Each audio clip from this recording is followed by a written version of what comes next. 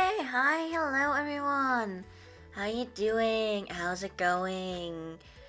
Let me just check all of the audio really quick while we are online. But from what I'm seeing, we should be good on all fronts. How are you everyone? Hi! I'm already seeing Momo, Mish, and Kresha in chat. Hi! How are all of you doing? I know I already asked Momo, so I can probably... Yes. Momo's doing very chill.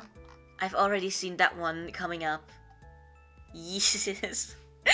Also, yes, the Rosaline stem was there. Kresha, have fun lurking. Thank you so much for being here. Also everyone, I do have, how do you say? Oh yeah, a confession to make. There we go. That's the one I was looking for. There is no new Employee of the Month art yet because I didn't finish it.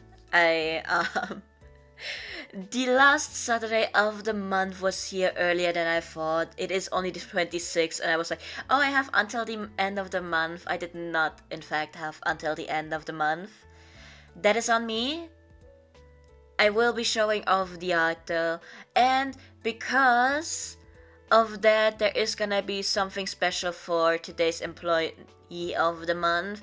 In the sense of, we only have 3 OCs, one of them is mine. So I've just decided everyone is getting fan art this time.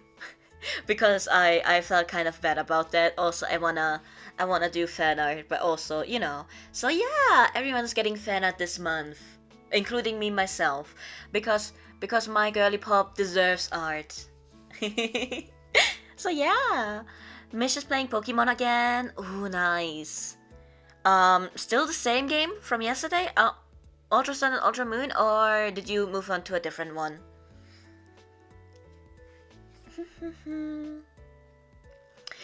Momo's doing that surprisingly chill despite the Xavier myth card devastating your soul. That means you have had the chance to actually play through them yet, did ya? That's fantastic. Also everyone, I got like apple chips with me today, so I'm gonna be crunching on them. I don't think they're gonna make crunchy noises, but they are in a chips bag, so you know, there might be some of the crinkling there. So yeah. You went through it this afternoon, let's go. I hope it was great. It looked very edgy. I don't know what's going on. I saw like half of a trailer and was like, oh my god, that looks very edgy. I approve of this. Good for you, Xavier. And you're switching between Ultra Moon and Explorers of the Sky. Oh. Okay, I've never played an Explorer game for Pokemon. I have to be so honest. What mon are you? Oh my god, you are a Pokemon in Explorer games? Is that what I'm reading? Am I reading that correctly? It sounds fantastic. Also, me sitting here like, is there a chance to be a Mimikyu? Or are the games too old? Like, is that before Mimikyu Gen? Is that the thing? I feel like my apple chips, they're really tasty. But the first bite into them tastes like how the chip bag smells. So I'm thinking about putting them into a bowl and just letting them air out in the meantime. That's okay, it's fine. Oh, you can mod it to be more Pokemon, it's great. So I can only be a Mimikyu if I'm modded like Mish is modding their game. Okay, I got it. Yeah, no, that sounds fun. That sounds nice. Also me sitting here like, I do not know how to mod things. Everyone, you have to know, whenever there is something to go on considering modding, I either go to Momo or to our resident tech guy. I'm like, yeah, walk me through the steps, like, just pretend like I've never in my life done a single mod setup. Just pretend that and walk me through it step by step.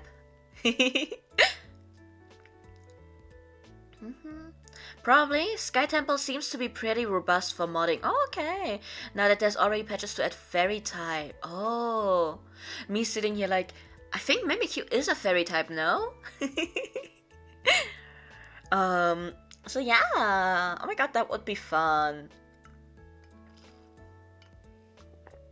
Is it like a PC game? Because if it is, then I might be able to stream it as well, so we can all be Mimikyus together, in a sense.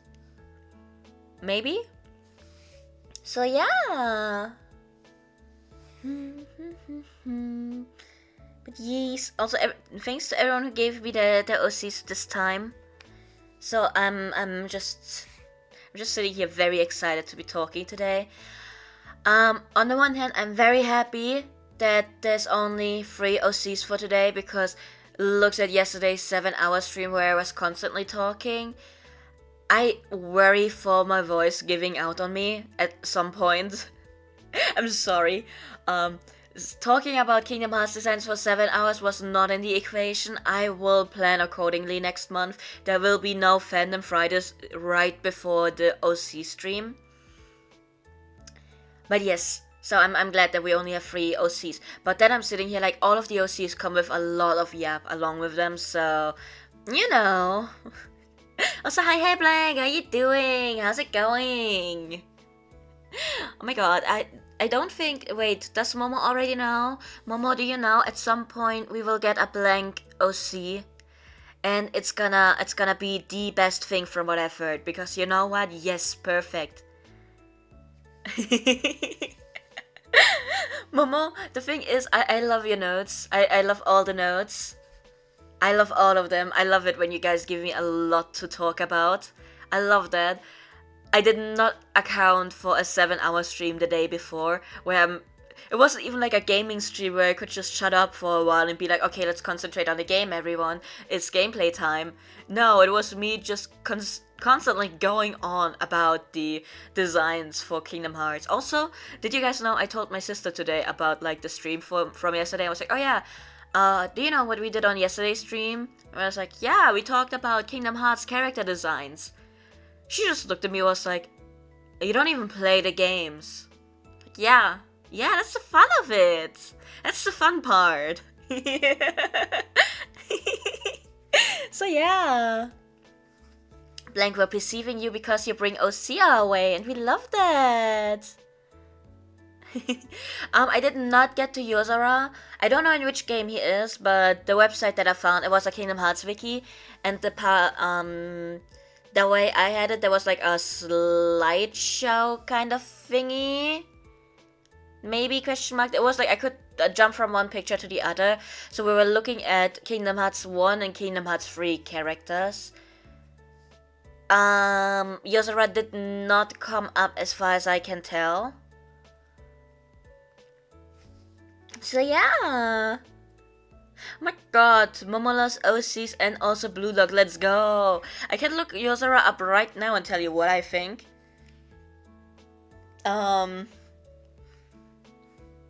Just 1 second. There we go.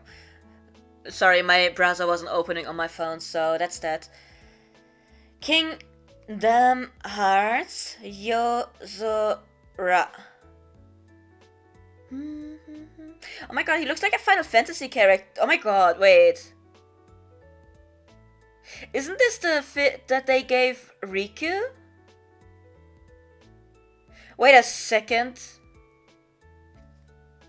That's like the outfit that the Riku for Kingdom Hearts 3 had on, no? Wait a second. What's this? What happened there? It looks so much like the Riku fit of Kingdom Hearts 3 though.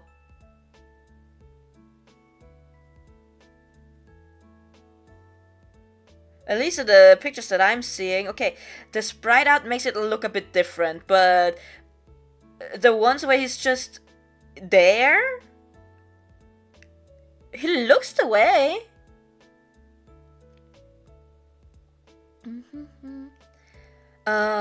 Looking at it. Okay, wait. Let me look at the Riku outfit for. I can't spell. Riku. Wait, Kingdom Hearts 3. Maybe I should add that. Riku. I mean, pants are a bit different because his are blue and stuff like that. But they're so similar to each other in the outfit. Like, instead of the red stripe on top of the jacket, he has like yellow stripes, but like... I'm sorry, I'm so sorry! He does look like a Final Fantasy character. Okay, wait, give me a second. Okay, wait. God. Wait, I'm gonna send you the picture for Riku that they gave me in his thingy, like for Kingdom Hearts 3. The quality is kind of bad. It doesn't matter. Download the image. And I'm going back to Yozora fit.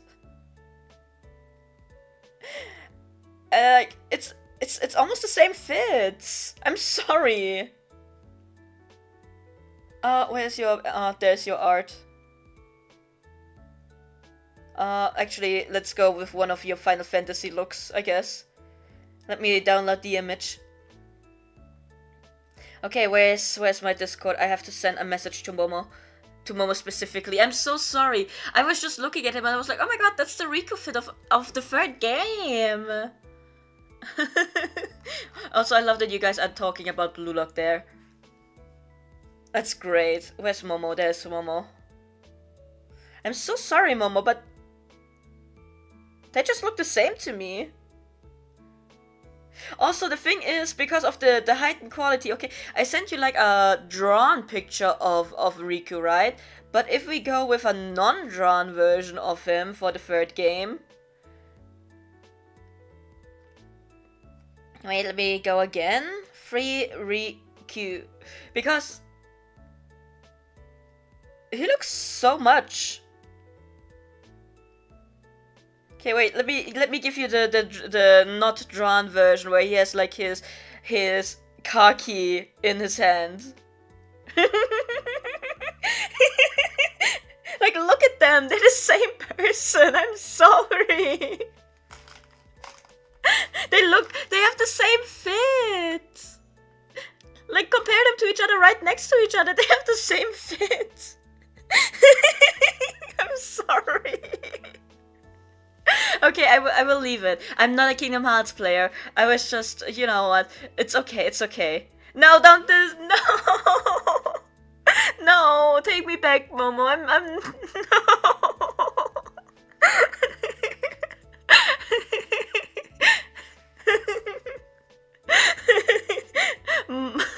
Mochi matcha Momo, yes, is real and will hurt me. That Momo is currently hurting me. Like, no. I'm sorry. Okay, Momo, so you weren't there for the Kingdom Hearts stream yesterday, right? Right. So maybe this will either disown me further or it will make it better. Because maybe it will just show you how shit my opinions on the character design are. I called Minnie Mouse Mickey Mouse in drag yesterday. I was sitting there like, they have the exact same look. The Minnie Mouse is just in a dress and with lashes glued on. That could be Mickey Mouse trying to pretend to be Minnie Mouse. So, you know what? It could be worse. I'm so sorry. Oh my god, yes, Turtle Goofy took me out. Did you see Mickey? Which one? Which Mickey? Without this, they have a shirtless version. Scandalous. Scandalous. I can't believe this. I didn't know. I saw him in the Organization 13 fit. Not on stream, but someone sent me the picture on Discord, so I looked at it on the side. Which, you know, fun. I saw him in his usual outfit. Wait, I think his usual outfit was shirtless, right? Because he only has pants on. Okay, if it's buff Mickey, then I definitely did not see that one. And I saw a Mickey that was emulating Sora's outfit, I guess, is how I could say it. Can you post it on the Discord? Okay. A suggestion for Fandom Fridays, an unhinged recap of Kingdom Hearts 1 to 3 videos. Me just watching and reacting. You know what? Okay, fine. Put it into the channel. Also, I will ask you to provide the videos. That you don't have to make them, but like you have to send them my way because I would not know which ones are the unhinged recap for that actually. Okay, where is me searching for my own Discord channel? Okay. But yes! You have perfect ones. Okay, I see how it is. I am finally going to learn whatever the fuck is going on in Kingdom Hearts. I did make some guesses just based on character design yesterday.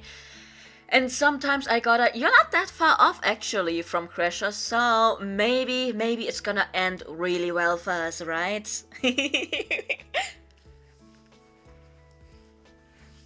Well, yes, it's so fun. Let me see what you guys actually have been saying about Blue Lock. I've not watched it and I have not read it. But if I see so many people into it, I might. Me sitting here like I could watch the first episode on stream. If that dude that I have one-sided beef with can get away with reacting to stuff, then I can too.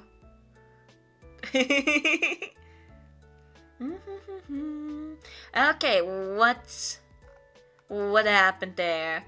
Oh, Momo refuses to watch the anime. Fair enough. I think Bisk has become a manga-only reader as well.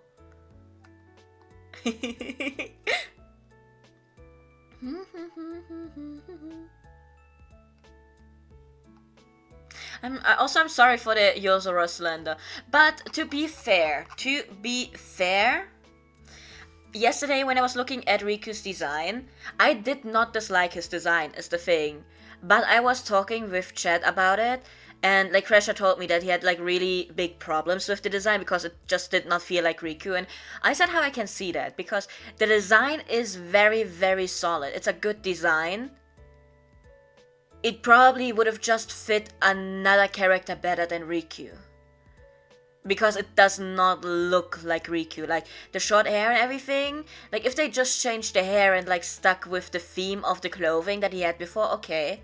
If they had kept his hair and changed the clothing style, okay. But changing both so drastically is a choice. So, yeah. Basically, my opinion on the outfit for Riku was it would be better suited for a different character. So actually, Yozora might be perfect in that sense. Just read the manga. The anime is so bad. Okay, I will take your word for it, absolutely. I will behave. I will read the manga, which actually is better because I can just sit in bed and do that instead of having to be at my PC and watch the anime. So yeah.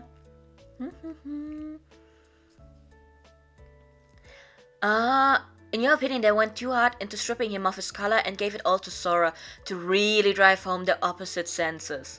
Okay, I did not know that, but like a very good point out. What my opinion was yesterday was, okay, I can get behind the shortened hair because maybe, I don't know what happened in the games, but like I know in general, like Riku was with like the organization and Nobase and whatever, and like there was stuff happening over there, and like he was working against Sora because Sora stole his Keyblade, question mark? I don't know about that, that might be a thing. But yeah, so I was like sitting there like, okay, I can understand it if it's like Riku trying to rid himself of his past and like trying to leave all of those things behind him because he's now firmly on Sora's side and like fighting alongside Sora. But also I don't know if that's actually the case. Like if that were the case, I could get behind the shortened hair, like cutting off the hair because it's like, you know, significant in the way of hair holds memories, so it's a new start, so I'm getting rid of them, right? So, you know. Buff Mickey is there, let's go. What's happening there? Oh my god. Who the fuck did that? I will not do Buff Mickey Mouse to anyone else.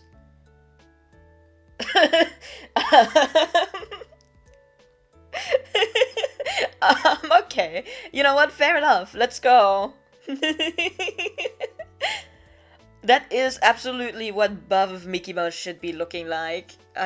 I'm gonna wait for the actual picture to be provided by Momo. and then we can start to. Who greenlit that? He doesn't look buff, but he is shirtless for sure. But like.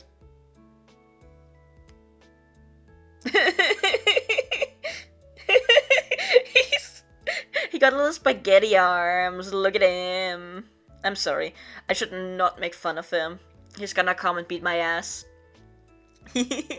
Don't worry about it. It's great. But yes, everyone. Now that how long are we into the stream? Let me see.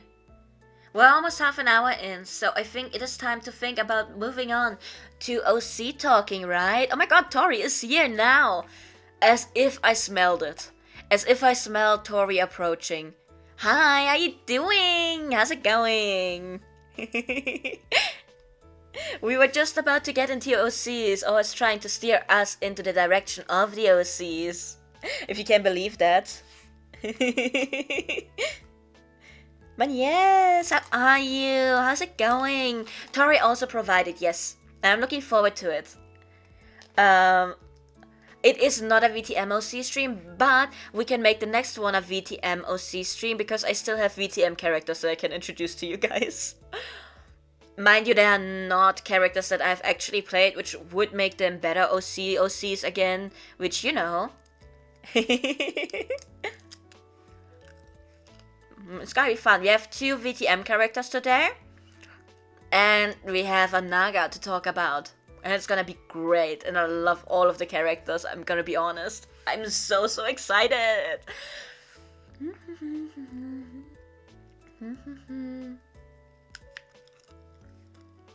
These apple chips are really tasty. They're a bit sour, but I like that. I like that in a chip.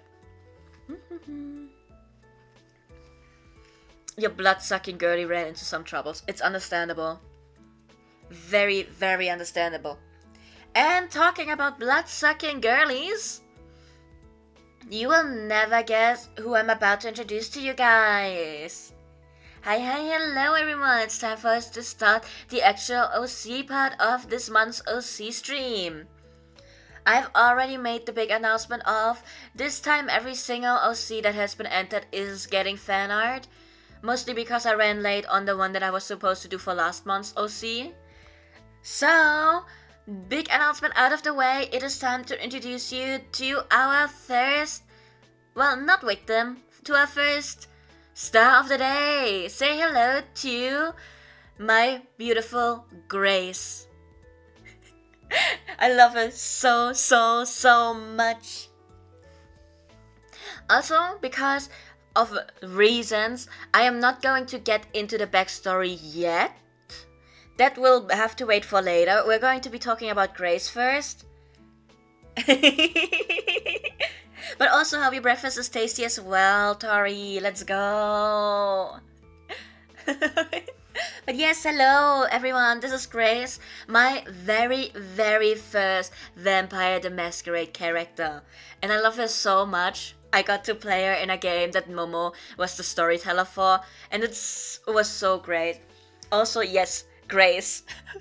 Grace, but spelled, you know, this way. But totally pronounced like regular Grace. And the funny thing was, we were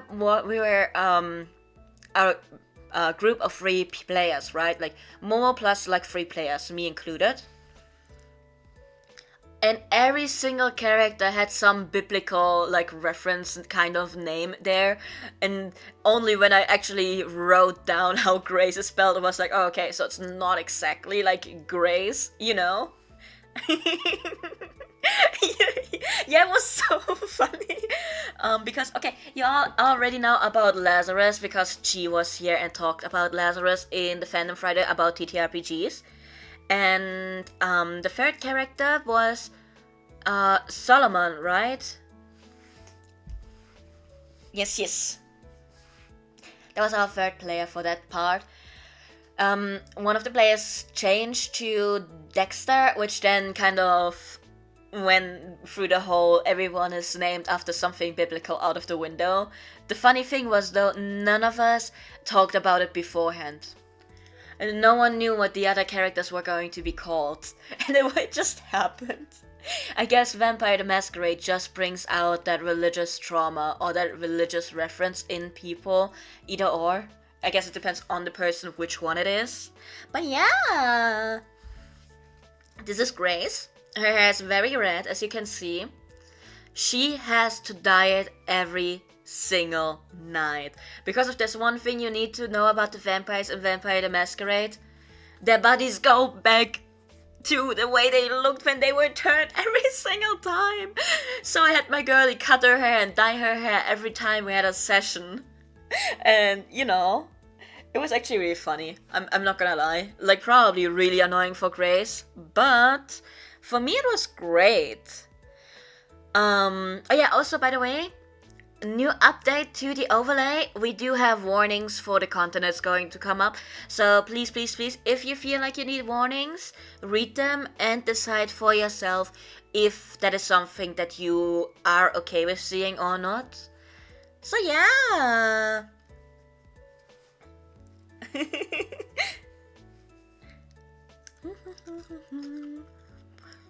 So glad you play as never meta game because, yeah, I had to say that out loud. Because every session we would start with like what do you do before you like get together like to the meeting spot that was agreed upon. And I was like sitting there like Grace gets ready and like Grace like cuts her hair and dyes her hair and blah blah blah. Every single time. Every single time. It was very, very funny. Also, I should stop eating those chips while I'm trying to talk. Now, for her occupation, she is an advice writer for an online, for like these all online columns kind of blogs, where you kind of send in your question like, oh, I'm in love with this guy, but also kind of in love with this guy. What am I supposed to do? And then like someone like Dr. Summer is like, that kind of not my problem, but okay, I will give you answer. That's not what Dr. Summer usually says. Usually, Dr. Summer is for like teenage girls, so Dr. Summer is supposed to be understanding. You know how it is. But yeah. I don't know if she's good at her job. I don't know. The only times where I had her do her job was when Momo asked, what have you been doing since the last time we played? I was like, yeah, Grace, like, answered some of those things. Totally. Took care of answering some of them, gave some advice. I don't know if the advice was good. Man, that's out of my hands. Actually, I don't think I ever had to roll for whether or not I'm giving good advice, did I? So it really is up to the fates to find out. I guess. It's funny though, don't worry about it. She is my absolute baby. She's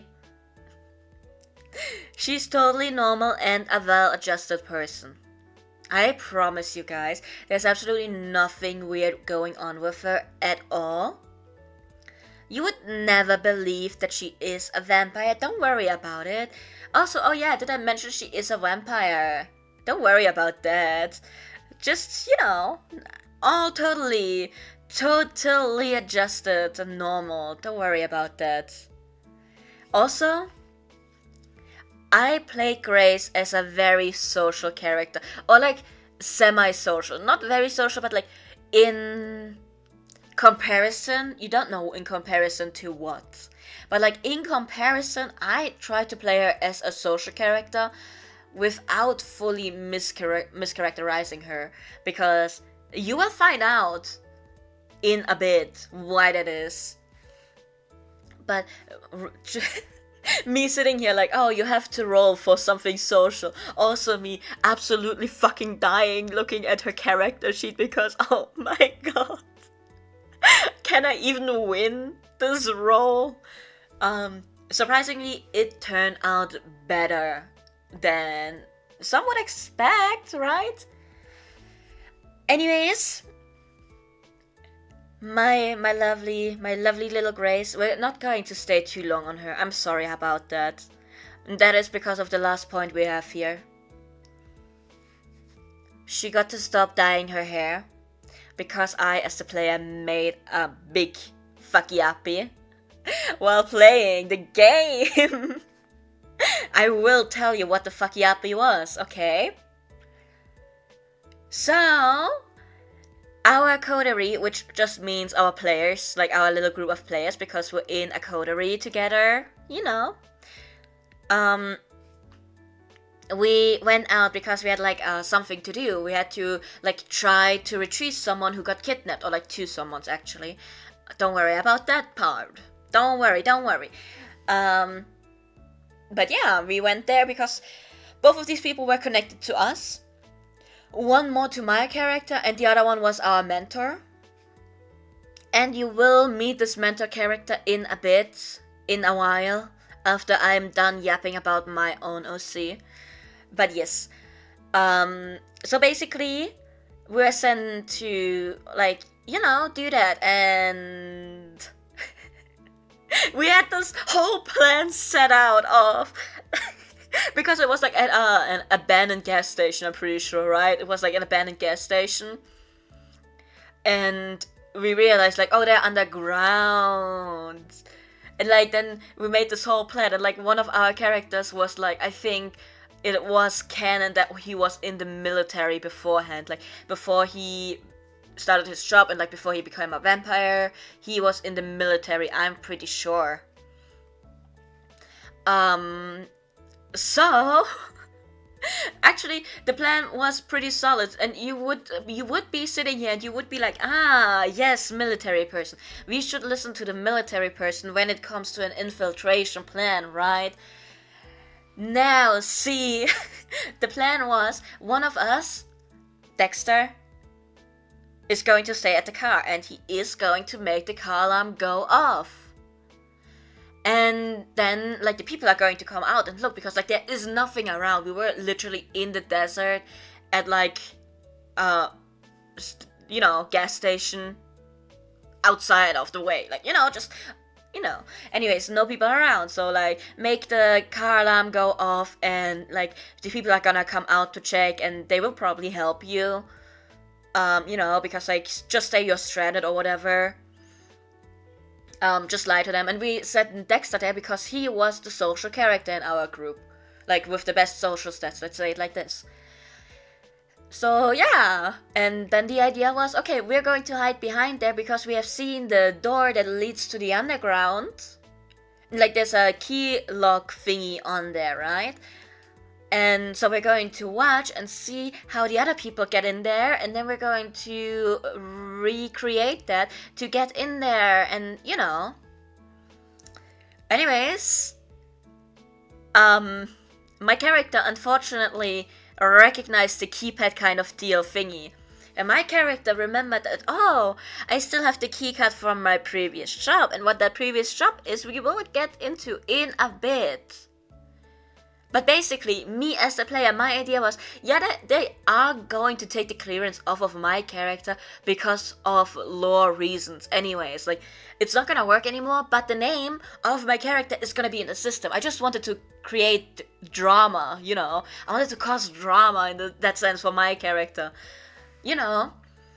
So I was like, yeah, I'm gonna try, like, I'm gonna hold my, I'm I'm gonna hold my card on there and, like, you know, try if it opens, quote unquote. Me, in my mind, it's not gonna open. They're gonna take the access away from me already. Like, it's been months. Why would my character still have access, right? Why would there still be access on the key, like, on the card that I'm using, right?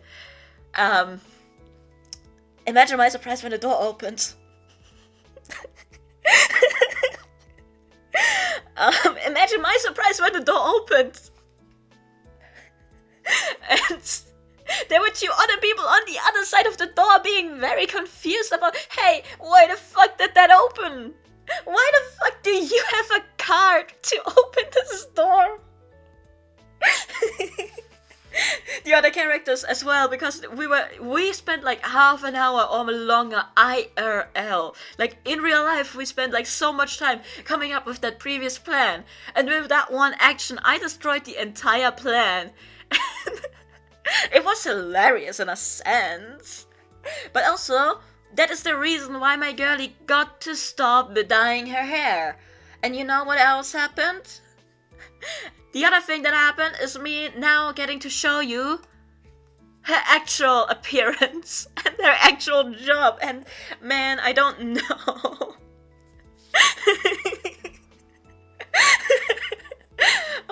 I'm glad it was very funny to you, Momo. Looking back at it, it is hilarious, actually. Like, me as the player sitting there like, yeah, it's not gonna open anyways. But also the door then opening and me sitting there like, oh, okay, this is fucked up. So yeah. Now I can give you a very, very, very big spoiler for the character. Because my character concept was undercover thin blood. That is literally the character concept I went for. My character, before she became a vampire, worked for the SAD, which is the Special Affairs Division of the government, which specifically works with supernatural cases, mostly vampires, because they're greedy for those cases, basically. So yeah, that is a very, very, very big spoiler. For the, I mean, I played my birdie in game already. Also, now that you guys know that her name is Bernadette, I can finally call her Birdie again, because that is my baby. Birdie is my baby. But yeah. In game, I did not let the other players know ahead of time. They also didn't know that my character was a thin blood. They were working under the assumption that I was full vampire on their side, working with them.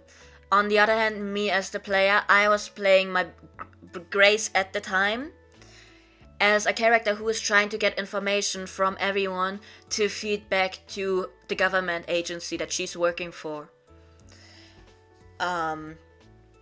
So yeah, sometimes it was really easy because the coterie was actually, they were very forthcoming with information sometimes.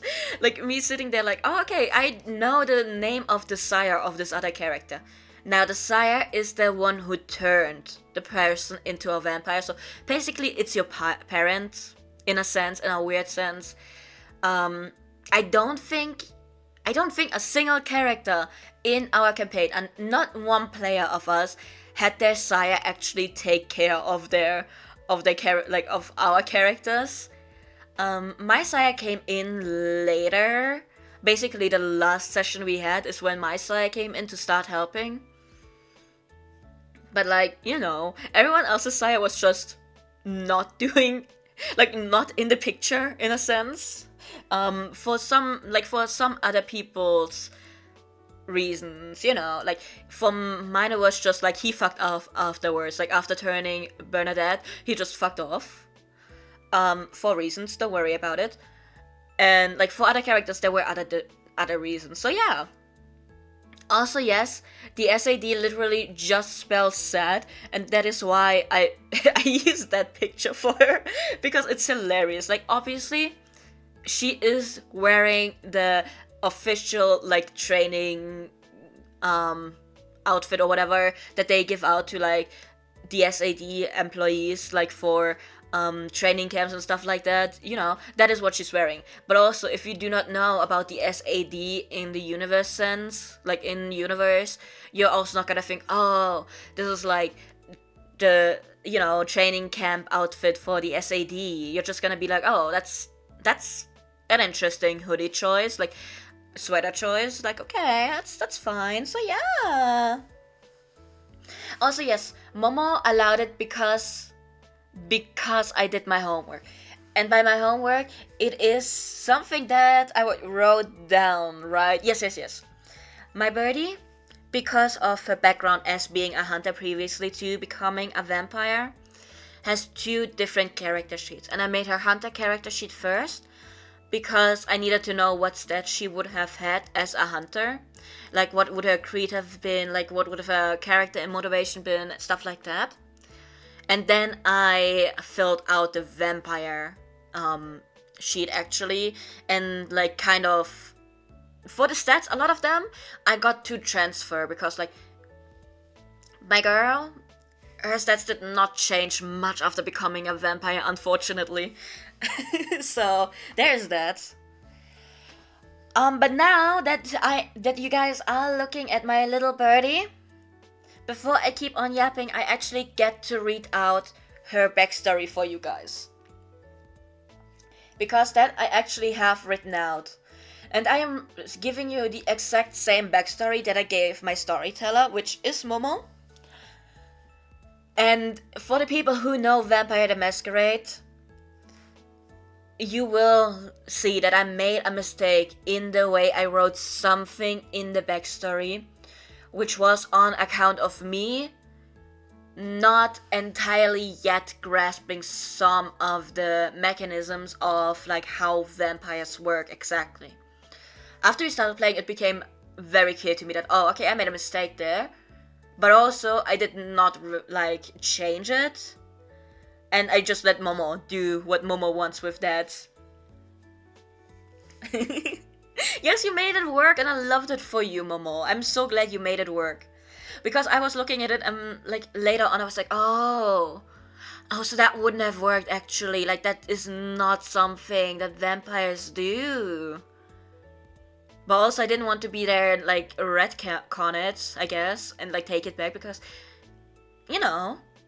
In the end, I liked what would have happened with that bit. Unfortunately, we didn't get that far in the actual story, but it's fine. I know what would have happened because I did talk to Momo after like the campaign ended to figure out what would have been happening for my character. So yeah. Now, for the backstory of my little birdie. Birdie grew up in a loving family with her 2 mothers and older brother, spending most of the time with them or with her best friend Mel. Her childhood was unspectacular, nothing bad happening to her or anyone around her. Birdie very much grew up in a very protected bubble, not nearly aware that the world could offer anything bad. At 15, Birdie got her first taste of the bad though. Her best friend, and at this point also first love. Yes, Birdie is very gay, don't worry about that. Mel goes missing and no one knows where to find her. Birdie remembers that Mel giddily told her about this new person she met, gushing about how dreamy he was, but thinks that the bad vibes she got from the story were just her being jealous, that someone else could earn Mel's love. So she doesn't go to any of the adults to tell them about this man. Mostly because Mel made her promise to keep it secret, but also because Birdie barely knows anything else about this man, least of all his looks or name. Plus, why would anything bad happen? The world's a good place, so Mel will just come back without any troubles. Me sitting here like wink wink. Mel doesn't return though. At least that is until 2 months before Birdie's 16th birthday. In the deep of the night, she is startled awake by a sound at her window, and she's even more startled to see Mel there. All of the worries and sadness she has carried with herself for the last few months fall off of her, and without a second thought, she opens her window to let Mel in. Mel seems changed, but Birdie doesn't care, only glad that she is finally back with her. So, when Mel asks her for help and to hide her, she doesn't even have to think about it, agreeing right away. Birdie hides her successfully for a while, Mel slowly telling her more and more about what happened and where she was, but never the full story. But Birdie doesn't mind. After all, Mel is back and safe and sound. What more could she ever need? Yes, Mel is sometimes acting strange, her muttering a bit disturbing at times, the way she looks at Birdie a bit too hungry, but as long as her Mel is back and they're together, they can certainly work through it and go back to the way things were. And even if she sometimes wakes up to see bloodstains in her room or on Mel's clothes, well, there's certainly a completely plausible explanation for it, so she really doesn't need to ask. Especially with how uncomfortable Mel looks every time she realizes that she has been caught. It would simply be mean to put her on the spot even more. So Birdie doesn't ask and Mel doesn't tell. Then comes the day of her birthday. Birdie is running a bit late coming back from school, getting stopped by friends and acquaintances that want to congratulate her, and surely there's no harm in talking to them for a few minutes. Final free of congratulations and small talk, she makes her way back home, giddy for the celebration ahead and the time she gets to spend with Mel after. She opens the door to her house, humming to herself, only to freeze. The smell assaulting her nose is fake and just a bit too similar to how Mel smells whenever she comes back from one of her nights out. But no, that can't be right. Why would it smell like blood? There's absolutely no way. Birdie must be imagining it. And with that thought, she forces herself to step inside, leaving the door open behind her as she takes careful steps inside. No one responds as she calls out, and she's almost glad. If no one answers, then that means no one is home, right? But then she steps into the living room, the scene in front of her bloody and gory as she is confronted with the lifeless body of her mom. She steps closer in disbelief, tears gathering in her eyes as she reaches out to shake her mom awake. Surely she must be sleeping, that's all. Her hand freezes in mid-air, though, as she hears a growl from deeper in the house. Holding her breath, she makes her way over to where the sound came from, soon arriving in front of the doorway to her own room. Now, this is a little by-the-by for everyone. The story of what happened for Mel to attack the family, that Birdie doesn't know. Let me put that in there. Her brother went up to her room to leave his present for Birdie there, because he had to leave early for a course. This is where he runs into Mel. Birdie had previously made sure that no one would go into her room when she wasn't home, so Mel wasn't expecting the brother to come in. The brother, who had started training to become a hunter after finding out about vampires from their ma, who is an ex-hunter with the SAD, sent a text message to his superior/trainer to inform them that he had located a vampire and needs immediate assistance as soon as he realizes what Mel is. Mel, who knows that she will be killed if she is caught by them, because that is exactly what happened to her sire, doesn't know what else to do, so she tries to convince him to not do this, but instead of hearing her out, the brother attacks her. In the ensuing fight, she kills the brother and is then forced to go after Birdie's mom, who came to check what all the noise was about. Mel tries to convince the mom to just forget about everything, but having just seen her now dead son, she isn't open to any negotiations. And so Mel sees no other choice but to kill her as well.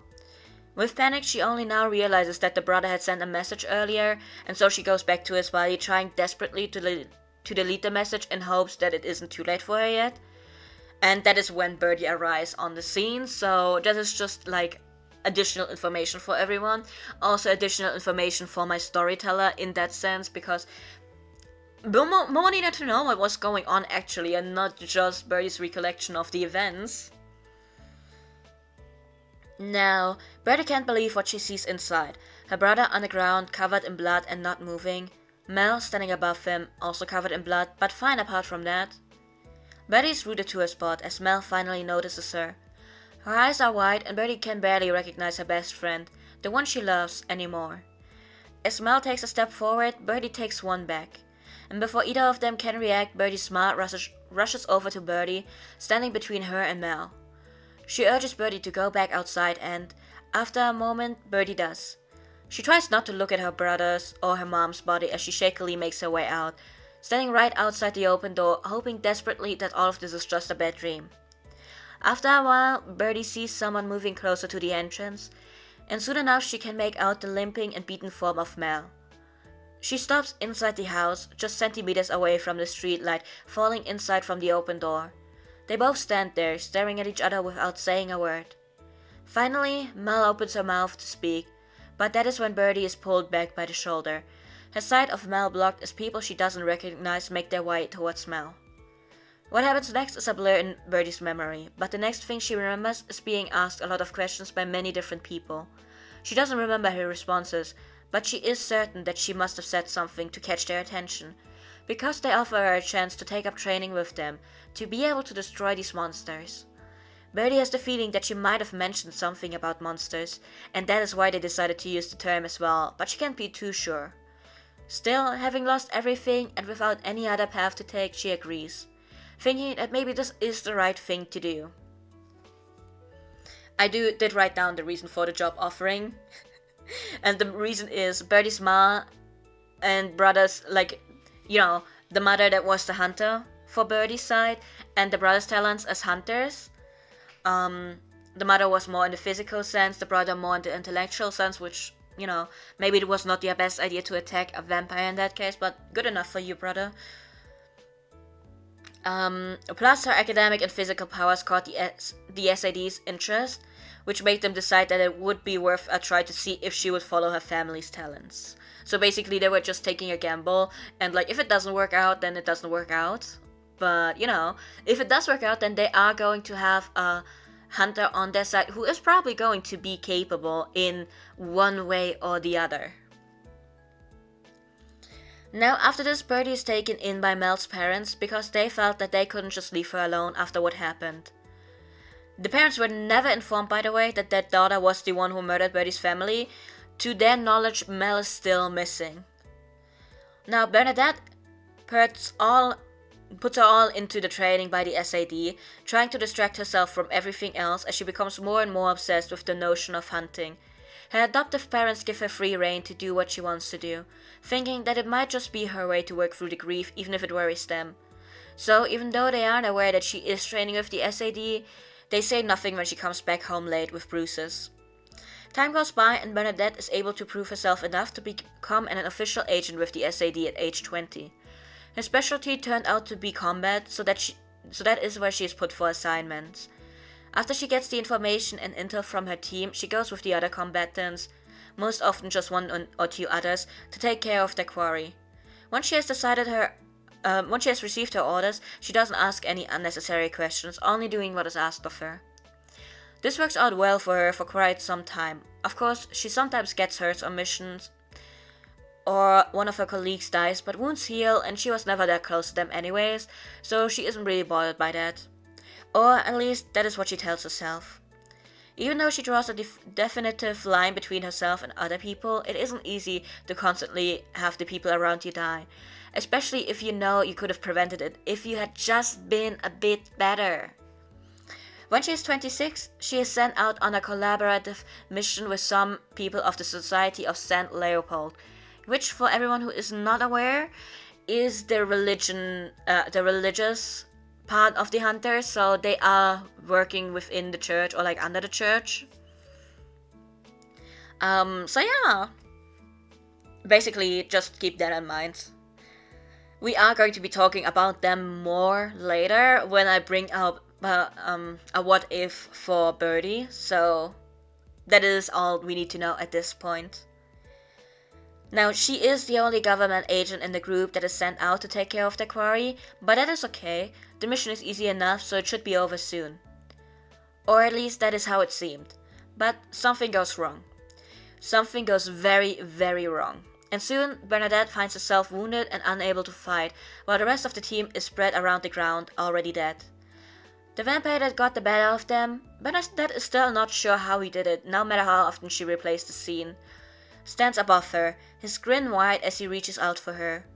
Before he turns her into a vampire, he gleefully boasts about his win and mocks her, saying that he's gonna look forward to what her beloved Inquisition will do to her once they find out that she was turned. Bernadette has neither the strength nor the want to tell him that she is not actually part of them, and instead just hopes that he will mess up and kill her instead. Once she wakes up, she finds herself in a bed in a room she barely recognizes as a place in the SAD institution. There she finds out that she was in fact turned, and that she has become a thin-blood vampire. Now, the government themselves, they don't know about thin-blood vampires. I had to ask the storyteller about that, so, you know. She is told that Bernadette has officially been announced as dead, and that the information that has been given to people in the now is that St. Leopold took care of her after she got turned. As she points out though, she is still alive, which is when she gets offered two choices. The first, assume a whole new identity and surface as a newly turned vampire in a couple weeks, when no one would even think that this new vampire could have any relationship to Bernadette. Once she has been brought into the fold of the vampires, she will feed intel back to the SAD. The second, make the information come true and let St. Leopold take care of her. She is about to pick the second choice, unable to bear the thought of becoming a monster, of once again being the reason why others have to suffer, but then she stops, shocked. Inside of her, a voice urges her to survive, that she can become stronger, that everything is okay. Her heart stops when she realizes that the voice she is hearing belongs to Mel. With Mel's whispers promising that everything will be okay as long as she stays alive in her ear, she finds herself agreeing to the first option before she can even fully realize what she has done. But now it is too late to take it back. Bernadette is dead, the new identity is forged, her background adjusted, and her looks altered to make sure that no one who has seen her before could possibly be able to easily place her as an SAD agent. Now this is the backstory that my character went into the campaign with. I'm still really happy with it, I'm very honest. I'm sorry that I gave you so much convoluted shit for it, Momo. But as a storyteller, I appreciate what you have done for me and my character, and with that, now the very big mistake I made was concerning Mel. In the way I wrote it, Mel could not have been a vampire at the point we were talking about.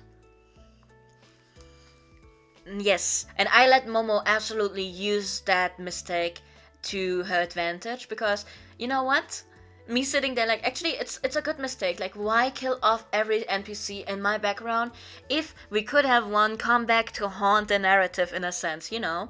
So I really appreciated it. But it took me like playing like 1 or 2 sessions to actually realize that, oh, okay, so this part totally does not align with the vampire lore that we have for this game that is in the rulebooks. So, you know, that is what happened there. Also, Mish, good night. Thank you so much for hanging out. I hope we sleep well. But also, yes, I just heard a sound. Sorry, I got distracted by it. But yeah, that was the very big mistake I made in the backstory for her. Because a lot of things in the backstory I ran past Momo. Like, me asking Momo in the sessions, like, oh, would the SAD actually have known that Finnbloods exist? Or would they have just been like, oh, you're behaving differently than other vampires? Or would they have even known that Bernadette is behaving differently from other vampires, right? So that is something that I did have to ask Momo about, so I did that. I don't know this part. I think I was kind of sure that I understood how it worked. I didn't though. But it worked out for the better, because that meant Mel could actually become a point in the campaigns again, in that sense, because one of the things that came up towards the end, like the very last paragraph that I just read to you guys, Bernadette started hearing Mel's voice again, right? Now, in Vampire the Masquerade we have something called the Beast. And that is something that is for the vampire. So the Beast is basically inside of the turned vampire, and it is trying to encourage the person to make, like, me sitting here like, am I about to call it the most beneficial decisions? Am I really about to call it that?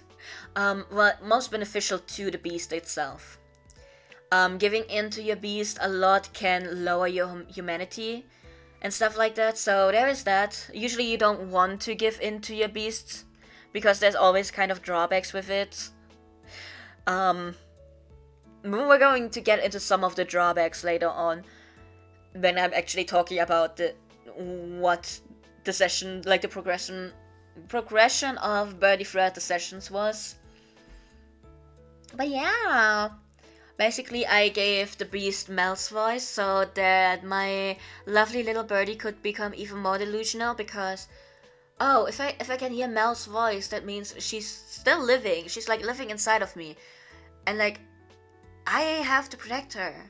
I have to, you know.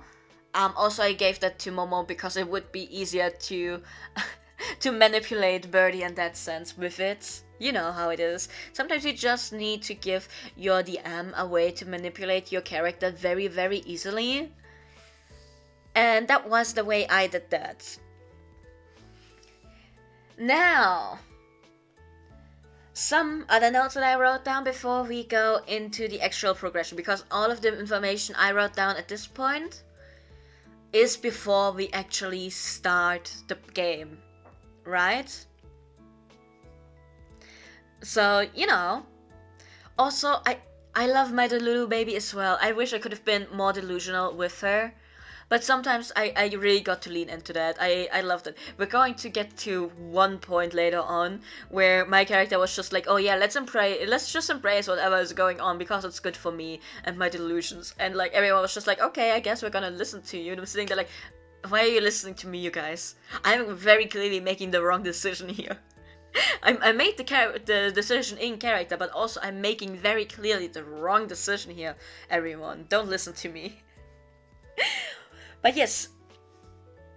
Oh yeah, Birdie has immense survivor skills because of her family stuff. And about Mel's death as well. But also the guilt that she is feeling about it is the only reason why she never decided to end it all for herself, if you know what I mean. Yeah, definitely big quotes. I mean, to Birdie, Mel has been dead for like 10 years at this point, like at the beginning of the game, so you know. Birdie is very secure in the thought that Mel is dead. But yes, but yeah, her survivor skill is not in the sense of, like, yes, she does want to die. She does want to die because she doesn't understand why she was the one who had to survive. But also, it's like, she's not going to do it because of the guilt she feels for those deaths, because like it's all her fault. If she had looked out more for Mel before like she went missing, if she had been more worried about the sky that Mel had been talking about, you know, if she had not let Mel in, if she had told her parents or like the parents of Mel that hey, Mel came back, then none of this would have happened, right? It's all her fault. And so she's like living with that guilt, but she's also sitting here like, I am the cause of all of this. I am the one who is at fault. So why should I get the easy pass of leaving and getting rid of these feelings? I have to live with these feelings now and live with this guilt and everything because it is my fault and because I am the one who survived. So yeah, even though she does sometimes question why she is the one who had to survive, she does stomp that down to go into more territory of course I have to survive because this is all my fault and this is my way of repenting for it, is to suffer through this life, basically. I'm so sorry, Birdie. I swear I love you. Me looking at my I wanna see, like, I'm so sorry. But also, she was very fun to play, so I'm not complaining. Oh yeah, also, this entire guild thing is why she was so ready to become a hunter and why she chose combat as her specialty.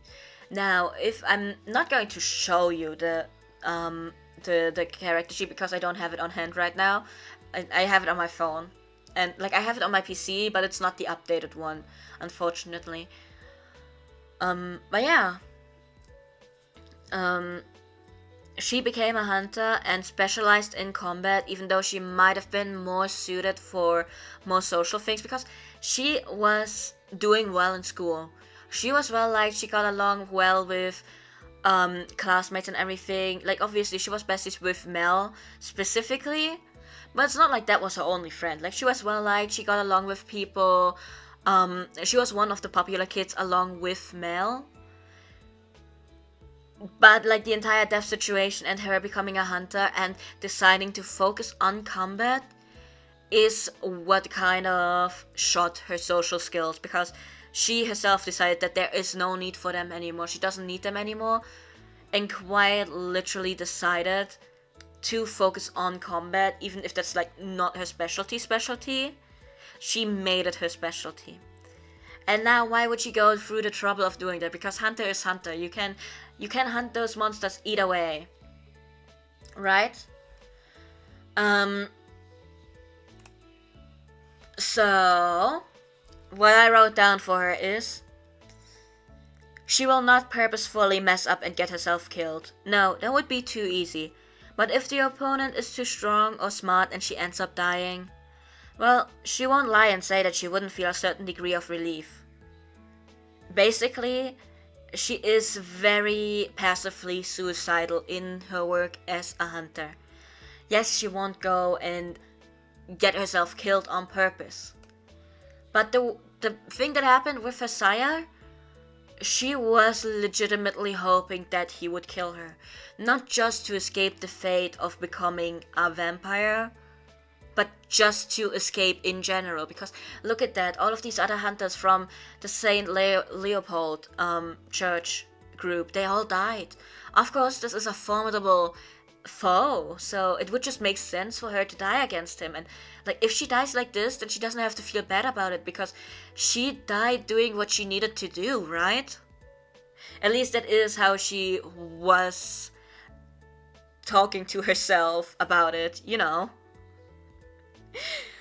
But yeah.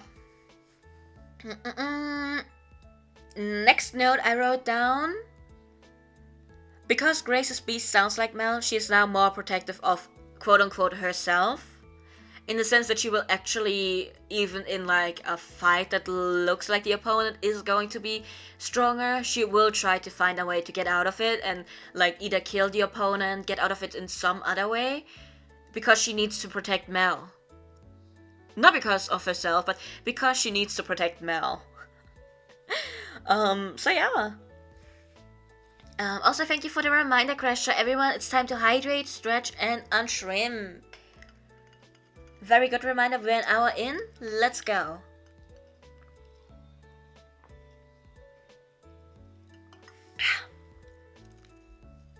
My tea is very tasty today again.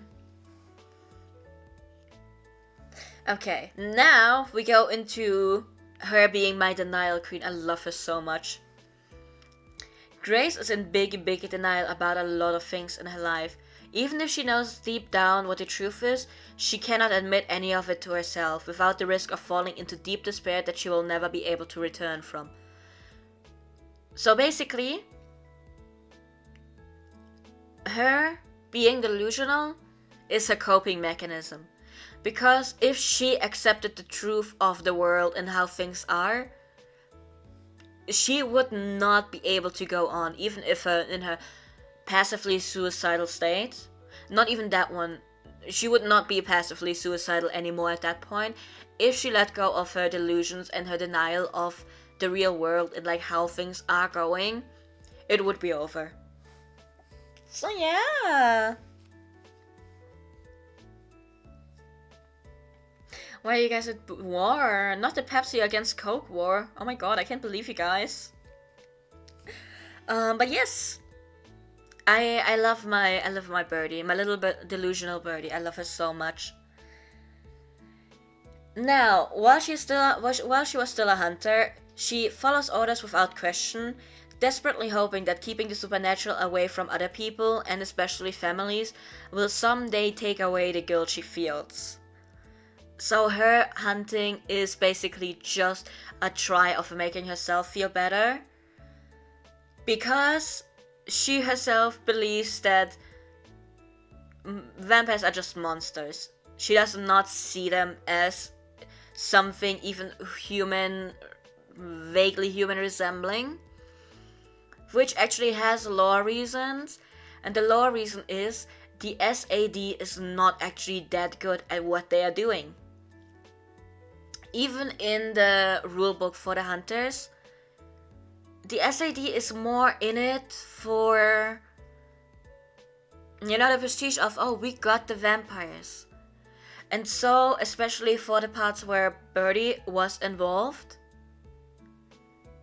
they just, you know, go after the very obvious ones, which would be the Nosferatu vampires, which are like grotesquely, you know, disfigured in some way, shape, or form, like very obviously, or vampires who are leaving a trail of bodies behind them without any care of whether or not they get found. So the only vampires that she has had interactions with are the very obvious ones. And that is why in her mind it's like, okay, vampires absolutely are monsters. There is no such thing as a good vampire. And like one of the points during the sessions was to make Birdie realize that there are such a thing as a good vampire. Or like as good as a vampire can be in the world of darkness. So, But yes, that is why she's thinking all vampires are monsters. Oh yeah, right. It was just mentioned in like a very small sentence, but Grace still wonders what Mel tried to say before the SAD team interrupted her. Sometimes the thought of what it could have been haunts her in her dreams, because most of the time she thinks that Mel was blaming her or was about to blame her or something along the lines, But also the not knowing of what it would have been that Mel wanted to say. Even if whenever Birdie thinks about it could have been something positive or something like that, it still really, really hurts because that would make it worse somehow. It would somehow make it worse than Mel actually blaming her for all of this. So yeah. Yes, Momo did really, really well with the NPCs she got for the campaign. Because it did leave an impact on Birdie. So her thing about monsters became a bit more broad in the sense of if they are behaving monstrously, right? And not just every vampire is a monster, but now they have to act in the way. And this does not only relate to vampires. Birdie got to the point where even humans who are, behaving very monstrously would have fallen into that category. Now, you see, I had to keep Birdie trying to kill monsters in her character still, because that was one of her, was it tenets that they're called? But basically, one of her, morality standpoints kind of deal, which if she follows them, I think it was to get humanity back, right? Like, yes, you can hang out with your with very specific people that are your cornerstones, and they can help with your humanity because you are interacting with the few humans or the human, whatever, how many there are, that you still care about, that you love, or in some way, shape, or form care about, or are just friendly with, to be honest. I don't think it works with someone you absolutely hate, but actually, calling me surprised if that is how it works, because actually it is still a human connection. Having a fuck-ass rivalry with someone, I think, could also restore your humanity in some way. But do tell me if I'm wrong about that. But yeah. Because Birdie got pronounced as dead, though, I could not have her interact with her cornerstones again. And also Birdie wouldn't have not gone out of her way to go meet them again, because it would have been Mel's parents. And she would not put Mel's parents into that kind of trouble. But also, on the other hand, she herself thinks that they were never that close. Or that she was only taken in out of pity. And she never got over the fact that she is the reason why their daughter is actually dead now. So, fun times all around, right? Oh yeah, right. Now, this is the fun part. This is about Grace. For her mission of intel gathering, she decided to adopt a personality crafted after how she behaved before the whole thing with Mel happened, and she became a hunter. So a very happy-go-lucky person that doesn't really believe that anything too bad can happen.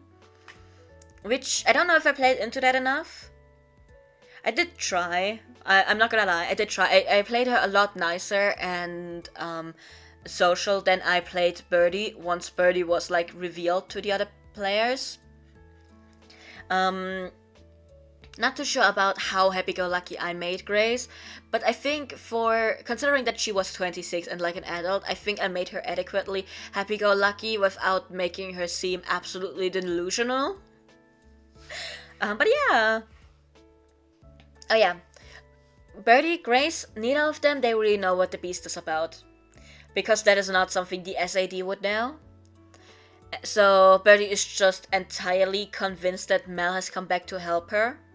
And even after she's told that, like, oh no, that's like the beast, like everyone has that, and it, like, you know, takes different shapes and forms, so everyone that's not the actual Mel, Birdie is just gonna be like, can't hear you, too much talk, this is Mel, anyways, moving on, you know.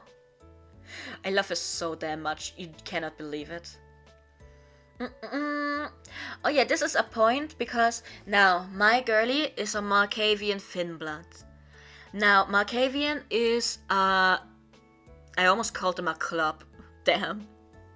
But Markavian in the world of Vampire the Masquerade is a clan that is very much future predictions and like hearing the voices around that like tell you what's about to happen, like giving you hints, whatever, telling you about this other person, like their past, whatever. You can see past, future, stuff like that.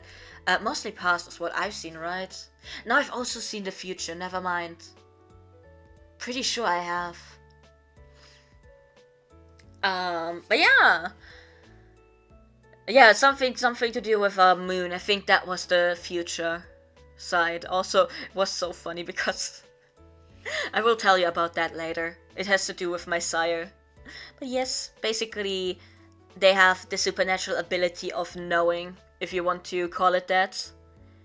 Also, they are kind of unhinged in usual forms because Markavians, they are not like, they can't just straight up tell you like, oh, the voices told me that this and this and this is going to happen. They kind of speak in like riddles most of the time, or like in ways that people don't understand. Like it depends on how you play your Markavian specifically, but usually it's very, very hard for them to get information across in a way that makes other people actually understand it. Like, other Markavians will be more adept at understanding what's going on, but, you know. I wanted to have my birdie be an absolute bitch of a valley girl after embracing her Markavian side. It would have been so funny, because then she gets to have a vision that Momo provides for me, and I just get to pick, like, some part out of it. I don't know, man. It would have been so funny, because then she could have been a bitch of, like, you know, just being such a bitch of like, I thought that was obvious to something that was totally not obvious. Like, drops a name or something, a word, it's like, I don't know, man. Me is in it. Let's use pancake as a place inside word. It's like, you know, and she could just be like, we're looking for a pancake, you know, in the pancake room. Thought that was gonna be obvious. Oh my god, are you guys actually so behind? You know, I just wanted her to be an actual bitch. I'm sorry. I wanted to be Mina Sir when she gets to be like Markavian. Maybe one day Birdie 2.0. Oh my god, that would be so nice. Yes, I want to play my Birdie again. Also, hi Eclipse, how's it going? Hope you're doing great. But yes, I want my Birdie to come back. Looks at Birdie. I miss my wife, Tails. This is me, but me wanting to play Birdie again. But also I have like 5 other VTM OCs that I have to play. None of them have gotten to be played yet, so, you know. But yeah. I love her. I wanted her to be a bitchy valley girl. I would have loved her for it so much. But yeah. But also she is a Finblood, so her Markavian traits we were playing were not as prominent. But I still got like to have like visions sometimes, which is nice. On the other hand though, this is where the delusion of Birdie comes back in, because she's just like, that's not a prophecy I just saw. That's not a vision I just had. That was just me being distracted for a second. Don't you worry about a single thing. I love her so much. But also the Malkavian thing, um, from what I read in the rulebook, and also because of the reason why Hesaya bit her and turned her in general, has to do with like Malkavian and stuff like that. Because Malkavians, a lot of them have some kind of abilities, question mark, that match the clan beforehand. Like obviously not, they can't have like visions, but like something that makes them like suited for the clan. Obviously that's not always the case, it's just if you want to play into the stereotype. And I already made my character complicated enough, so I was like, yeah, let me play into the stereotype. So this next point is, she is very good at predictive processing since she was a child. So she will often subconsciously come to the correct predictions of future events.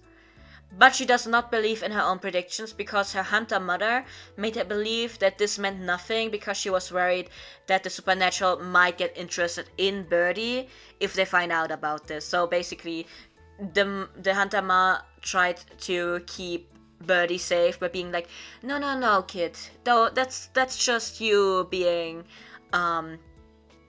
she didn't call it delusional, but basically that is what Birdie understood, and it's like, Birdie comes to the correct conclusions. So like, it's someone talking about, oh, your, I don't know, grandpa isn't doing well, like he has a lot of like stomach problems, blah blah blah, and she would be able to come to the conclusion that, oh, is it like, for example, stomach cancer, which is like a very bad example, like a very harsh example, but like, because like, if you give someone all of the symptoms and stuff like that, there is a good chance that if they do the predictive processing, that they come to the correct, solution.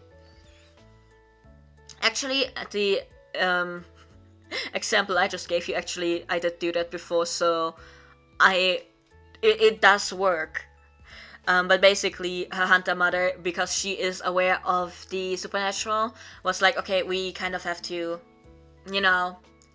keep a lid on that. So let me tell Birdie that that's nothing. Like, Birdie, we don't do that. Like, that's not how this works. Just kind of talking her out of it, all of it, and be like, don't worry about that. Don't do that. It's not true anyways. So Birdie is very much second guessing everything. Like, even if she comes to the correct conclusion, she is, not necessarily there to be like, oh well.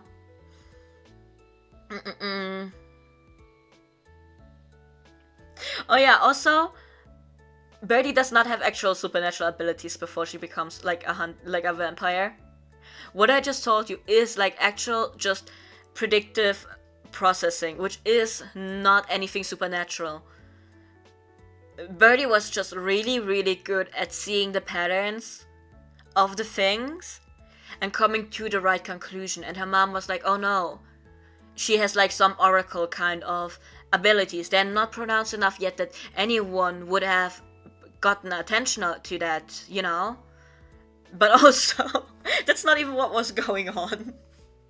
The mom was just like really worried and didn't want her family to be in danger, especially not her darling daughter. So she just put an end to it, and that's how that happened. Now, she's an alley hunter, basically, which means that she is doing the very stereotypical of ambushing people in alleyways and like attacking them to drink from them, only if she does need to. Because while she is still with the SAD, she gets blood provisions from them that she can use.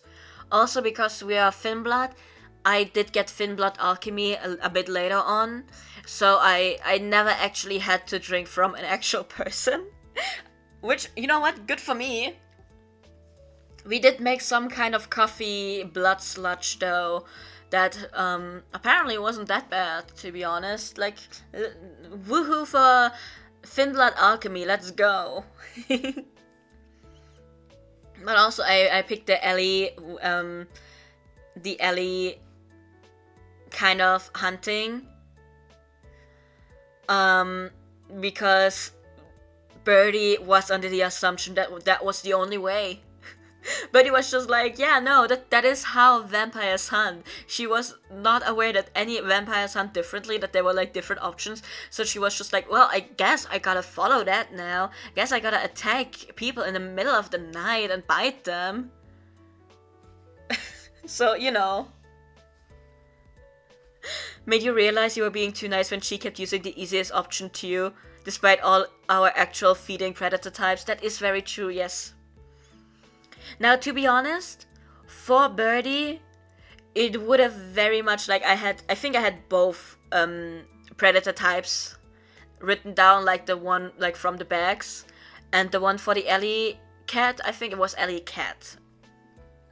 Feeding style. I'm pretty sure I had both of them written down because I checked that with you first, because I was sitting there like, wouldn't the SAD like provide them, because obviously the SAD doesn't want to have like a vampire that is under their control go out there and cause even more chaos, right? Like obviously they don't care if they're feeding Birdie enough, but they would provide something. And Birdie, unfortunately, or maybe fortunately, because she thinks of all vampires as monsters, and in her mind she is delusional enough to think that no, she didn't know that she was a Finnblood at the time, but she was thinking, I am not like the other vampires. I can get up while the sun is still out, which other vampires cannot do. They like literally die kind of deal in the sun and stuff like that. She just gets kind of aggravated because she is a Finnblood. Like, yeah, I do have to make like saving throws for her to not get burned in the sun, but like she can get up before the sun is down. She doesn't really have the abilities, like she does not have the super strength that the vampires have. Like, yeah, she is stronger and stuff like that, but like, not as grotesquely as some of the other vampires that she has seen. So in her delusional mind, she's like, I'm so close to being human. I am not actually one of the monsters. She would have starved herself a good while before she would have gone out to Ellie hunt. Which would have also been like really interesting, because considering that, it would have probably been very hard for her to keep control and not drain the victim fully. It would have been interesting to see. But she would have pushed it off for as long as possible. But yeah, Birdie is not like other girls exactly. That is why I asked Momo, hey, can I be a Finnblood? Because I want her to be delusional, and I want her to be like, oh, I'm actually like so close to human. I'm not one of the monsters. I am not one of these vampires. I'm actually doing great. There is gonna be for sure a way for me to become human again. Which is also what I wrote down at the very, very end. She's a denial queen. Wants to see her sire dead, so like the one who turned her. She wants to kill them because she has heard about the rumor of vampires being able to turn back if they kill their sire and have like high humanity or something like that. But she just knows about the kill your sire, become human again kind of deal rumor. It is not true, but she doesn't need to know that. It would have been funny if she got to kill her sire and then go into absolute horrible, things afterwards, because like, I just killed him and I'm still one of these monsters, blah blah blah, yada yada, whatever. It would have also been so funny, because I wanted her to become full Malkavian at one point. And there are ways to do that. Mostly it means I have to eat someone else. This was like talked about with the storyteller on length, like, we talked about this multiple times. But I wanted her to become full Malkavian because I wanted her to have the dilemma of, do I want to embrace this monster inside of me and become full Malkavian to be able to better protect what is dear to me? Or would I rather stay weaker than everyone else and just risk losing everything again? And this would have been really nice, because for Birdie, my goal was very much found family vibes, that she finds people that she cares about again and stuff like that, and I know Momo gave me all of the stepstones for that, like to build that up. I'm very happy about that. It didn't happen yet in the story, like as far as we got, but you know, it was nice. It would have yes. Now we get actually to talk about my sessions. Like, this is all just background information. I'm so sorry. Like I said, we only have 3 OCs, and I'm very glad about this, because for all 3 of them, there is a lot to say. As far from what I've seen. Let me drink something before we start that.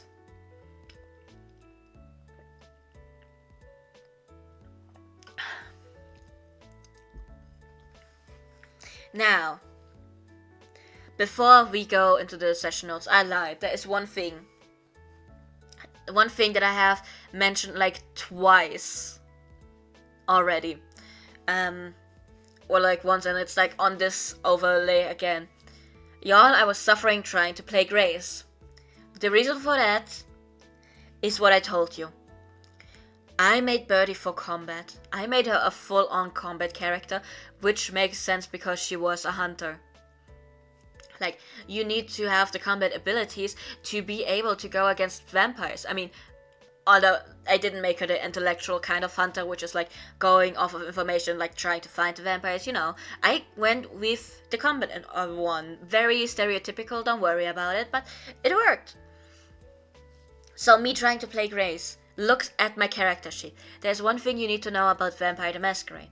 The character sheet allows you to put dots down for the stats. And basically, the more dots you have in one stat, the better you are at it. And like, the more points you have, the more dice you get to roll. Which means the more chances you have of getting successes for your roll. Because like you are rolling d10s, and like usually everything above a 5 is like a success, or like everything above a 6 I think is a success. Everything beneath is a failure, and then we have like there's like more to the rules, but like this is all we need to know. So basically, the more dice you roll, the more chances of successes you have to succeed in what you are doing and win against whoever you're going against, right? So imagine me trying to play my happy-go-lucky, nothing too bad can happen in this world, Grace, in social situations where I could not make her just whip out her knife and threaten someone. To be fair, I couldn't do that with Birdie either, because I didn't give her many points in intimidation. She never had to intimidate anyone. She was sent to kill something. You don't need to intimidate something to kill it, so that was not necessary for me to put stats in. But basically, that meant that I was sitting there with my 1 dot in charisma and a dream. At the end, I think I had 2 dots in charisma and a dream. Or maybe it was 2 dots in the beginning and then 3 dots afterwards, because I like bought one with my XP. But I was sitting there with like, at most, or like, you know, the 2 points of charisma and a dream. Me sitting here trying to find a way where I can make a social roll, because you have like to usually combine it. So it would have been charisma with, I don't know, subterfuge, because you want to, I don't know, make them believe something that's not true. You want to lie to them or something like that. I don't have anything in subterfuge either. I was running on hopes and dreams whenever I was in a social situation. A lot of the times it worked out, sometimes it didn't. So, you know, me just running on hopes and dreams for my character in the sessions, me sitting there like, oh, this is bad. Me getting to roll my 2 dice, my 2 very lonely dice, or something like that. To be honest, Momo was really, really nice, and often looked for a way to make me do a roll that actually helped me, like, you know, in a sense where it was actually feasible for me to do, or like more feasible for me to do it more easily, who knows. So yeah, that was that. To me, that makes her look more Delulu, and you love that. You know what, I love that too for her, like, it's so great. I love her so much. She's my little combat OC that was forced to not combat for a good while, because I was just sitting there like, yeah, I can't just have us start fighting, right? Sometimes it was unavoidable, like especially when there was like something with the coterie, like the rest of the players, where we were going somewhere where there needed to be a fight. I couldn't just stand on the side and not do anything. Like if my birdie did a bit better than a novice, then you know, that's between me and the storyteller. Has nothing to do with the other players. Like, why are you so curious about that? I think I gave the reason to the others that that Birdie took some, or like Grace at that point took some self-defense lessons, right? Was that it? Either that or I just avoided it and like kind of talked around it, question mark? Like, I'm not sure anymore which of the two it was, but I'm pretty sure it was one of the two. Now, everyone, this is gonna take a while because we have like 15 sessions to go through and like a couple 0.5 sessions, which were basically solo sessions that I was doing just me and the storyteller. I am going to be kind of quick about it in the sense of I'm not going to read every single note to you guys. Just the funny parts or the like character important ones. Because my birdie got to go through it, so, you know. Now, session 0.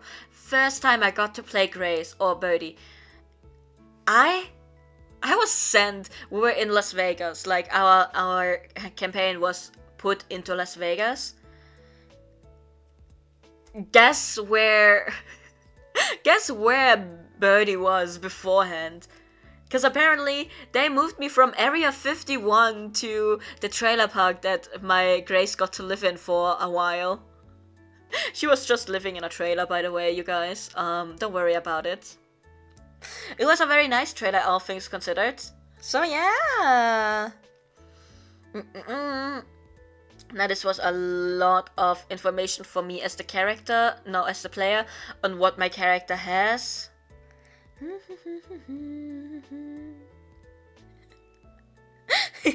the people that got me there, because I was driven to my home in a van, in like one of those very tinted window vans. Don't worry about it. Very high class. Also, the people intimidated me as the player, not me as the character. My character is not gonna be intimidated by some government officials. But also the people too were from Area 51. I myself was not from Area 51. I don't know if they thought I was an alien. No, that's a lie. They didn't. But yeah. Session 0, like a lot happened, but not a lot that's like necessary for you guys to know. Except, this is where Grace got to make some first contacts with NPCs that would come up later within the story again. Like, they would become like actual reoccurring NPCs. And for that, we have Mike, who became my Uber driver, because Grace does not have a car. Grace does not have a way to get around if not for Uber. So, you know. It was funny. I love Mike with all my heart. He has chihuahuas, you guys. His car is always decked out in some other kind of weird shit. I love Mike.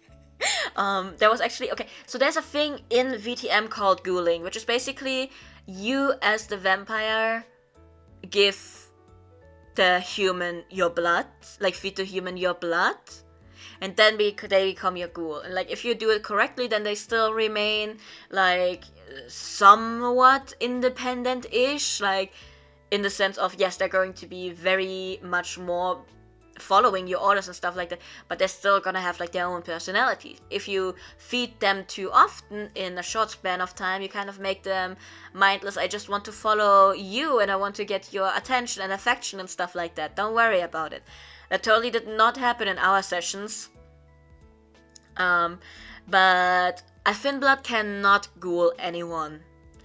But because I was planning for Birdie to become a full Malkavian, I did have a talk with Momo a couple times where I think like at least twice we've talked about this, where I was like, oh my god, I would love to make Mike my ghoul. I'm so sorry, Mike. Me looking at Mike. I like your fancy words, Magic Man. You are now my property. It never got that far though, because my character still is not a full Malkavian, so you know how it is.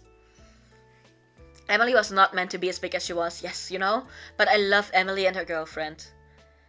Now, Emily was one of the other NPCs I met in this solo session. And she, like Momo said, she became a bigger deal than she apparently was meant to be in the beginning. You know what? I appreciate that. I do appreciate that. Now, let's see. We have Timothy, Frank, and Emily. Or like Tim for short, by the way, for Timothy.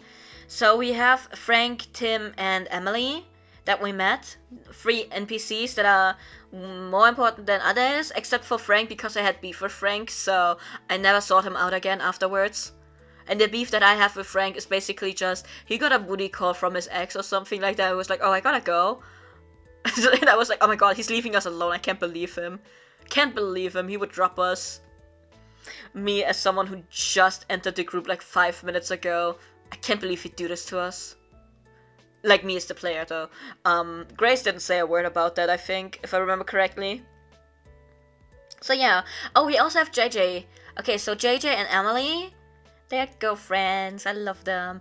But JJ, Emily, Tim, and Mike are going to be reoccurring NPCs. So if you want to remember them, that would be great. Also, they are the reason why I got to the club that the first meeting with the rest of the coterie would be at. So that's very nice. Of course, there's more that happened in Session 0, but we're not gonna get anywhere if I tell you everything. So let me just give you the, you know, list of answers. So yeah. I get to go back to the meeting point. But yes, basically, this is where I meet the Baron of that strip of Las Vegas, which basically the Baron, because Las Vegas is very Anarch heavy, which basically means alignments in VTM. Oh my god, me just dropping by and explaining everything on the go. We have like the Camarilla and the Anarchs in VTM, and basically the Camarilla are more following structure, hierarchy. The prince is at the top and everyone below like follows the hierarchy, you know, very much holding on to the tradition, the masquerade, everything. And Anarchs, though they still like keep up the masquerade, they're not as into the traditions and everything like that. They're not as in following the hierarchy in that sense as the other, like the Camarilla faction does, stuff like that. And Las Vegas is like a very big, like, has a lot more Anarchs there than others. So they, instead of the prince, they have like barons that are in charge of different districts, kind of keeping them in check. And for the strip that, you know, Betty was then, I guess, in a weird sense, part of. I'm not gonna name names, I think, but like basically that is like the Baron that we met. Now I'm not gonna say much about the Baron and the whole coterie around that, simply because they're not really NPCs and they're not my characters or Momo's characters, so I'm just gonna refrain from talking about them. So, you know, they're like other people's characters. People who are not here. People who cannot consent about having their OC lord shared. So yeah. But basically, there's like this big club that I'm going to, don't worry about it. Anyways, I want to meet the rest of my coterie. I think, let me see, were both of them stabbed?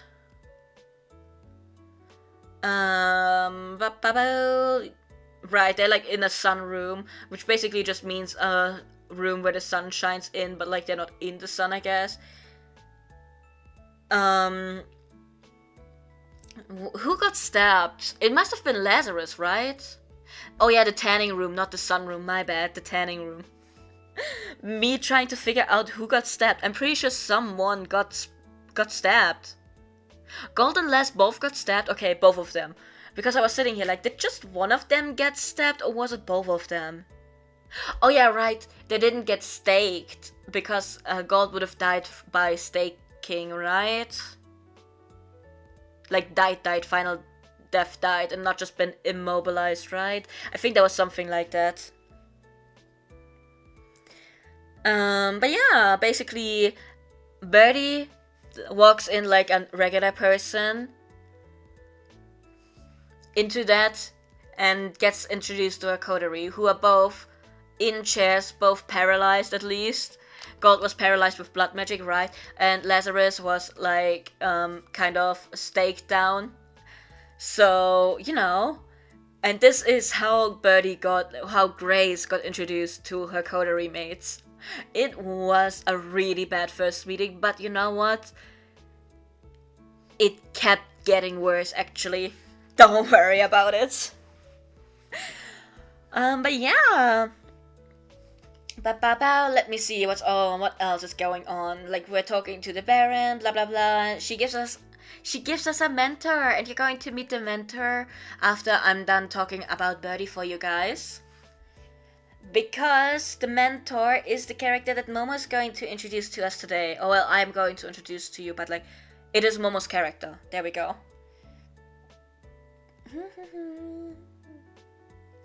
Now, let's see. I don't think much happened. Because I'm pretty sure, like, we met our mentor and stuff like that, so that's that. A lot of the early sessions were Grace trying to get information. For one, her job of feeding back the intel to the SAD. And for two, she is actually, you know, in a situation. She should know some information. Because me as the player, I can know as much as I want to. I cannot use the knowledge if my character doesn't know it, right? Which also meant that for the next time I play Vampire the Masquerade, I might use a character that already has like some kind of idea what's going on. At least like in the basic things, so I can actually, you know, use the knowledge I have. But yes. Also in our coterie, there was one character who in theory had knowledge. But also, were they keen on sharing? Maybe not so much. And both me and the other player, we were like, our characters are entirely new, they don't know shit actually. So yeah.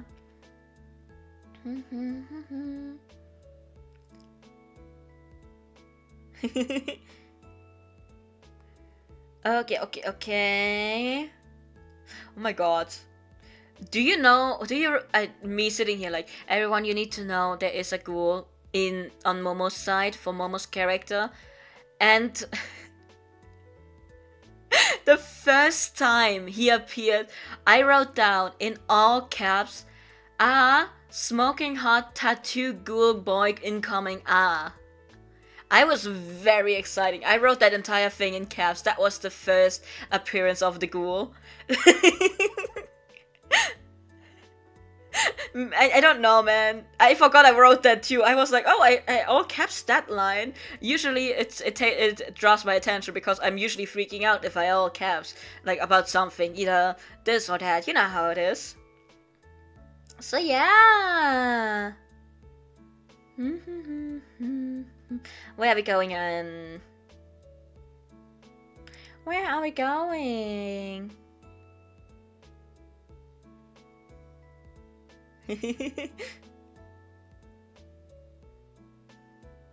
Oh, we're going. Okay, so that's what happened in this session. Basically, we got introduced to our safe house. It was not our safe house at this point yet. Basically, we were supposed to look for someone for our Baron, kind of thing. So we went there and like there was a confrontation with like some ghouls that we had to fight. And this was the first time Grace got to fight in front of the others. And it was really funny because she just, you know, became really good at fighting suddenly. And it's like, oh my god, how do you know how to fight? Oh my god, she caught a blade being flung at her in midair. Oh my god, is that the dagger?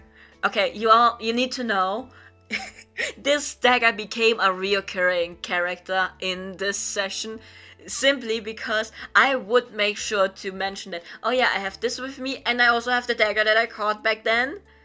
And like after like the ghoul who like threw that particular blade survived this confrontation, and like we run into him later again, and I don't know what the conversation was, but it was just like Grace being like, you can't have your knife back, or like you can't have your dagger back, that's my dagger now, or something like that. When we get there I will probably have it written down more eloquently than that, but I literally wrote down second knife acquired LOL because I got the first one from Lazarus handing him one of his to me, because I gave my beautiful little birdie has wonderful stats and is absolutely proficient in knife combat specifically. So yeah.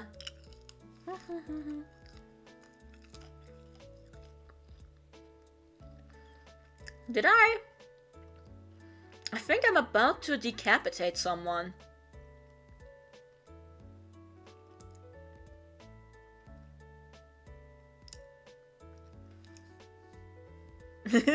I think, yeah, okay, so this becomes like a running theme, by the way. Birdie just decapitating people, apparently. I forgot about this.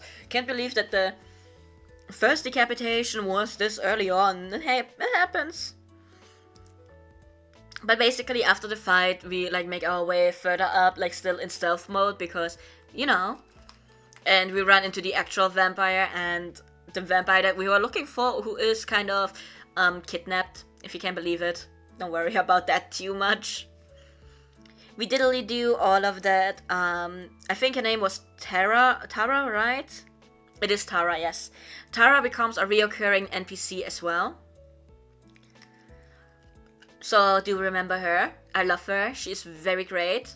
The only romance option that I would let slide for Birdie in the game. So yeah. Welcome back from lurking, Crasha. So glad to see you here.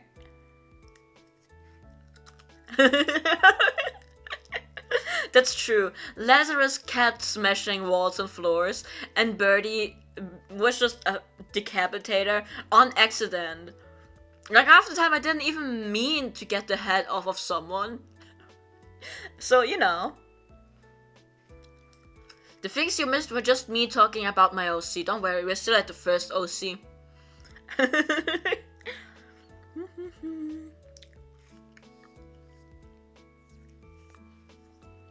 Now, we found Tara, which was our goal, which means we can go back and be like, hey, we did what we needed to do. And in return, we get this rundown hotel that's not operating anymore as our safe haven, which is nice. That's also where Birdie started living after she couldn't go back to her trailer home. So yeah.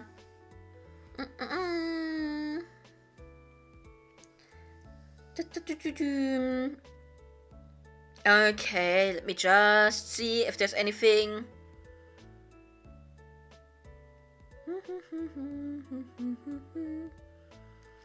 Oh my god, they're churches?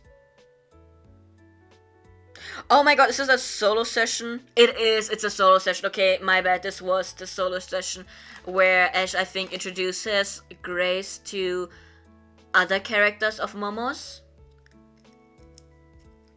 So that's what happened there. This was Momo starting to be... oh my god. Yeah, this was Momo starting to lay the parts of, oh, let me convince you that not all are monsters. We are at the first one, by the way. We are at the first one, Momo. Because I just got to the point with the paint. Because I wrote down on the overlay, if you can see it, got to eat paint in-game, and yes, I will elaborate on that. My girlie got to eat paint. It it became a running joke after that from my side, because, like, you know what? Yeah, I did not give the people, like the other players, context, but they did know that my girlie got to eat paint in her solo session. And it was so funny, because, like, so we ran into this other Malkavian character, right? And he's, like, using paint and, like, drawings and stuff like that to make, you know, relevant art, let's call it. And so he mixed, like, blood with the red paint. And was it Birdie's own blood, or was it also I don't know if it was Birdie's blood that was in the paint, or someone else's blood. I forgot about that. I probably wrote it down somewhere, but that's not important. And basically, Birdie's Malkavian blood, however thin it is, activated. It was his, okay, great. But yeah. And basically, Grace was a bit on a trip, seeing some visions, don't worry about it. And it ended with the beast, like, taking over the hand, I guess, and, like, drawing something? Question mark, was that it?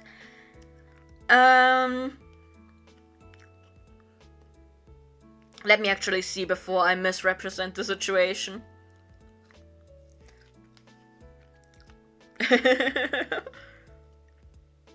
Oh yeah, right. So Grace was looking at the paintings and got kind of too sucked into one of them. And and then the beast started whispering in Birdie's ear, and I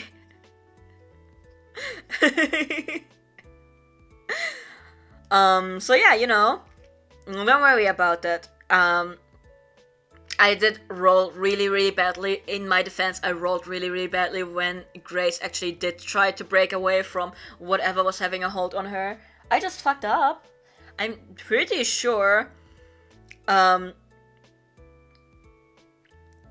know, it happens, right? So what happened was that her hands get kind of guided, question mark, something. And then it was like also her delusions came back in, because, like, her beast sounds and kind of, I guess, looks like Mel in a sense, at least in her mind. So obviously she's not going to actually pull away, because that's Mel, that's my Melly, that's my bestie, that's the love. That's my first love, you guys. That's the one that I accidentally got killed, in a sense, you know? She finally gets to snap out of it. Notices the paint on her hands. Like, you know? Because Mel Beast, like Beast Mel, just guided the hand to the fucking lips, and you know what? That is what finally brought Grace out of it, tasting the paint. She just drank fucking paint. She just ate. It wasn't even the beast. Oh my god, I wrote it. I mean, there was an assumption on my side. Don't worry about it. It makes sense.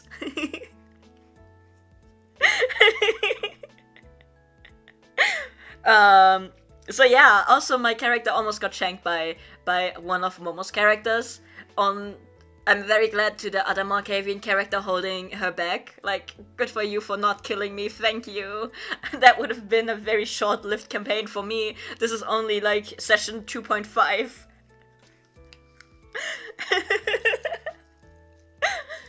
But yes, I'm so glad I managed to freak even the full-blooded Malkavian out, because usually they are the weird ones. Malkavians are the weird ones. They're the weirdos of the vampire world, in a sense, if you will want to look at it like that. And I got to freak him out. And this is something that, like, you know what? This is actually so funny.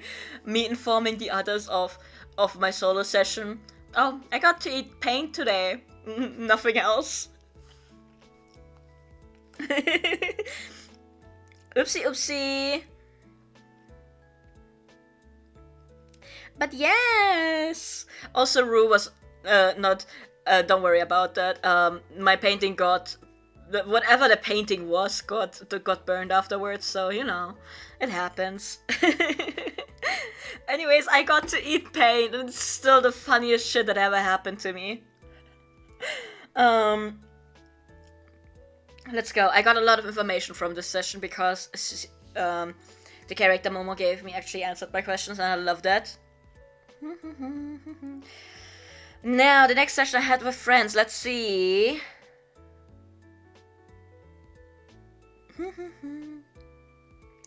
Let's move on. What happened in this one? Actually...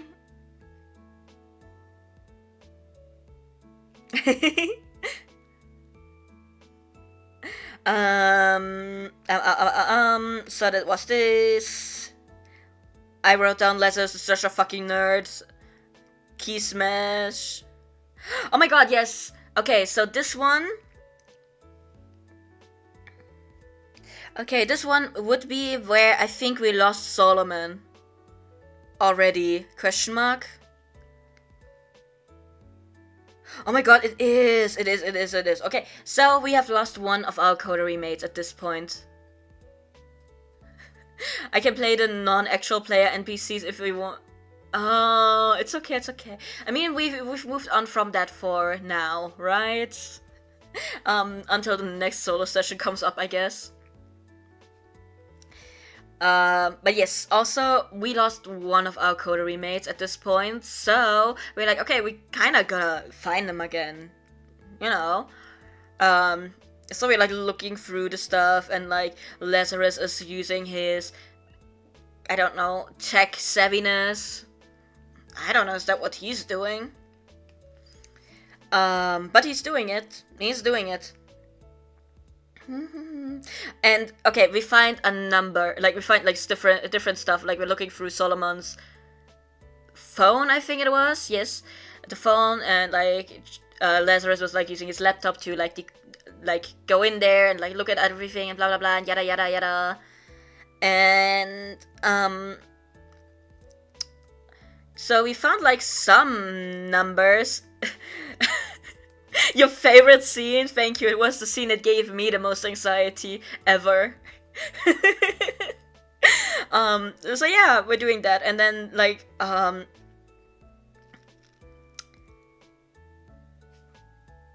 looking at the numbers, like the phone numbers that we have, and like sometimes, like, you know, characters have some compulsions to do something. It's like, I don't know, their bloods, their beast, whatever. For Birdie, it was probably the Malkavian inside of her being like, hey, you should dial this specific number. So she does. And Lazarus is like trying to stop it, but the other side already picks up, and it's like, it was the fucking sheriff of New York.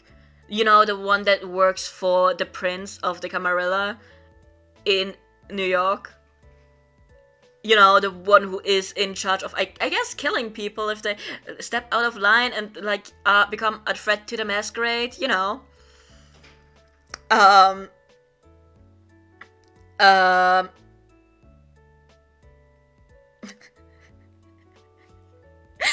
My exact thing that I wrote down in all caps is, Grace uses her old last name to introduce herself, Button Smash, and says that an acquaintance gave her the number and that she should call it if she needs help with something. Please, I wasn't prepared. Don't let the autistic person try to save a social situation. I was not prepared. Me sitting here like, oh, this is not good. Anyways, we get hung up on. And, you know, we try again, and I kind of got our coterie mate in trouble because I dropped the name of second.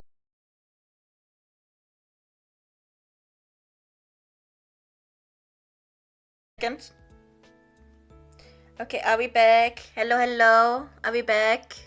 Hello? Are we back, everyone?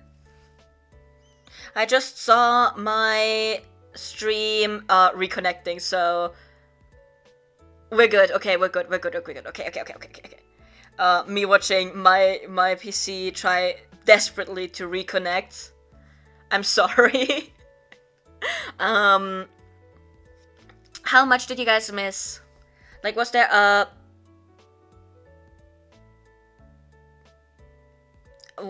like a big pause question mark? I think me looking at, let me just check my channel to see if it was long enough to split the stream into. It was not. Okay, so it probably was a couple seconds, right? Did I get that right? Sheriff picked up. Oh dear. Oh dear, oh dear.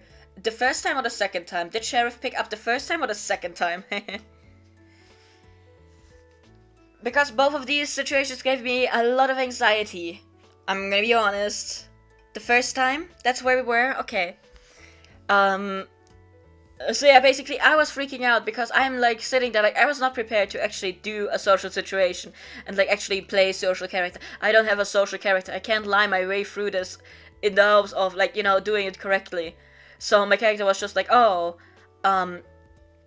you know, an acquaintance gave me this number and told me to call it if I should need help. And we got hung up on. Because like obviously I did not know what the name was. I don't know who that was. Like Momo gave me the name and I was like, oh, okay. And I thought it was a sheriff. I was, oh, okay. And that just kind of made everything worse. So we called him a second time and he answered again. Good on him.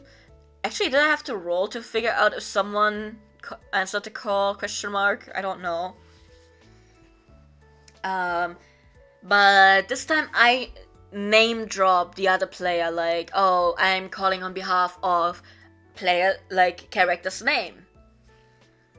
And I don't get hung up on, and like, we get some like tidbits of, oh, blah blah blah, and make sure that they like get in contact with me again because they have not been in contact, whatever, like stuff like that.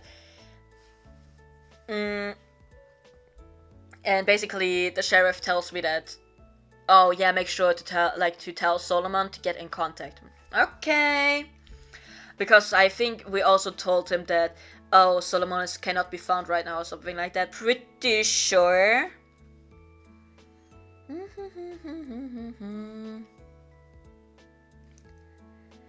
Oh yeah, I got gold. I got the other player into even more trouble. Because then like the sheriff is like, oh, who do you work under? And I took it very literally. I'm like, I work under player character's name, right? And he's like, yeah, that's not good, because apparently the implication was that the other character turned someone into a vampire, which you're not allowed to do with like the go ahead of the prince if you're with the Camarilla. So whoopsies! Oopsie daisies! Guess I'm glad that the player didn't decide to keep going with the story. Like, that's why they were gone. That's like why we couldn't, like, why the character wasn't with us, to like make it make sense in game about what happened. But also me sitting here like, oh, I'm getting this character in trouble. Goes on, oh my god, I got this character into double trouble. Okay, I guess, I'm sorry. Anyway, the whole thing ended with us.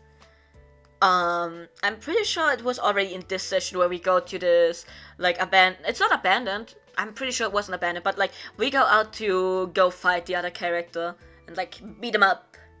So was it the next one? No, it was still this one, because the session ends with Lazarus trying to knock out Sire Solomon by bashing their head into the ground. And me in full caps right afterwards writes, Solomon might fucking die because Lazarus, what is that strength? Please, we can't lose our coterie mate to you. That's what I wrote down. So we had that still in this session. Like basically, then we fought it out. Whatever. It was fun. We got some stuff done. Don't worry about it. Me just jumping from one important thing to the next. Is this?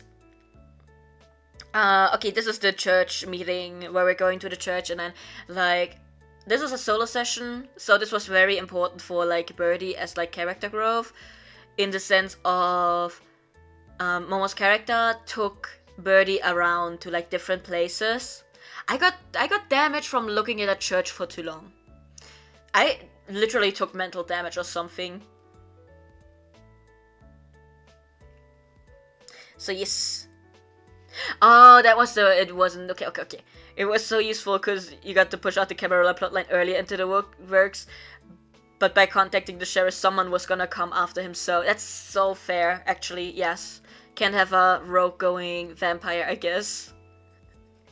But yeah, that was that. That's how that situation didn't end. Also, okay, one of the fun parts before we went to the church was in the fight against Solomon, when Solomon was running away. We tried to follow, and like Lazarus went ahead and like went up there and like got kind of caught in darkness, if I remember correctly. And our solution was flashbangs. We're going to flashbang the shadows away with multiple flashlights of phones and hope for the best. Me in possession of not just my own phone, but like multiple phones that I picked up on the way, I guess. I had at least 2, I'm pretty sure.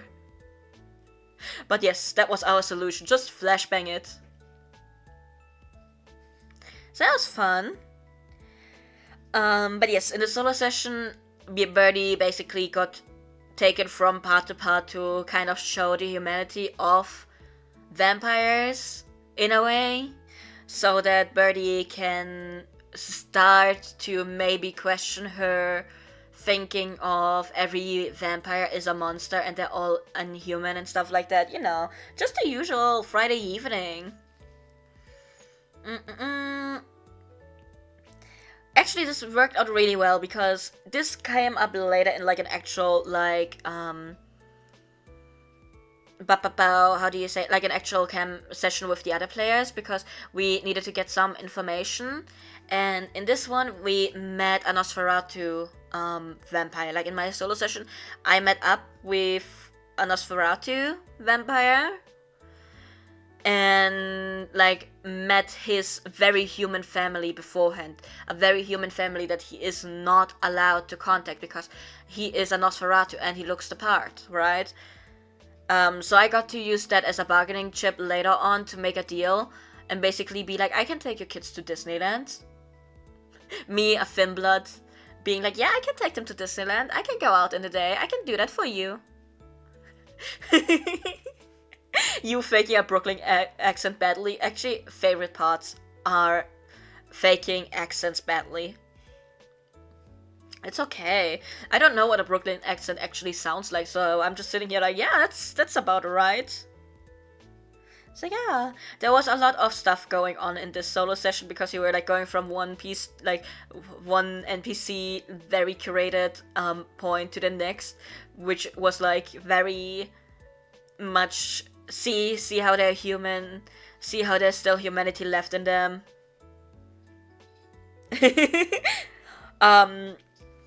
What I wrote down at one point is, Momo brought the left-right combo today. What is all this family drama? Make them stop caring about each other so much.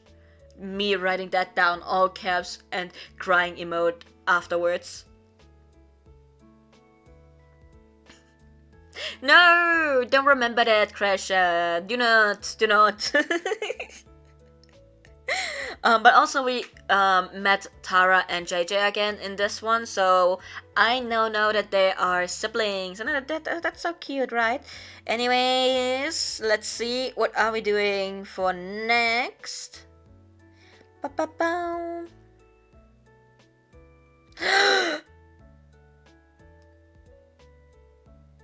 Oh, okay. There we go. I was reading through how Mike decorated his car this time, so don't worry. Oh yeah, I bought a portable stove because I found out about thin blood alchemy and I need something to cook on. Lazarus paid for it, by the way, so... It happens. Bum bum bum. Oh my god, we met one of the moms over here, no? Oh my god, this is where she had the... Okay. We have a vision, right? We had a vision. And I'm writing down, vision time. This time I rolled for this, I could have had a very bad consequences, is what I wrote down, so I know that I had to roll for this. And I apparently did well enough to not have the very bad the very bad consequences, right? Now, Vision was Grace in different body, much taller and bigger, can move eyes how she wants, cannot recognize the voice that comes. Ring around the circles, what is one bat going to do? We have an accent, but we can't quite tell what it is. We see Ash's face go into full concern, blah blah blah. They're talking about how they are about to leave to make a new start. Me just putting a bunch of question marks there because I was sitting there like, what the fuck are you talking about? Me sitting here like a Malkavian is actually talking to me. And you would not believe how on point I was with that one. There was also a comment mention. Person, whoever I'm having the vision of, is wanting to gamble. And next full moon they'll see if they dead, I guess, is what I wrote down. Now, me as the player afterwards, I'm like sitting down, I'm like, okay, trying to figure this out. Goes to the for the first person. First person can't be, because why would this other character be worried about him? Or more importantly, I'm pretty sure Momo didn't mention that this character has an accent. Next character, maybe? I don't know how tall she is, but I guess she would be the most likely. Also, maybe an accent would make sense for that character. Next character, no, it's smaller. Also, pretty sure he wouldn't do that. Maybe. Also, the accent thing again. Me puts down another character. Definitely smaller than that. Once again, accent. Writes down the next character. Man, I don't know. Never met him, but also he in Hong Kong, so I don't think the timing and everything would make sense. Next character. Wouldn't type like that, right?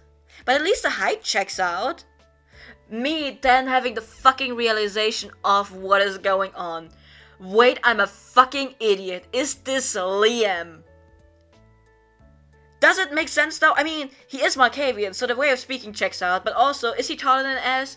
Ash might check out because he likes him taller, I guess. Accent, he's like Italian or something, if I remember correctly. The moon thing though, the fuck would he be going on about, lol? And then I got a response from Momo when I was like that, like, you know?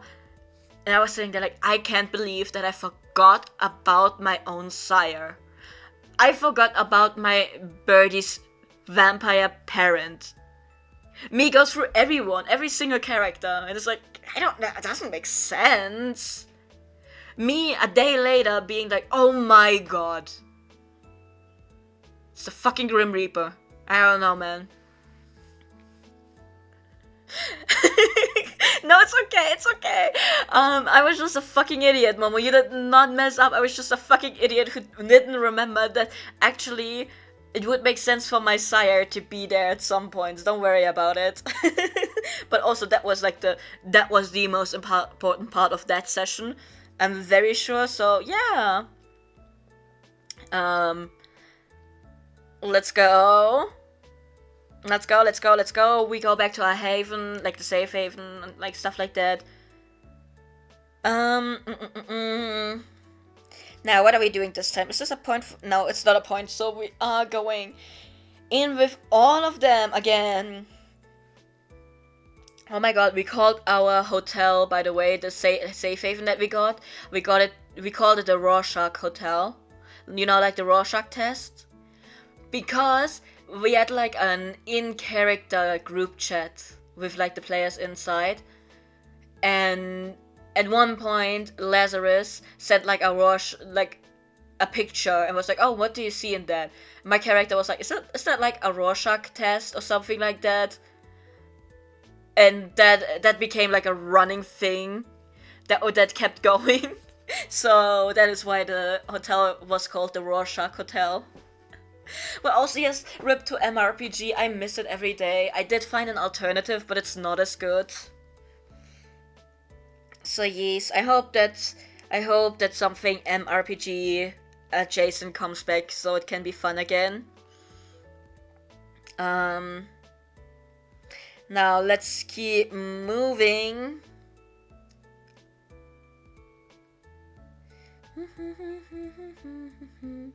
Wait, I'm in the hotel already? Did I get there early or am I living there yet?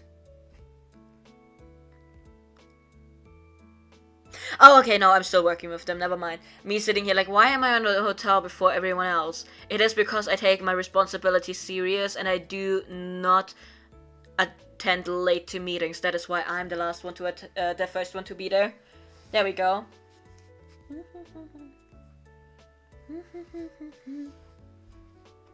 Oh, this is the casino episode. Okay, so Momo let us go to the casino at some point, and like we were gambling for a while. I didn't gamble with my own money. I was spending another character's money. Don't worry about that. I was just at the slot machines. Like I put my character at the slot machines because I was like, that's gonna be alright, don't worry about it. I don't want to be at the tables. Please, have you seen my social stats? I can't risk that. I can't risk being at the tables, actually. Let me just go play slot machines. I'm pretty sure I didn't say that. I was just like, oh, let's go to the slot machines. But me on the inside being like, I cannot risk going to any tables and having to actually do social roles. But what we found out is after gambling for a while, we found out that there is like a whole fuck-ass gladiator ring beneath the casino. And like tonight is like one of the nights where the big thing is happening. So we attended, and Lazarus and my character, they went inside the gladiator ring to fight. At first it was only gonna be Lazarus. And then I was like, well, I can't let him go in there alone, right? And like, we thought that the third character was also gonna join. But like, he's not a combat character, he's like a social character. But like, it would have been, because at this point we have like a new player join us. And that would have been their first encounter with how to do combat. So that would have been nice. But like, it was just Lazarus and I at the end. And my girlie lost a whole ass leg in the fight. Mind you, it grew back. Don't worry about that. We're better than salamanders. But like, you know, she just lost. The fucking leg just got cut off by an axe. I did not decapitate anyone, but it was because, yes, I have really good combat stats, but I lost by like one success so many times. So yeah. Also, yes, your true intention was wanting to give Dexter experience and he refused, yes. Like, I know my character was like, we should not join, what the fuck are you doing, that's stupid. But then she also joins in after seeing Lazarus, like, sign up. And she's like, okay, well, I guess we're gonna be stupid. I don't know if she said that, but like, you know. And then Dexter didn't join, so you know. Also, yeah, see you later, Crasher.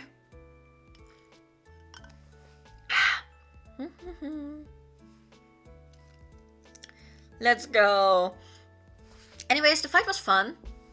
We got a draw with the champions, so that's that.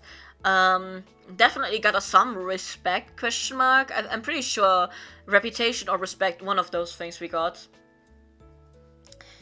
So yeah.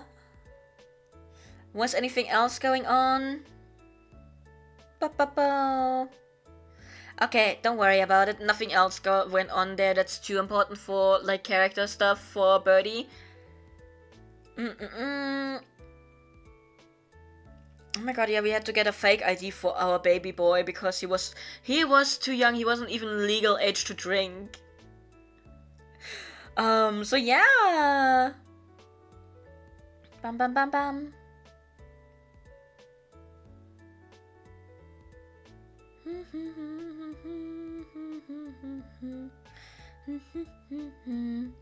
Yay! My girlie got threatened, by the way, in this session. So yeah.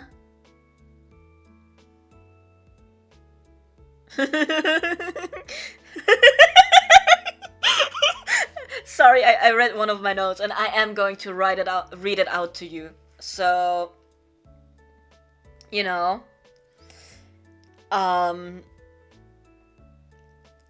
so one of the things that's important to know is that this thing about us checking out the casino, it wasn't just us wanting to go to the casino. It was like something, like kind of a mission given to one of our characters in exchange for something else. So he was like, oh, are you guys gonna come along, right? We're like, okay, sure, like, we're a coterie, why not? And basically our mentor did not know about that, and then he was like not happy with us for not telling him about this. And you know what, fair enough, I'm not gonna say anything about that. And then the person who gave us the quote-unquote mission was like, oh, I wouldn't worry about that, like, because I think we wanted to like iron it out. And the exact thing I wrote after that: bitch, what do you mean we shouldn't iron out the situation with our mentor? I know what you are, you want to isolate. You bitch, arf arf, bark bark, back off, grr. That is exactly what I wrote down. I'm just sorry. I was taking this very seriously, as you can see. As you can see, I took the game very, very seriously. Now the thing is, these are like my inside thoughts, and my inside thoughts made it into the into like the notes for the campaign. I didn't say them out loud, so you know. So yeah. Bum bum bum. What else happened in there? Now you see, I'm just gonna jump further ahead to the things that were like happening later on, because I have been talking about Birdie for like 2 hours, because we started at like half an hour into the stream. So let me do it a bit faster. So yeah.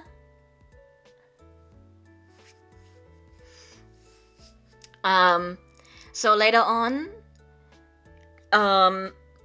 so the casino thing, not as important anymore, but we go to like a hospital. The reason for the hospital visit, right, we got paid by this person, with something else, and he's like, oh, like, I'm gonna put in like a good word for, not a good word, but like, I'm gonna arrange that you can like get blood supply from this hospital. So we like went to that hospital and like had to make the deal with the hospital ourselves, but like with the blessing or like the backing of this other character in that sense.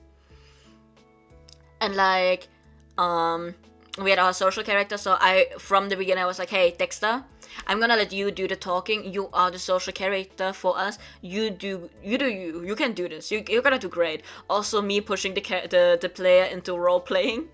My bad, but that's that. Lazarus, on the other hand, he was not feeling well once we went into the hospital, because was the player there? I think he was, question mark. Did he have to leave early? But yes, like the other character wasn't feeling good, and like it's a hospital, and like we're like further up where there's like, you know, private stuff, whatever. So they're like, oh, would you like to like lie down in one of the rooms? So he's like, yeah, sure. And so we let him go there to like, I don't know, recharge, whatever. Meantime, we are in the office. Dexter does a good job at trying to make a deal for us. Then we get out and we find out that our dude got fucking kidnapped, question mark? And we find out that it was apparently his sire, you know, his parent vampire that had him be kidnapped, question mark? So the next thing we do, of course, we tell our mentor about this. because we have no way of knowing where he went, and we like have to update our mentor on like, yeah, so we lost another one in the coterie. Because mind you, this is the second time we're losing a character. This is the second time. The first time just went missing in action kind of deal, right? And this time got kidnapped right from under our noses from a hospital. Like, okay. I worry about our mentor's blood pressure, but also that blood is not running anymore, so maybe it's actually for the best. So yeah. Then it becomes like a let's save this character kind of mission, right? And it was actually fun. It was. We went in there with like the mentor, and the mentor's, I almost called them boyfriends, but that's not necessarily what they are. We will get into it in a bit once we are at Momo's character. Don't worry about it. But yeah.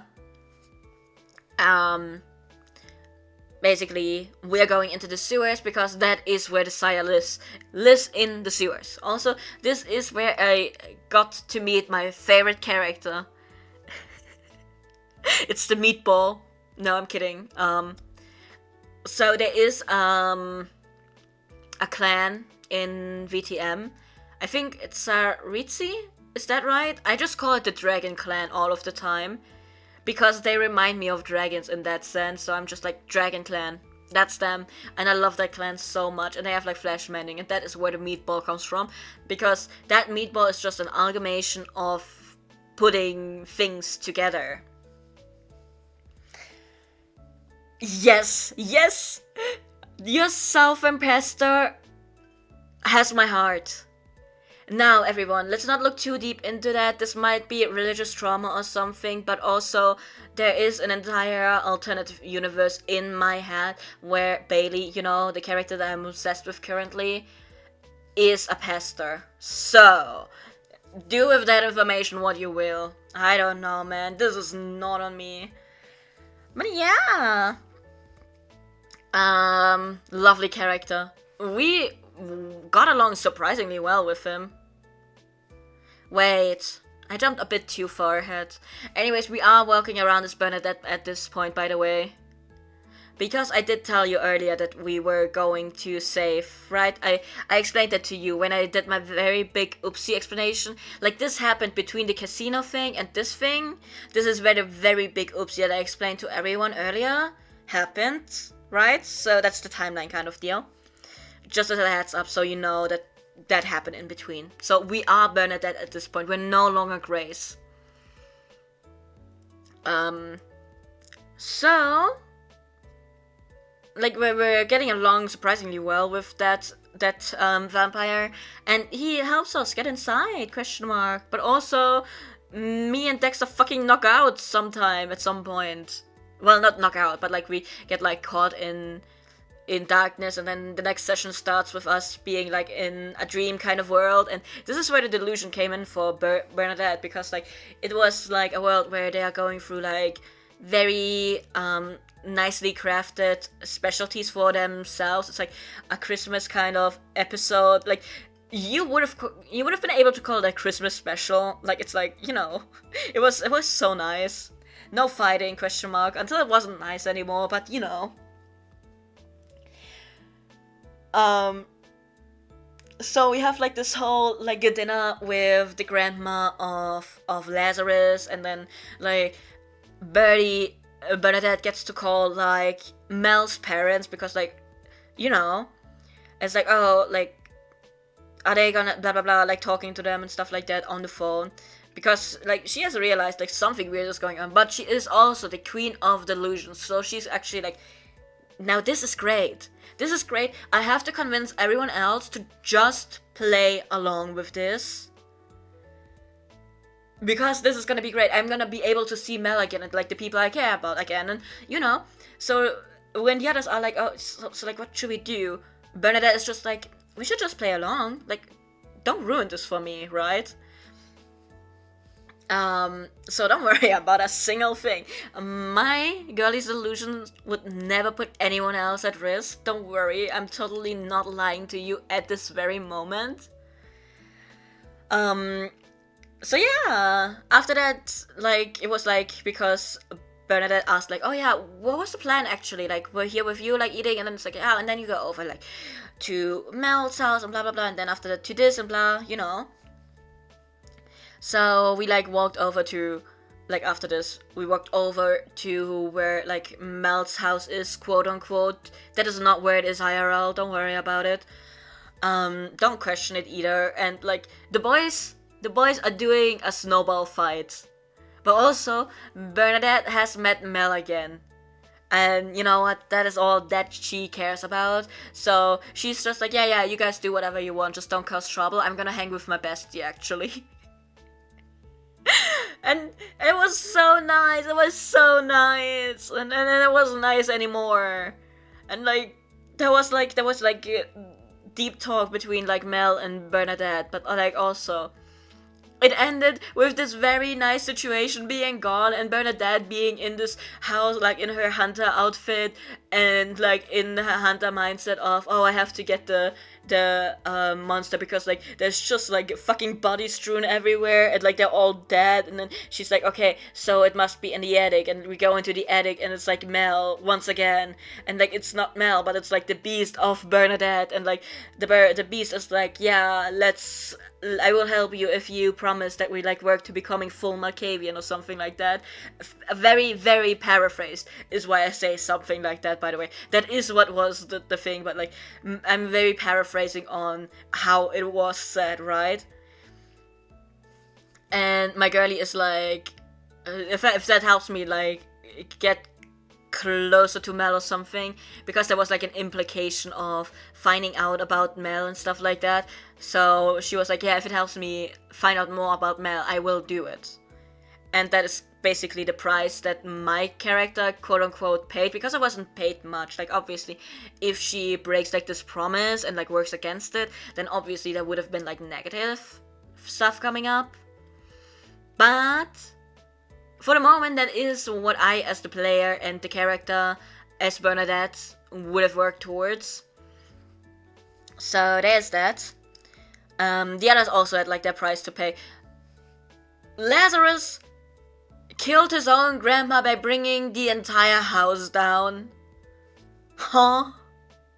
I think Dexter got to stab his sister, question mark, but like consensual stabbing.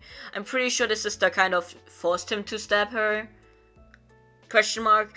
I'm a bit woozy on those details, don't worry about it. It totally makes sense if you think about it, or if you don't think about it. And basically then we kind of wake up and my character finally comes face to face with her sire. Her vampire daddy is there. And yes, I called it that on purpose right now, because actually I made Liam to be kind of in my taste, but not entirely, because I would not want to be tempted to flirt with my sire. You know, I wanted like a found family, but also I wanted Liam hot. You know? So there's that. Ashwood hit. Did hit? It's true. We talked about that. But yeah. So like we're waking up and like Lazarus is with us once again. And so we like have to make our way outside, question mark, but like also not outside, because like we have to meet the Baroness, because like turns out that's the sire of Lazarus. The Baroness of the Sewers is the, I don't think it's just the sewers, but like, you know, actually it might be just the sewers. But yeah, she is the sire to Lazarus, and turns out he's like a bit of a scientific experience for her, and like she gives him like the option of like working for her so he can get stronger, blah blah blah, you know. And we talked about this on the TTRPG Fandom Friday. He said no. Bernadette actually cares about these idiots a bit, I don't know why, and tries to somehow solve the issue, gets down on like her knee, you know, like how you prostrate yourself for royalty. It makes sense in context, I swear. And it's like, oh, he's just like, a bit of an idiot, basically, is what she said. She's just like, he's an idiot. Please give him another chance. Like, very paraphrased, but that's what she said. And then she gives him another chance because, you know, fantastic, I rolled really well, let's go. Me with my absolutely non-existent social skills doing this specific thing instead of being like, yeah, let's fight. Also, we would have died if we fought, but like, that's another story. You know, doing great socially. And what does he do? He's like, no. I'm still mad about that, and I'm so glad that she got to throw down with him afterwards. Like, they got out of there, and they were fighting, and that's where it stopped, basically. Like, she even forgot about the fact that she actually wants a sire dad. Because her coterie was such a big problem in her mind. Like, forget about killing your sire. Is like, in her mind, she's like, let's forget about killing the sire. For now, what's even more likely to kill me is these idiots. So yeah, that's Birdie in all her glory and all the ways that I got to play her up until now. She will probably make resurfacing in future games because I really like her. She is my little boo thing. Yes, beloved. She's so nice. She isn't actually. She is mean. She was nice as Grace, but as Bernadette, she already became meaner. Because she didn't need to be nice to people anymore to get information. She was only nice as Grace because she was like, people are more likely to give me information if I'm nice, and also they're going to question it less if I'm nice to them, like who I am and where I'm from and stuff like that. You know, you don't want to question the people that are nice to you. Now, one more thing I can show you guys is the character sheet that I never finished. Look, I geared her fully out in her SAD gear. It's so cute. I just wanted to show that off, that is all. I don't have more for her. I need to make more fan art for her. But yes, I did make a little chibi character sheet. And as you can see, it is the only art because that is also what I needed to use as character art for her on top. So yeah, that's her. She's so cute and I love her. Also, I don't know, like Grace's hair is very short in particular, so I don't know what I was thinking for putting her hair up. I think because she is decked out in the SAD gear, my thought process is, oh, she would have known beforehand that it was necessary for her to gear out. And obviously she took like off the SAD patch, so, you know. But she would know that she is going out to like hunt. So even she would probably be only dyeing her hair and not cutting it, so she can get it out of the way and like put it up in some way, probably like a bun or something instead of the ponytail. So yeah, I'm pretty sure that was my thought process for Grace in that one. But yes. Now I have talked so much about Birdie. I don't think there are going to be many questions, but just in case, does anyone have any questions? Just to make sure. Also, I'm gonna drink a little sippy sip.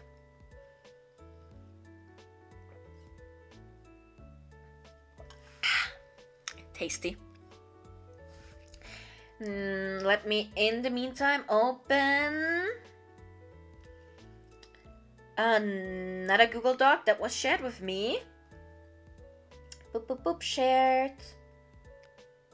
It should be this one, right? It is, yes. I recognize the blue background.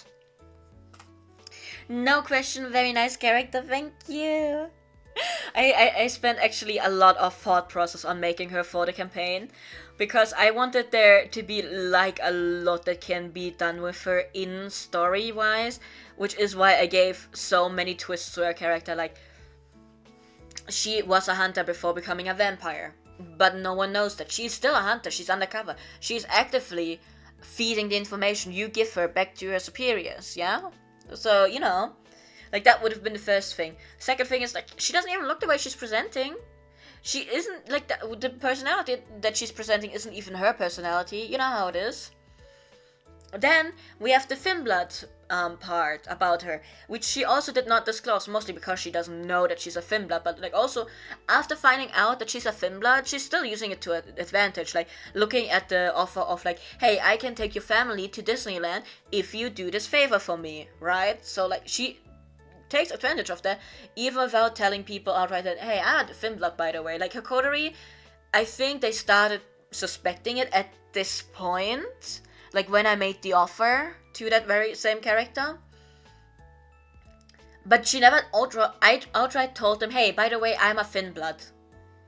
Which actually would have benefited in some ways, because she can go out during the day, which the other coterie members cannot do, you know?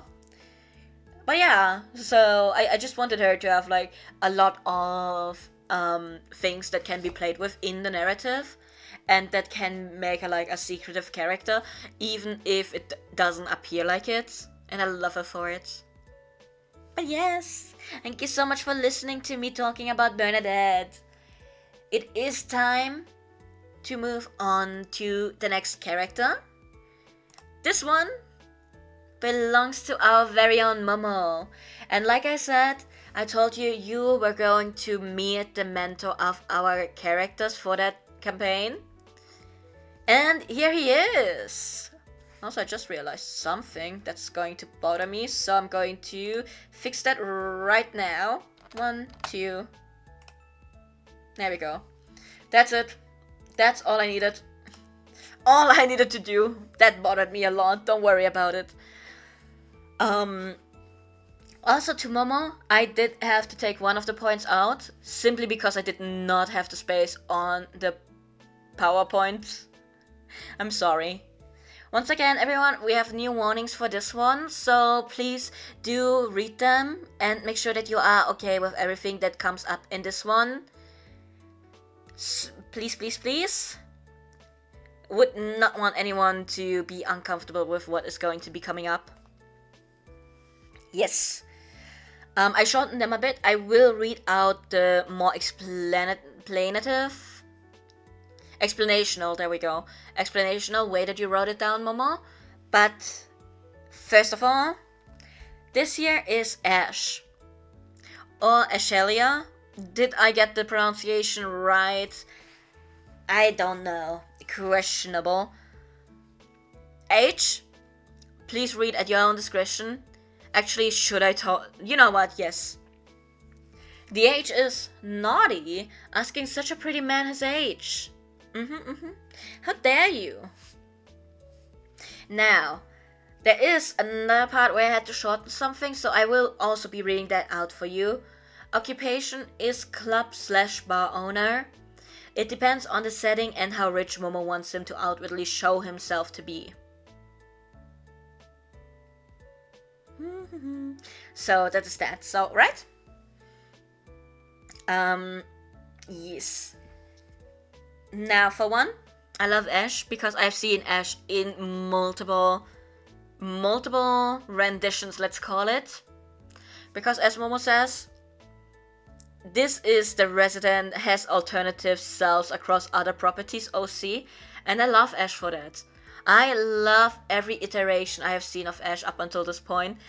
Lovely. Fantastic. No notes. Absolutely fantastic.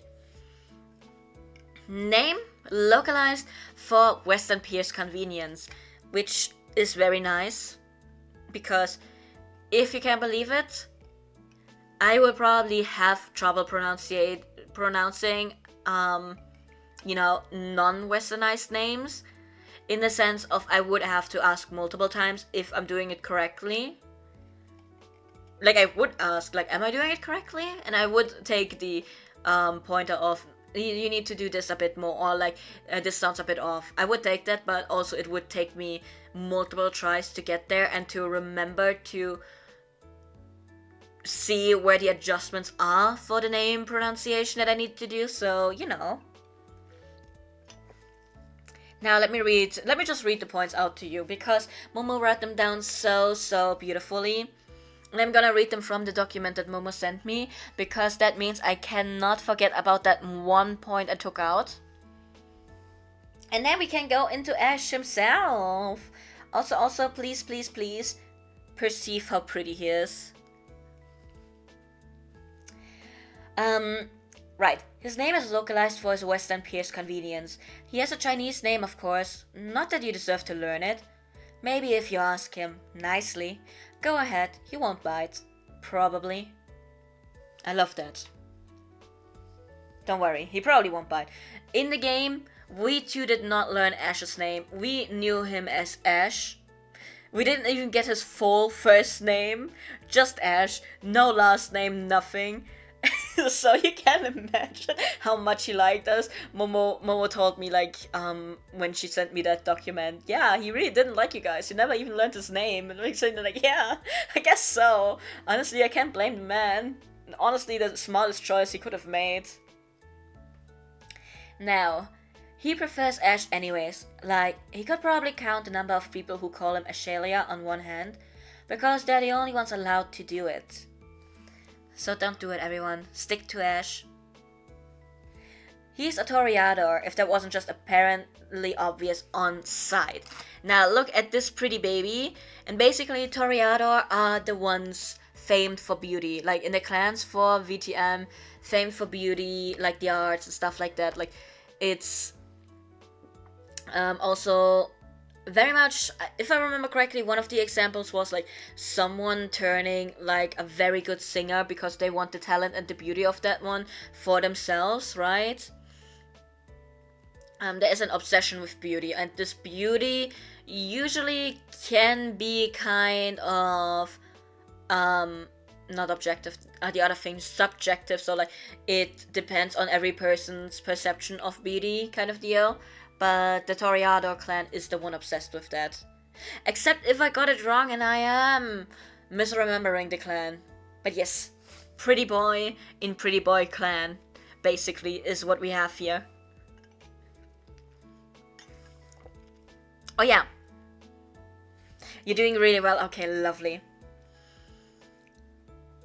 Now, hilariously, despite the stereotypes of his clan type, he's quote-unquote dating / married to a Nosferatu. Remember, Nosferatu are the ugly kinds of vampires. The one that are like disfigured on purpose to make them look unnatural. And like, I mean that literally. The Nosferatu character that we had in our campaign, like among the players, he was a mix of an owl and a leopard, like mixed with human. Like that is what we're talking about. Like you look at them and you're like, something is wrong with you. Something is very, very wrong with you. But yes, just keep that in mind. But yes, he is quote-unquote dating / married to a Nosferatu. Clearly the most progressive possible relationship attainable. Momo is being sarcastic, by the way. I did have to take it out of there because it didn't fit on the thingy anymore. I was running out of space so much. Actually, the partner being Nosferatu depends as well, sometimes depending on the needed story beat / setup / cast. His clan Banu Hakim instead, which is also nice. But I'm sitting here like, I forgot which ones they are. Wait, they're the blood sorcerers, right? No. I'm pretty sure that Banu Hakim was not in the base book that I have. Okay, don't worry about it. He's a Nosferatu in our hearts. Don't worry about it. Just trust me on that one. Oh, it's the Assassin Judge Jury clan. Oh my god, it's them. Oh god, I forgot about them. Me reading about them along with the Vampire clan. Reads about the Banu Hakim. Oh, that'll sound interesting. Reads about the Dragon clan. Oh my god, everything else can be forgotten now. I only need to know Dragon clan. But yes. Oh yeah, his paramour, which, you know, is like the person he's quote-unquote dating / married to, funnily enough, is not in his coterie. Except if I got that wrong. He has one ghoul, at least. And he is ex-Camarilla and now Naga line. So he started in the ones that are very much going by hierarchy and, you know, all of that. And now he is with the ones of the Anarch alignment, which means that not as much hierarchy, follow the barons instead of the prince, and all of that. So yeah. Oh my god, it has a body count! Both kinds of body counts. And please peep the smile at the end. I forgot. It's a colon. Okay, there we go. Colon capital D emote for everyone who is not watching and just listening. So yeah. Now this is a note from Momo. I'm so nice to you guys. I sanitized as much as I could his information. Also so Twitch won't come and vaporize K, and I'm so thankful for that. Thank you for not letting me get vaporized today. Also, let me eat this apple chip for a second, everyone. I need to snack on something.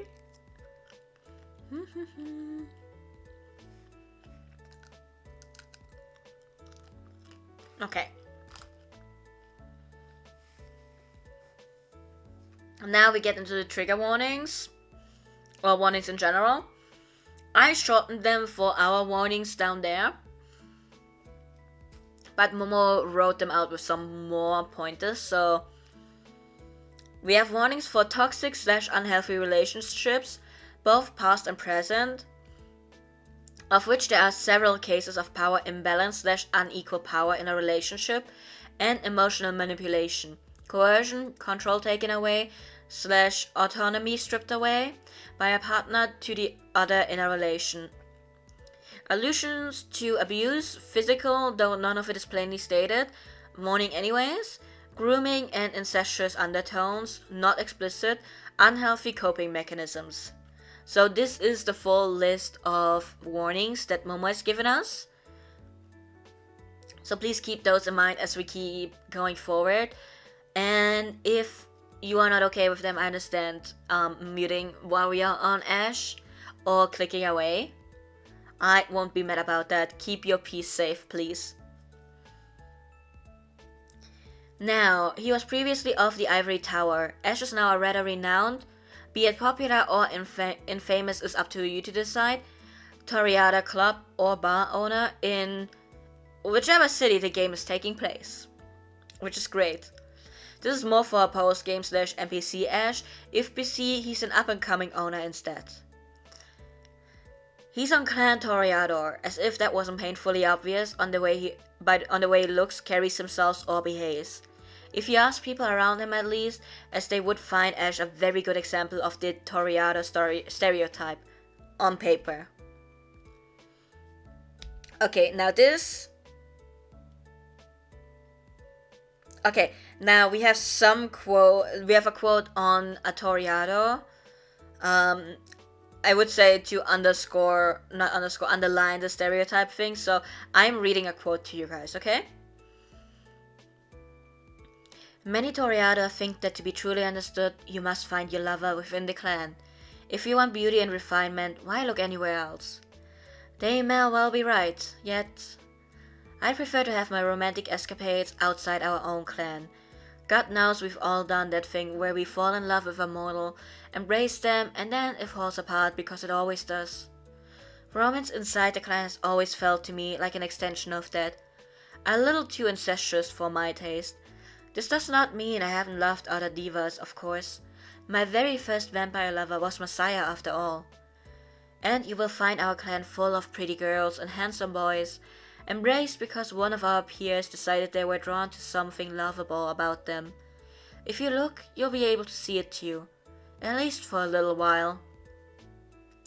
Quote by Victoria Ash, Camarilla version 5 book on Toreadors. Now, the following are late game / in-universe achieved things after a long time type of stats. Primarily used for NPC mode, so basically Momo would not be playing with those stats, except if it's like a late game build already or something like that. Now, he's primarily a social aspect player, obviously. The dots are primarily in that tab with charisma and manipulation up to 5 and composure at 4.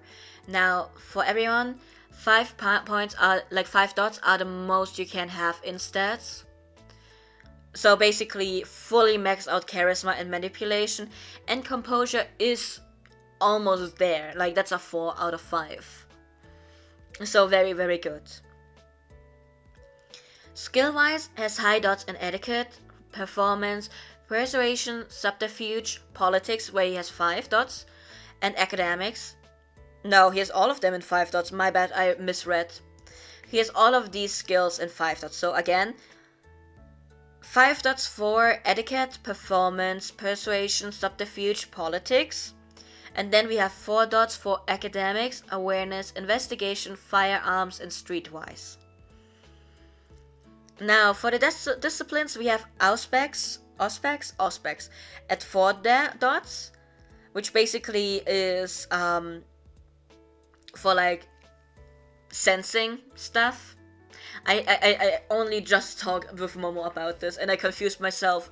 No, I heard myself in my confusion, because I was like, so which one is the one where you can see like what's going on in the mind of other people? Forgetting that I was reading up on Malkavians, which makes more sense. So yeah. But basically it helps you see stuff in that sense. And like figure stuff out, stuff like that. Like, just think about it in that sense, I guess. Now, he sees almost everything because he has 4 dots, so like nothing, barely anything can escape him. Because he's like really good. Like, if Momo liken it to if you have just 1 dot in there in Auspex, like if you're starting out with Auspex, you have like a bit sharper side, like your side is sharper, which actually would be great for me because I'm wearing glasses, so would appreciate that. Celerity is at 5. The explanation is fast as fuck, and I don't think I have to tell you anything else about that one then. He is fast as fuck. Presence, also 5 dots. And presence is basically something I think in Toriados it's especially common to use it to like draw attention, basically like make people enamored with you in that sense, well, most of the time. So yeah. Basically liken them to you. Could you use presence also to intimidate people? I think the answer would be yes. But I'm not too sure about that. But it should work, I'm pretty sure.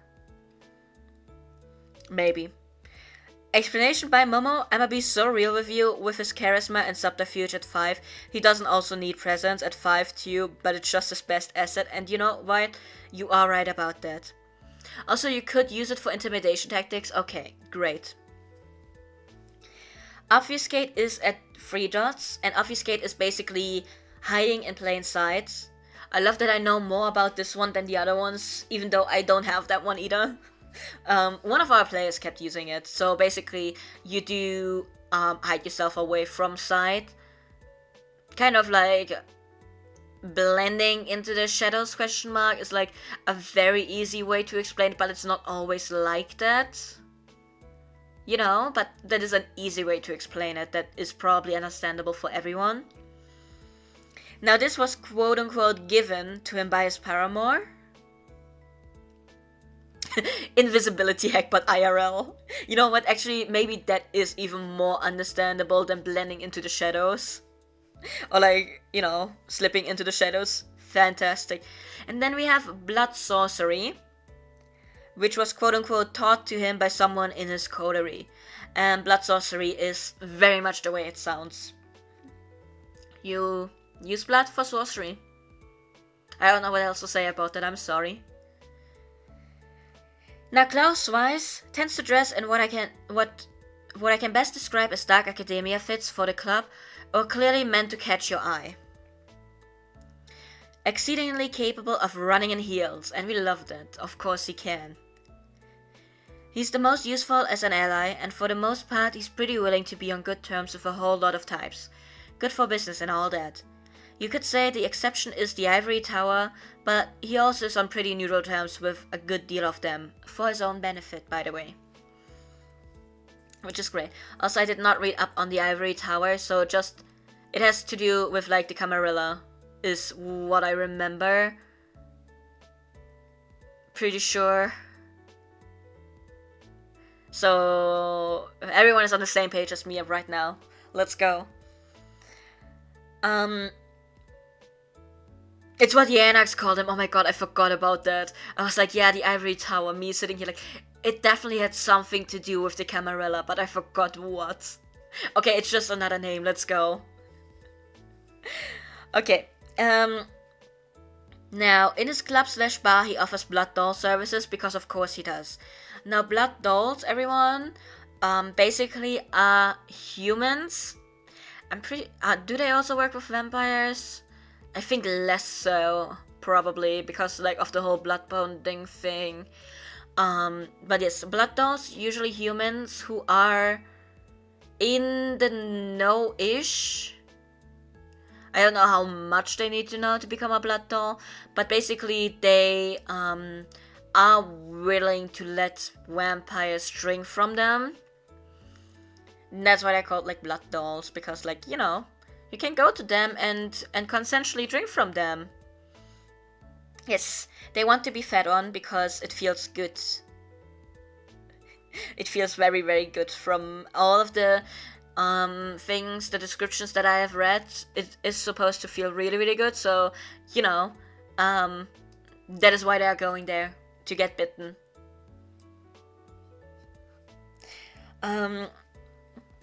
Okay.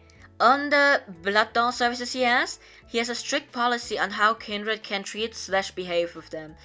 And going against any of them will not see you banned from his business, but you'd find yourself banned/excluded from a lot of places within the city. So that just shows you how far his reach goes, because, like, he would ban you from his store, like, of course he would, but, like, well, maybe not of course he would, but, like, you know, it makes sense that he would. But, like, basically, you're gonna be out of luck with a lot of places on top of that. Did I tell you guys? The last time we ended the last session,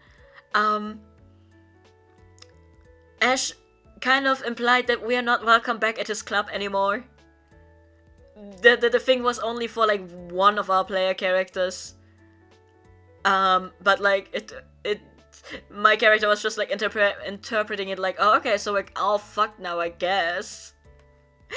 So we're not welcome at this club anymore in that sense. Moving on from that, though. People also go to him for information, not because Ash is the one with all the info, but because his paramour is probably what most people consider a well-established information broker. You are likely to get what you want if Ash likes you, maybe, because he'll ask his partner for you. Though if Ash likes you maybe a bit too much, let's just say it may not end well for you due to said partner. And let's not worry about that point just quite yet, everyone. We can worry about that later on. He is more sympathetic to newly turned kindred, more so Finbloods, because he kind of pities them for being turned and brought into kindred society in this current kindred political climate. His birth family immigrated from Hong Kong to the Western lands, kept ambitious cause that what Western parts of the world depends on the game I'm playing to set up for convenience. Okay. Momo always thinking about other people, let's go. His mother was a performer, became renowned as a star performer at a cabaret club, and his father? We don't talk about him, this man is dead to Ash. Growing up without a father meant that there was only his mother to help raise him and finance the family. He was exposed, albeit unintentionally, to the other methods his mother used to raise funds, as she quote-unquote brought her extra work home with her. Sometimes they were not so nice people. It was unfortunately one of those horrible people that killed his mom with him in the next room. Thankfully, or unthankfully if you feel that way, as the extra work was never told she had a son, The murderer did not know there was someone else in literally the other room and left in a hurry after killing the mom. Turns out though, there was a singular client that knew about him actually. Turns out there was a client that really liked his mother well and, according to him, was well liked enough and kind that his mother opened up to him. Said man came rushing once he heard of the tragedy, because he somehow caught wind of it on the night it happened and managed to convince the police somehow to let him take care of Ash. And thus Ash was taken in by Altair Morris. I hope I pronounced that one right. Who is a married man and has a kid actually. Yeah. Altair Morris is married and has a kid. Don't worry about that yet. Let's just say the wife was not at all too pleased with, quote-unquote, bringing home some mistress's son. Unfortunately, the bolded word was not what she used. Oh, okay, so she did not call it a mistress's son. She used a different word. Yeah, thank you for deciding not to use the actual one. Funnily enough, despite how upset she was, the very next night she was perfectly fine with Ash being there and her new son. Herkier? Is that how you pronounce it? Or is it K-R? Like air, but like with K? K-R? Herkier could do well with a new friend and a younger brother anyways. Altair says he took Ash in because he actually really cherished his mother and was actually, apparently, planning on leaving his wife for her. What a thing to tell a child. Yes, you're right about that. Anyways, Altair really treasured Ash, who guessed he was doing so in place of the love he had for his mother, who really encourages Ash's artist abilities and made him want for naught.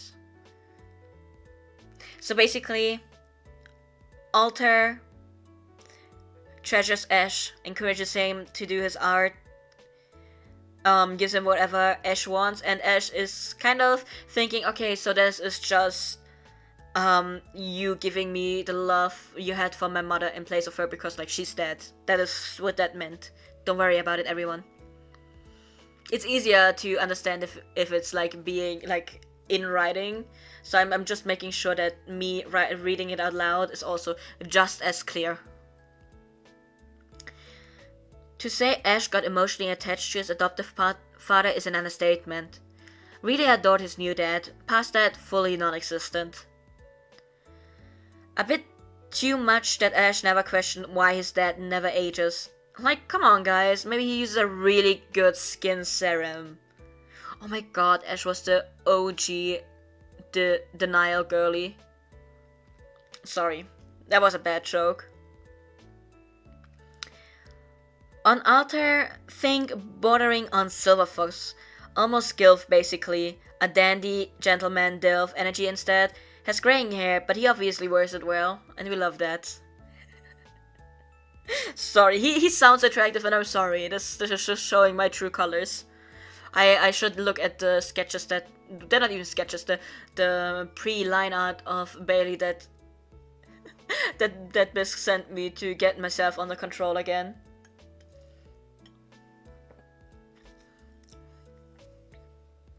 He was brought up with the best education and lifestyle money could buy, and this helped Ash achieve an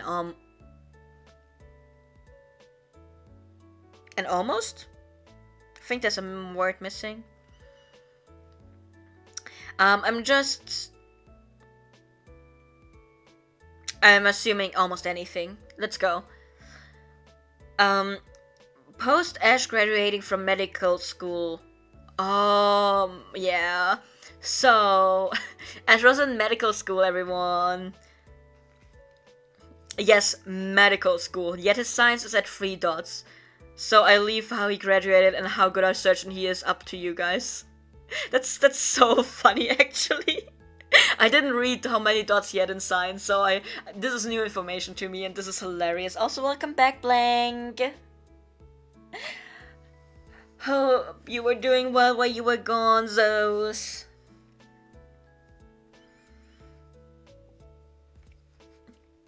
now, while doing his medical school graduation thingy, on the side, Ash took art and fashion courses. Because he is multi-talented like that. Don't worry about it. Alter said he wanted to celebrate in a very special way. Colon capital D emote. The surprise was murder. Okay, no, well, not really. The surprise is being drained of his blood, close to death, and being turned into a vampire. Yay! You know what? Yeah, that's a nice graduation gift, I guess. At least he waited until he graduated. Thus enter Ash, running his young 20s, being brought into Camarilla Court as Altair's shiny new childer. Childer is just another word for I turned you and you are my vampire spawn kind of deal. But like that is the official word for it. Like it's the sire and it's the childer. Yes! Oh my god, blank unlocked time travel, let's go. Okay, in truth, those many years ago, Altair had intended to turn his mother into... Well, Altair certainly never clarifies if it was to ghoul or turn her. The gift of eternal beauty I wished unto her is now meant for you. Quote of Altair talking to Ash, I assume. Ghouling would have effectively made his mom immortally young without the vampirism, so... Who knows what he ever really intended. Honestly, fair. Your mileage may vary on if Altair really loved his mother of... really loved the mother of Ash, for the matter. And he basically paraded Ash around like a shiny new plaything that, quote-unquote, he personally molded to the Camarilla Court, so... As his sire is pretty high up in court and influential enough, Ash gets many eyes on him, both a good and a bad thing. But he feels like he doesn't want to let his sire down, so he performs as told. Congrats everyone, you have made it past the kind/mortal/human portion of the backstory. Let's go to the next part of the backstory. Thus we move on to the messiest part of the backstory, and also where I get really cringe about my OC/OC pair's messed up dynamic. Oh, Momo, can I put the picture of the paramour on screen yet? Already? Do you think I can do that so that people have the visual of the two together? Yes, okay, let's go. There we go. Look at them. Look at the matching artwork we have here. This is the paramour of Ash. I forgot how much exactly is going to be mentioned about his backstory. But actually, I love him. He was too in the campaign that Momo ran for us. And I actually, like, was he a bitch to deal with sometimes? Yes, absolutely. Was he also really fun to deal with? Yes. Did my birdie actually kind of like him? In the sense of, you know, he's actually okay. Yeah. Everyone else was like, oh no, we don't want to interact with him. No, why do we have to go there? And I was sitting there like, oh my god, it's him again. Me to myself being like, it's him again. We're gonna run into him again. He's a snake. I love it. I love snakes as well. Let's go. But yes, so keep in mind, this is who we are talking about when we are talking about the paramour to Ash. So look at them, they're so cute together. Totally nothing going to go on there, nothing going to go wrong. Also because it is a bit hard to read now, but you can see it on the art itself. It was drawn by, is it Patata? Is it Potata or is it Patata? Cheap. Because I read it as potato cheap, and I was like, oh, that's not right now that I'm looking at it again. It is potato? Okay, never mind. This is but yeah, it's by Potato Chip. Well, not chip, it's cheap, like EE, but like cheap. So yeah. Welcome back, Crusher. You're just in time to hear the backstory of the very totally normal relationship that is going on between Ash and his paramour. You can see both of them now, so let's go.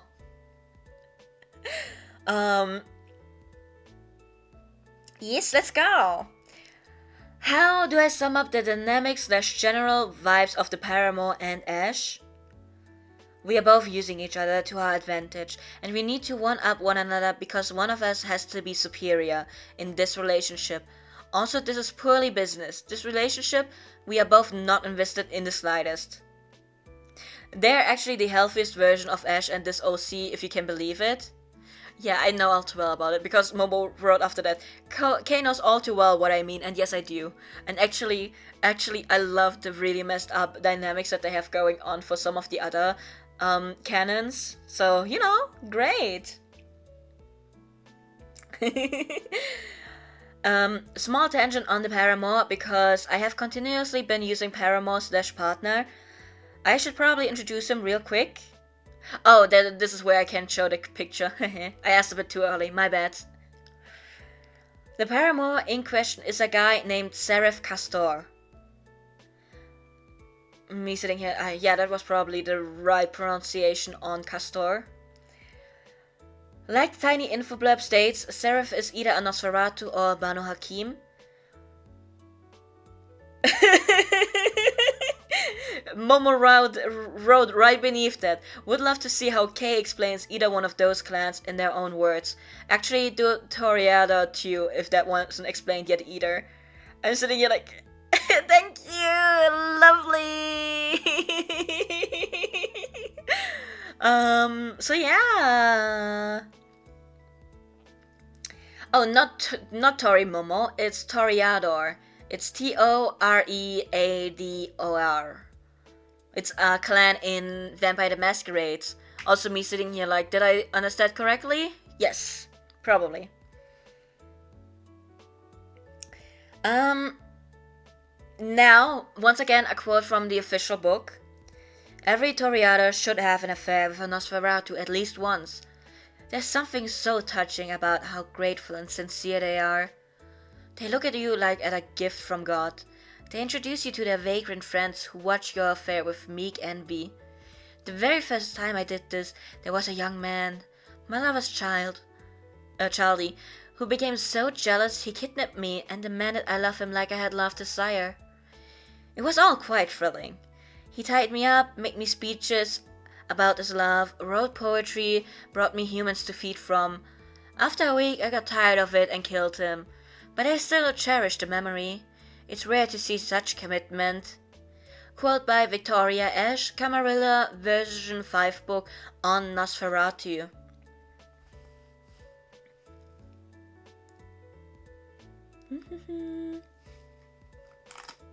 Thank you, Momo. I would have typed in a second. But yes, that is what we are talking about. Okay, one other quote. Again, from the official book. Young that you are, you probably want to ask why I'm going along with this. The great alliance between the Camarilla and the Ashira will be made official through this wedding, with me as a symbolic offering. Why accept such a role for myself? You must understand that we exist for a very long time. Many things can happen. I have resolved to be the main character in my own story, and with this step, I move from being a mid-level Camarilla celebrity to the center stage. It requires me to take a certain role, but it also propels me upwards. For a mortal, a choice like this would define the rest of their life. This would be their final fate. For an immortal, well, I do not wish to disrespect my future husband. I will cherish him for the rest of eternity. After all, what kind of a person would act dishonestly at their own wedding? Quote by Victoria Ash, Camarilla, version 5 book on Banu Hakim. I do think the The more delicious option is Nosferatu, although the image provided is more for Banu Hakim, as Serif in it lacks the distinct characteristics of Nosferatu.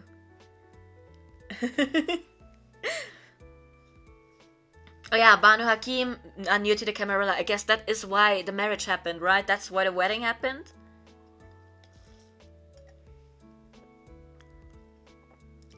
Okay.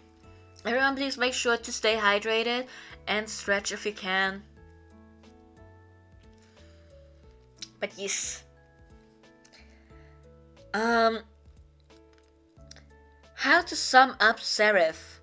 The worst TM. Maybe one day I'll do a dedicated Serif OC submission, please do. Today's not that day, but it will be one day. You'll still learn about Serif through Ash anyways. Now the following will now be more from Serif's POV, but still mainly about Ash and the dynamic between them. Serif is older than Ash because he really could kill Ash in a heartbeat if he ever wanted to, i.e. read every time Ash rejects him.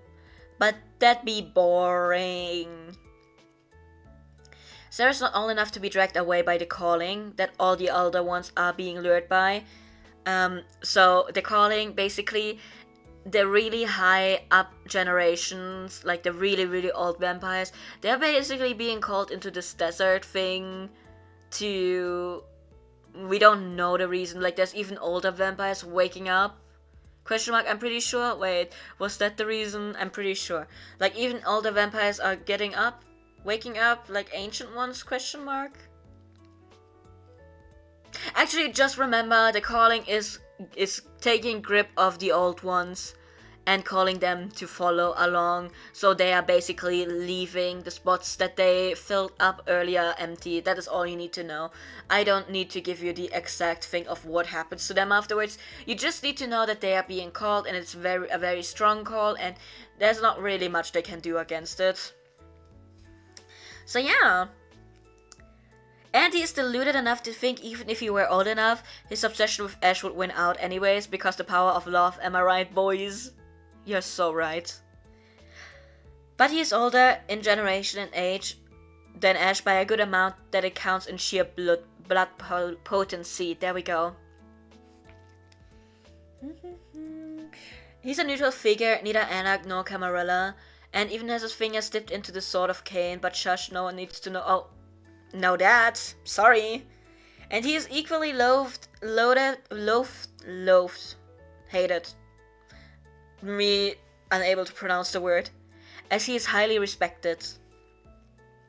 Also, Toreado is such a funny word for you because outside of VTM in Spanish, it's used for the people who do the thing with the balls in the stadium. Oh, the bull. It's not racing. It's like bull fights, but like they're not really fighting. It's like with the red cloth and stuff like that. It is actually animal abuse, and it also does kill people. Very, very bad tradition, if I may say so. I understand that it is a tradition and that it is something to people, but also animal abuse plus people dying. Maybe we could think about letting this tradition rest in that case, right? But, you know, I'm not from that place, so who am I to speak on that? Okay. Now, mind you, we just found out that Serif is a neutral figure and neither Anak nor Camarilla. But he is highly respected and loathed by people. Or, I guess, vampires. And Ash is some new boy toy of the Toreado, Primogem, or whatever. The nth one because the prince allows it so long as there's one child at a time at least. Partially because they're always pretty, partially because when comes time to get rid of the rose, when the Primogem bores of them, it's a hunt and a show for everyone. Serif does not care, can acknowledge that he, like the others before him, is pretty, but he has work to do. Except, because he is bored as he usually is, decides to just peek into this new Rose's background for fun, and again, because he's bored, no other reason. Um,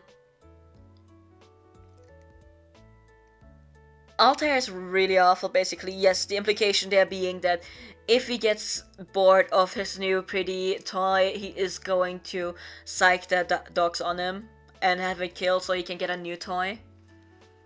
Is the implication there, I understand.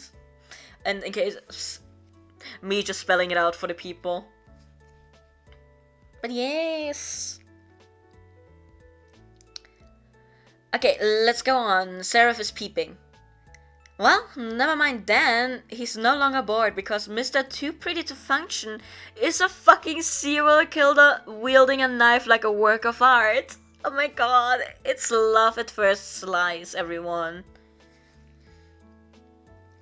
Oh yeah, Ash is a serial killer. Did I forget to mention that? See, his childhood played a big part in impacting him in certain aspects. He believes horrible people, rape abusers, assaulters, cheaters, etc. should die. Colon, capital D, in style. But yes. Also, don't worry, Tori. I assumed that you meant funny as in the term being used, and not funny as in the thing with the balls is funny. Don't worry. Now, because he thinks that these people should die in style, as punishment, he doesn't kill them on the spot. Oh no. He turns them into mannequins for his fashion projects. Clearly he's putting both his medical and fashion background to good use. Anyways, Seraph also then, post learning about this, says he's only keeping tabs because of blackmail material, no other reason. Actually, Seraph's starting to get very annoyed. Pretty Boy is trying to build his reputation in court as any fledgling would do. But when it comes to getting and seeking information, why is he not coming to the best of the best? / what is this slide? You know what, he's so funny for that.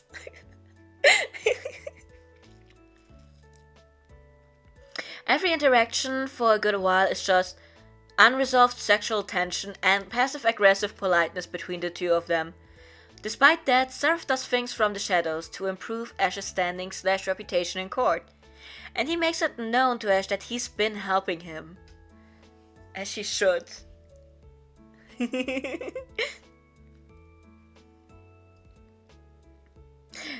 Okay, I need to know, did that message get flagged, Momo?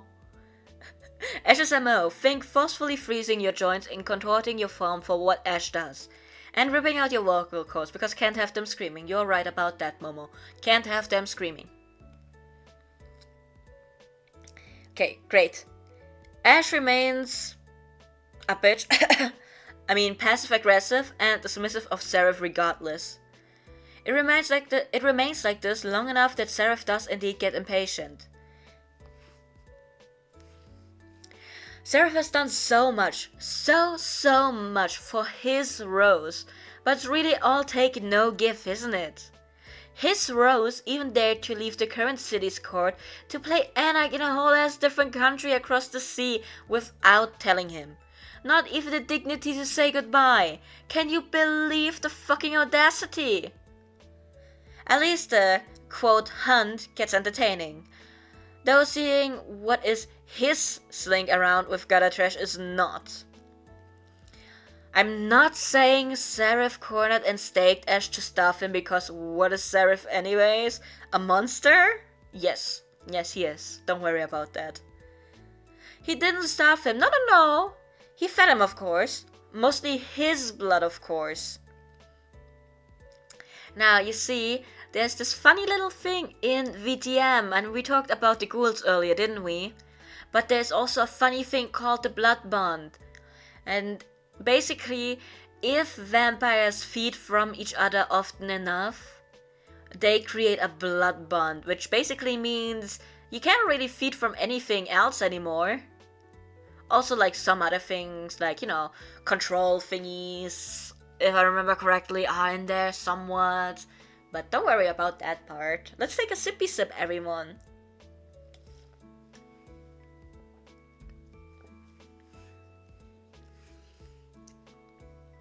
After this, Ash canonically prefers to solely feed from Seraph, by the way. Which is fair enough. Did they actually get to the point where they can only feed from each other? Because I remember there being something about it, but I don't know if Ash and Seraph are at the point where they can only feed from each other or not. Okay, we get more information from Momo anyways. I shouldn't have explained it. We get an actual explanation. Seraph can still drink from whoever. It's more difficult for Ash. Okay. I wasn't sure anymore if it's like the entire thing of exclusively from each other. So yeah. Now, the blood bond in Vampire the Masquerade is a mystical and emotional enslavement that occurs when a vampire or mortal drinks a vampire's blood, also called vitae, on 3 separate nights. Vitae is a powerful supernatural substance that can chemically and mystically induce obsession and infatuation. After 3 consecutive drinks, the thrall, which is the bonded individual, becomes unconditionally loyal and emotionally dependent on their regent. Fuck, I can't pronounce it. I'm gonna go with regent, which is the vampire whose blood they drank. Often prioritizing the regent's well-being, it's regnant's, but the regnant's well-being and desires above their own survival or reasoning. The blood bond is exceptionally difficult to break, often stronger than supernatural disciplines such as dominate or presence, and can only be undone naturally through the passage of time or in rare cases by the power of true love. That's an actual thing? Let's go! The blood bond progresses in 3 stages. First, drink. The thrall feels a mild but noticeable attraction or admiration toward the regnant. Second drink, the emotional pull intensifies and the thrall finds it difficult to resist the regnant's influence, suffering mechanical penalties, -1, and additional willpower costs when trying to act against them. Third drink, a complete and unwavering bond forms. The thrall is wholly devoted, suffering severe penalties and greater willpower costs when attempting hostile or defiant actions. At this point, any existing weaker bonds to other vampires are erased, and the thrall cannot form a new bond with someone else until the current one weakens. A blood bond fades only through time without reinforcement. If the regnant dies, the thrall may experience grief or madness, but the bond will eventually dissipate over time. The blood bond is a potent narrative tool in shaping dynamics of loyalty, obsession, and manipulation among characters. So I think that is sufficient as an explanation, everyone. I think that should give you a good idea of what the blood bond is about. Ash kind of has no choice because of the blood bond, but hilariously enough, because of Ash's high willpower and humanity, which he has despite the murders, because he does the murders in the game in the name of good / to save victims, he can still stray enough to other quote-unquote beautiful things, because he's as bored as Seraph actually, and too much, and only Seraph as a partner is very, very boring. And at Denim, it's not that Ash literally cannot and is unable to feed from anyone or anything else. It's just that Seraph has become the most delicious thing to partake from. Okay. Now see, I should just trust that Momo is giving us all the information and just keep reading for a bit. Because I skimmed through it with reading very daba. Just skimming the entire thing. So I don't know what exactly is mentioned, you know? I just was scanning for very specific things. But I think I should just trust that Momo is giving us all of the information in the actual document before I start asking questions. So I will be doing that from now on, everyone. I hope. Now, to TLDR, feeding mechanics in VTM. Each kindred has preferences for what they tend to go after. Post being bonded, whatever Ash preferred before pales in comparison to what Seraph's blood tastes like. So basically, Seraph is the tastiest thing on the block. Anyways, think if you eat the same thing every day, you need a palate cleanser. Yes, I know, I just said Seraph is the preferred drink. This is just Ash's argument to why he does the things he does. Yes, Ash is very much not loyal despite maybe also loving Seraph. Maybe because if you're only on Ash's side, any feelings he has for Seraph is purely the blood bond at work. It's the thingy again. Make up your mind on which it is, basically. Also, he may be purposefully doing this just to irritate and anger Seraph, which is a whole other can of worms. Good for you, Ash. Good for you. You're doing great. At the core though, basically, Seraph loves Ash more than Ash will ever love him. If you can even call that love, but it kind of is in that gothic unhealthy romance way. A not so fun fact but relevant, his beast went from sounding like his sire to Seraph. And Beast Seraph is far more effective than Beast Altair ever was. Oh my god. That's horrible. Me sitting here with the biggest grin. Oh my god, that's horrible. This is lovely. Sorry, this is great even.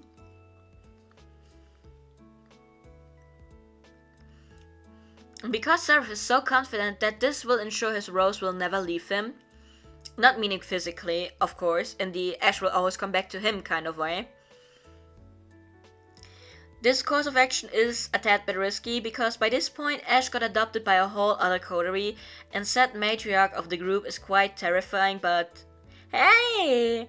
Now Ash is his at least now, and isn't it such an act of trust that he has never intentionally utilized the blood bond to make Ash do anything he doesn't want to do? Isn't it? Oh, he's so awful, I love him. Would you believe me that things indeed do get better from here though? Even when they're arguing, they're never not communicating. They could be feuding at the moment, but Seraph could text and ask if the chandelier in the bar is a bit much, and Ash would tell him to fuck off, but maybe they should get modern stage lights instead, it do be tacky. Ash can also have the luxury of knowing there is nothing he is no longer privy to, not knowing, because information is always free, and any deals they do have in front of others is for show. Maybe.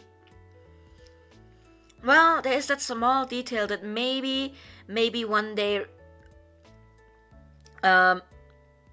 Wait...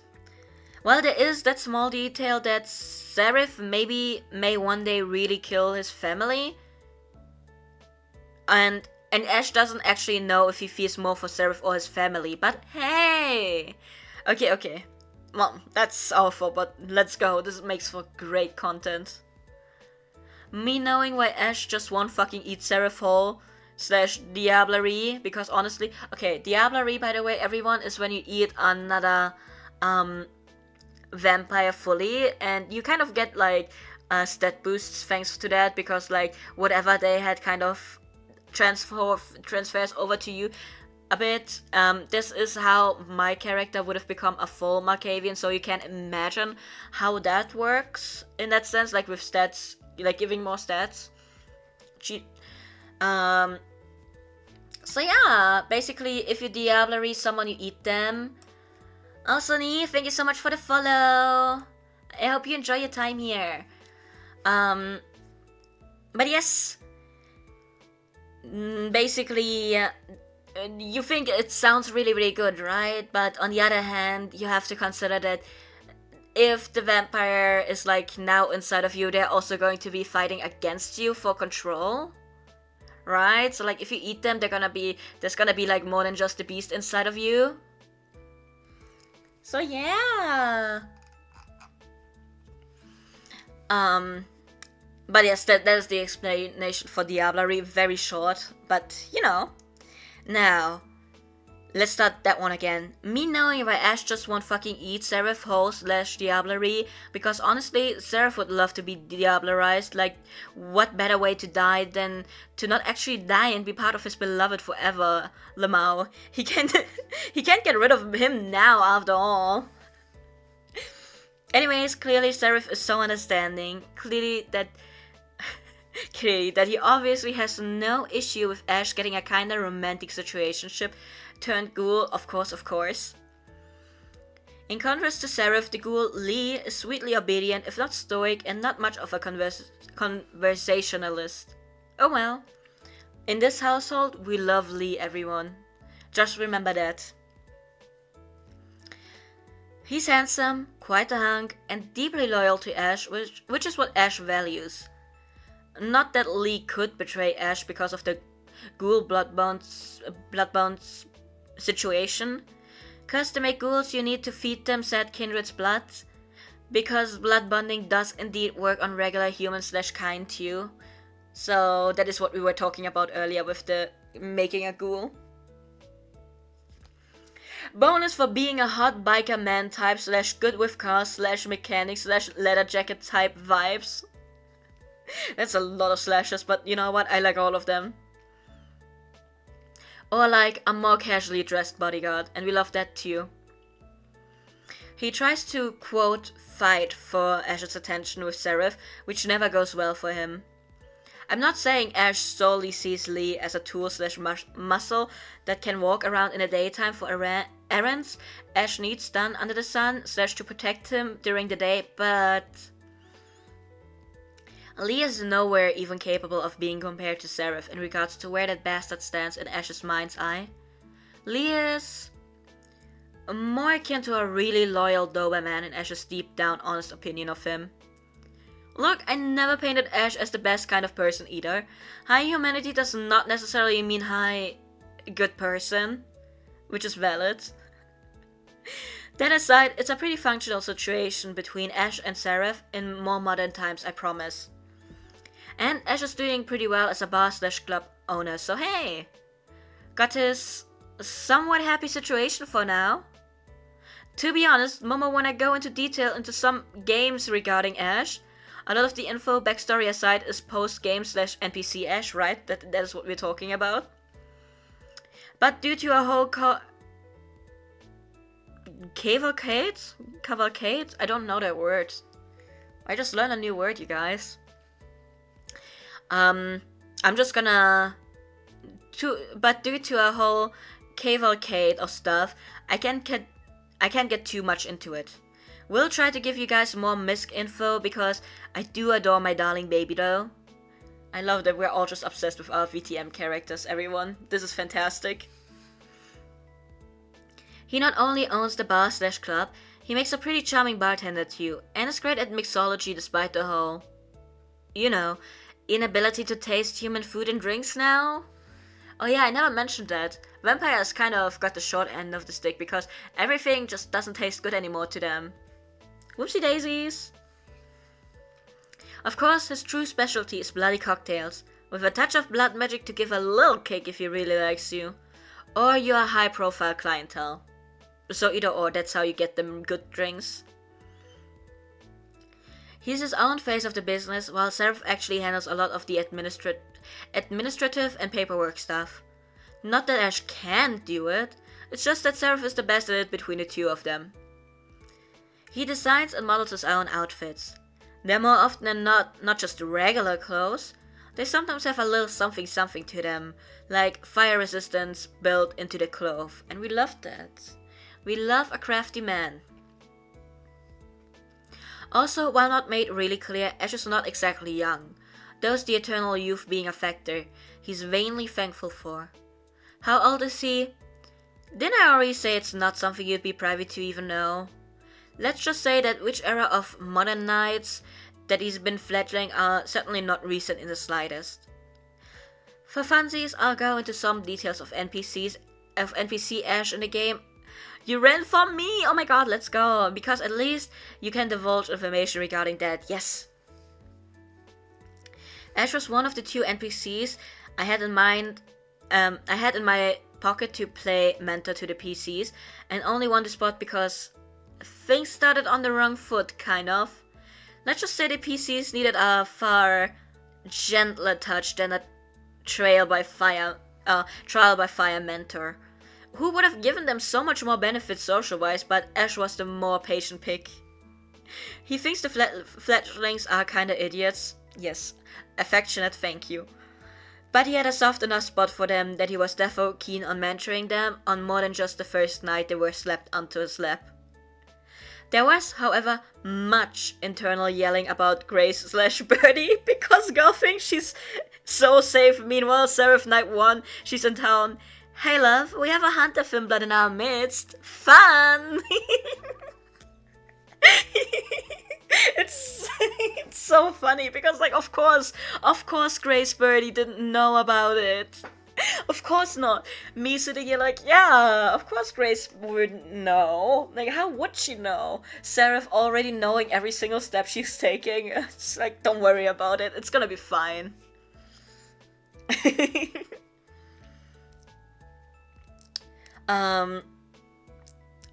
While Camarilla equals Hunter Organization, not the best comparative situation. He can see a doll on strings when he sees one. And one down the most slippery slope for that matter. Oopsie daisies. You will probably know what that means considering we talked about Birdie for like 3 hours, my bad. It was actually just 2, I think. Was it? But yes. While he didn't stay long, I do think he would have genuinely liked to have mentored Gold due to the from Camarilla now in Anarch territory situation, but that never got very far. That is true. Gold left us really early. Gold is Solomon, but like Solomon always introduced himself as Gold because, you know, call me Gold, everyone. Like, we're not on first name basis, basically. He didn't say that, but like it was implied. Lazarus was immediately dumped onto Seraph's lap as a more of your problem kind of thing.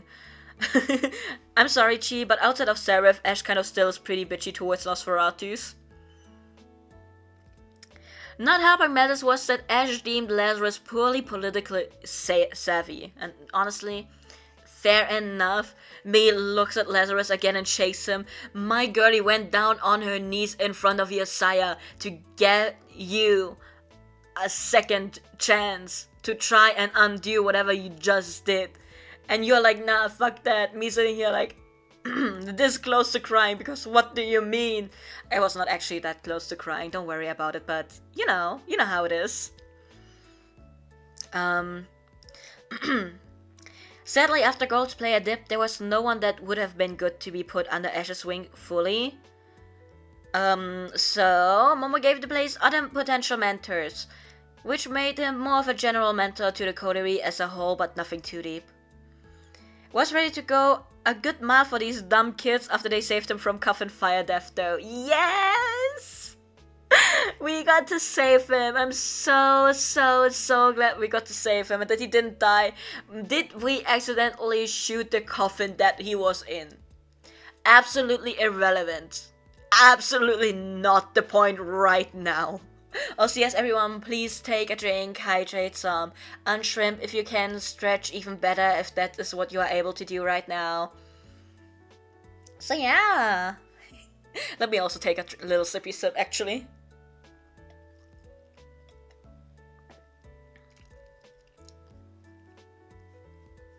Okay, great.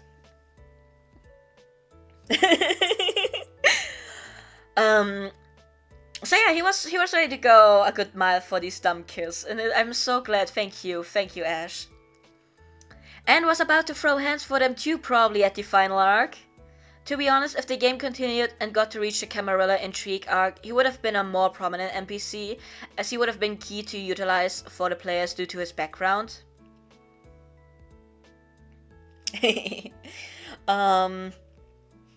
Me sitting here, because Momo says, feel free to ask me anything about the game, K. Not much is coming to mind right now. Which, fair enough. Oh my god, Momo, do you want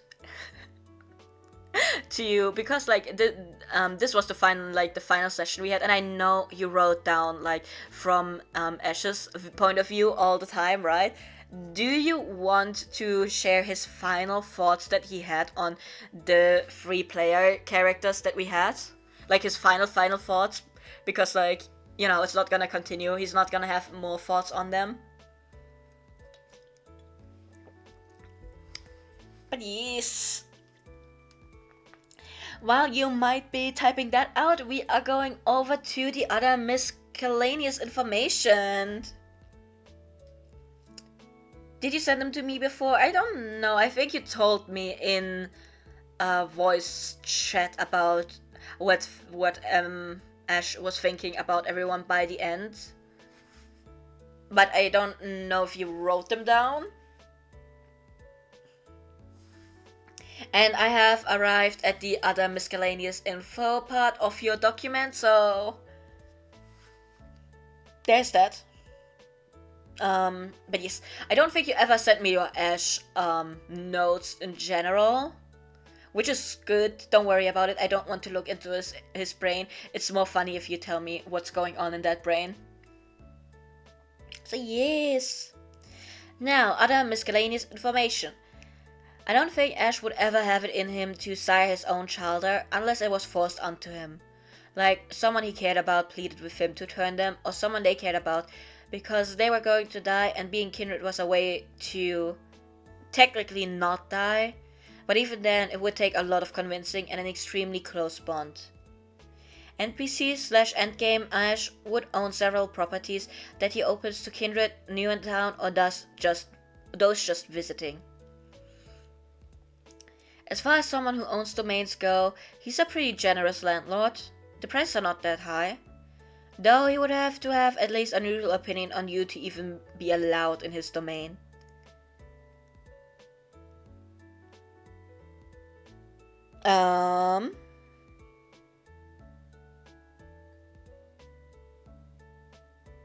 Oh, okay. Me reading through this sentence.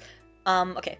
Prior to exclusively feeding on Seraph, his preferred feeding style was Siren, is I think what's this about. Now, once again, quote from the actual book, everyone.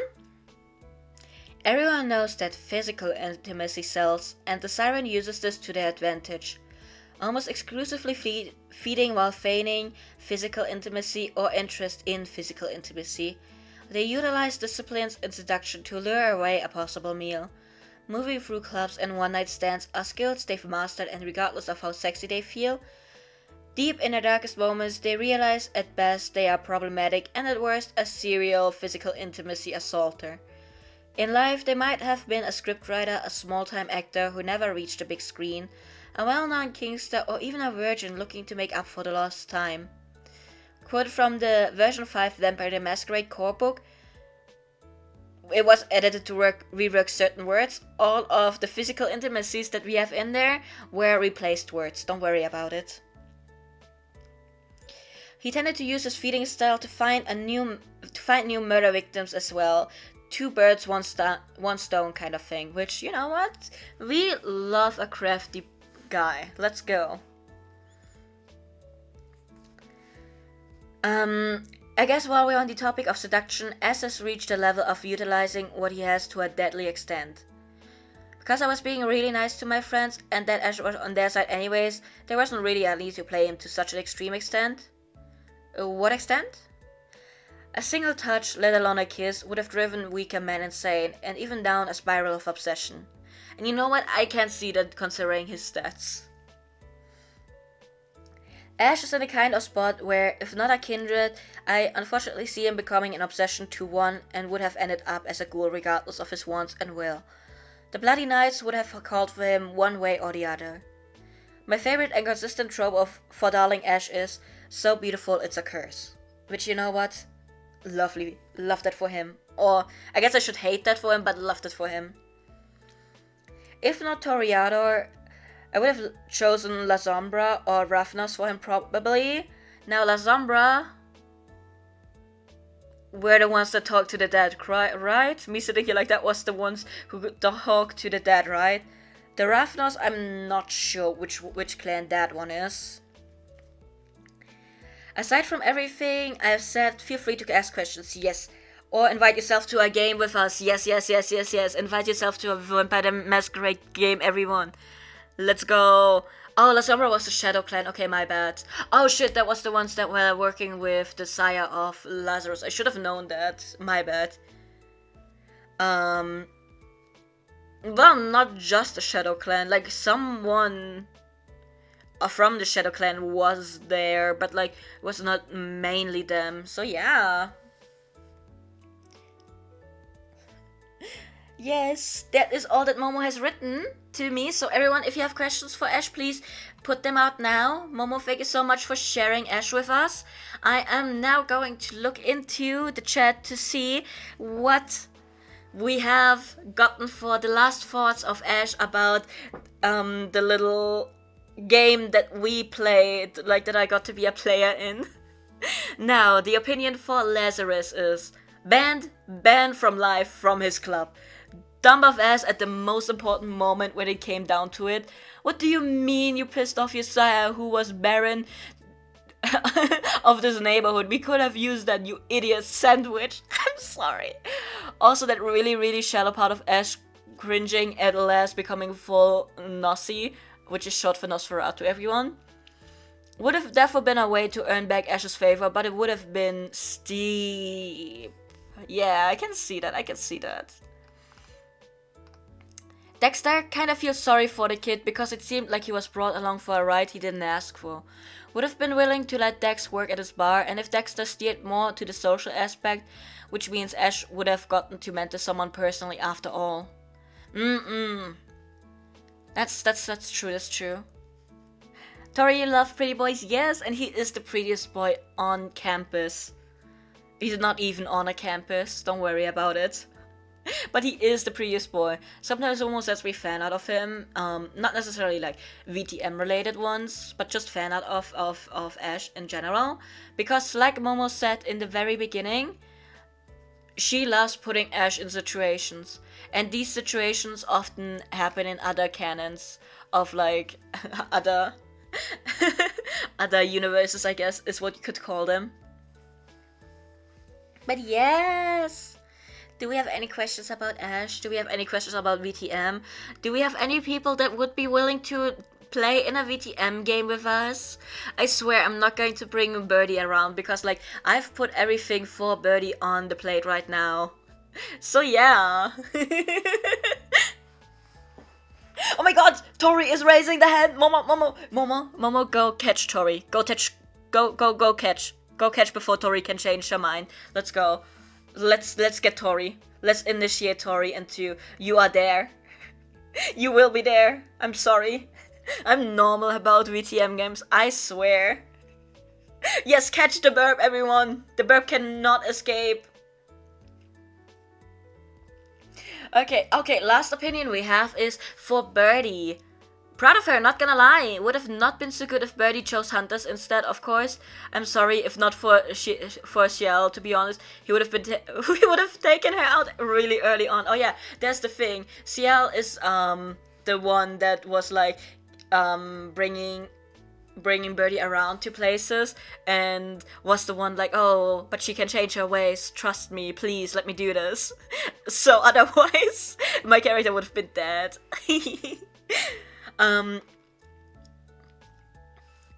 Hilarious has his respect for actually managing to form a work relationship with Seraph, which is not easy. Let's go. Now this is great because I actually like Seraph. Me as the player liking Seraph, and actually Birdie thinking that actually he's not that bad. Like he's doing the job if you need him to do the job, kind of thing. Help me out in that one. Basically, Birdie has a lot of points with him, not because she personally impressed Ash, but because she made such a good impression on people he knows. See, you guys, being social with the people you don't want to impress is the way to impress the people you want to impress. Don't listen to me, actually. I don't think that's the way to go, but yes! Also, we have a bird that's going to join us for a VTM game! This is perfect! I'm sorry, I'm just really excited. And I think, I'm gonna give Momo the pick of who I will be playing, because it's gonna be between Earl and Blanche, two characters that Momo both knows.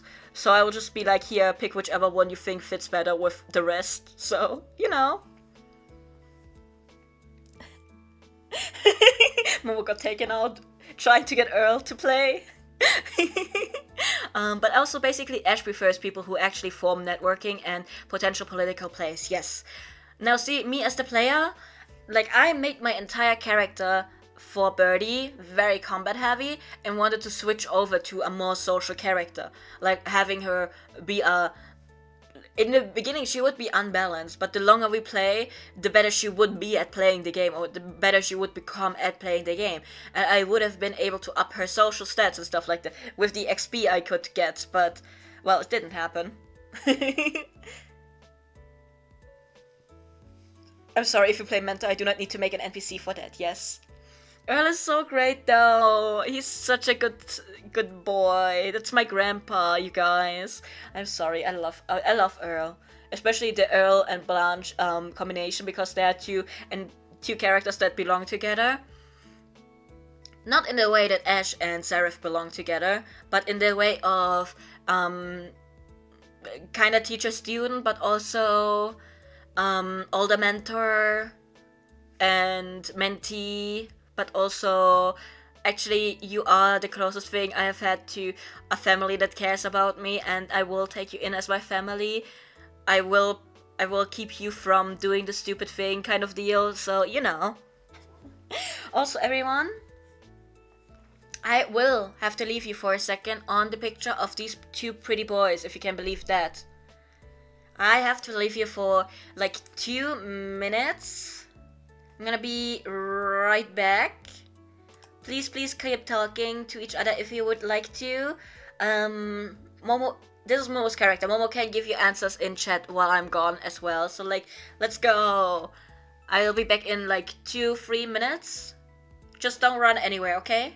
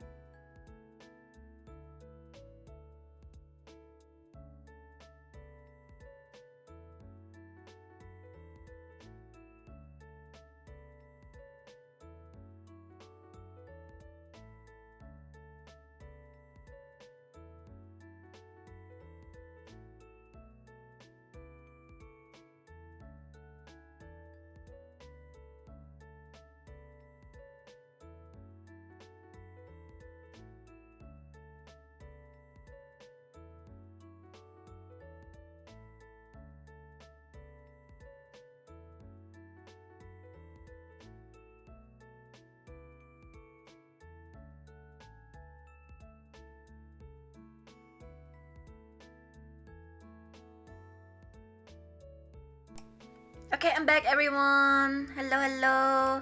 So sorry for leaving you guys. I was informed that there was banana bread and I was not about to miss my chance to eat banana bread.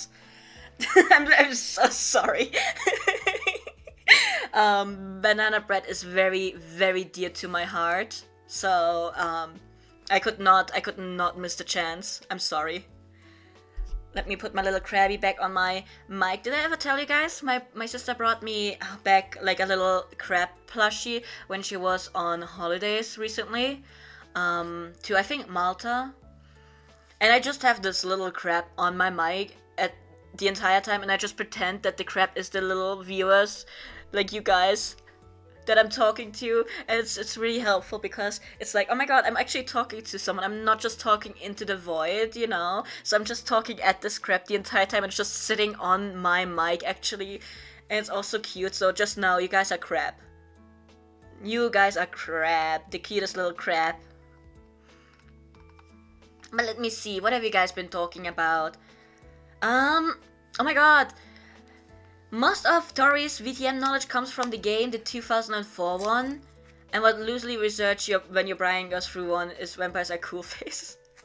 It's so valid. I actually had a Vampire the Masquerade game on my Switch before, but I couldn't get into it because I guess the game was under the impression that people who are already into VTM would be playing it. So I was just sitting there like, I don't get the rules, I'm leaving. So yeah, after playing with Womo in the TTRPG though, I've been restarting the game, so yeah. Well, is all of you guys up back too? Are we all there? Banana bread is really, really good, yes.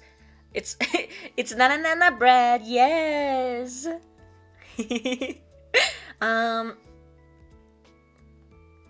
You had a whole phase of just buying and eating banana bread every day. Honestly, that could be me. I've been fantasizing about banana pudding for days now, and I was this close. My fingers are almost touching. I was this close to buying all the ingredients to make banana pudding, but my sister told me, "Oh, I'm leaving on Wednesday."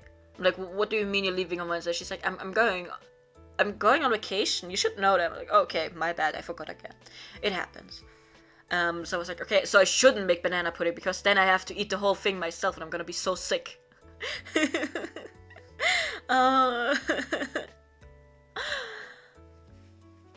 So I'm pushing off the banana pudding, and I don't know what sago we are making yet. But we're making sago as well once my sister is back. Oh well, I guess I'm making it because I'm the one who knows how to make it. Just like how I made cauliflower burgers for us recently, and it was apparently so good that my sister is still talking about them, and unfortunately that means that I am now forever in charge of making them. Tori, you wanna make carrot cake? Oh, that would be so nice too. Oh my god. But yes, I assume we got all the Ash info out, right? Is that correct? What's this? There we go. Because that means I'm opening the next document. There we go. Yes, I want to reload, please. Thanks.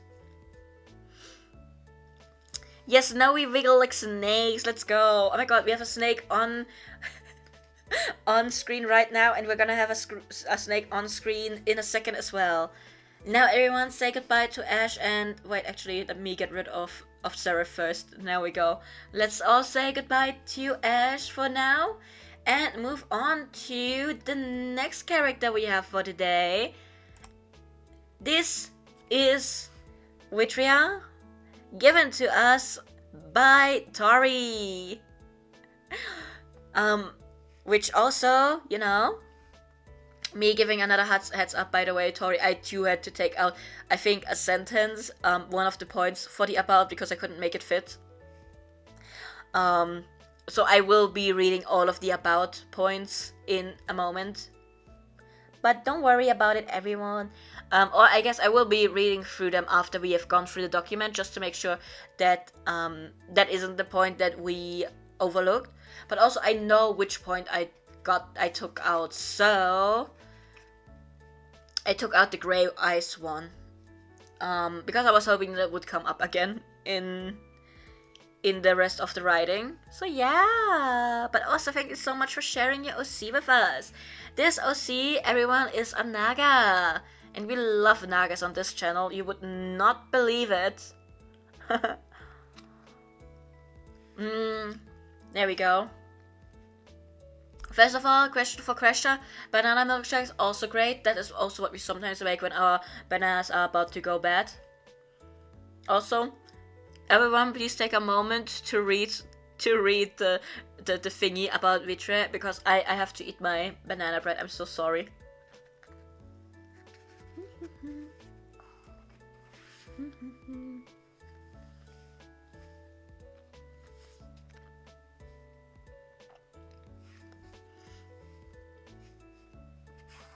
Okay, this is great. One bite of banana bread and I am going to be taken to the end of the stream with full energy. Don't worry about it. Now, let's see.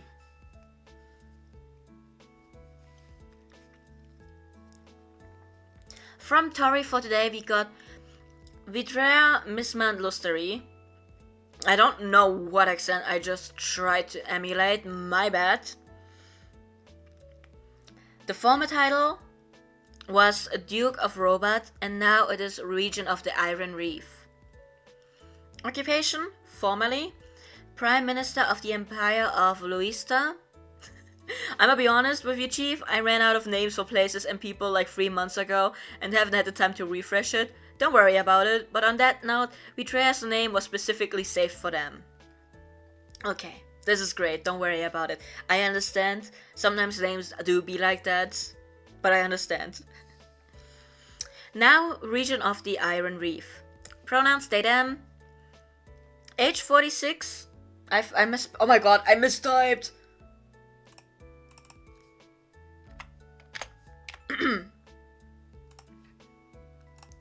No one saw that. I totally did not misspell that. I totally got that right. Don't worry about that.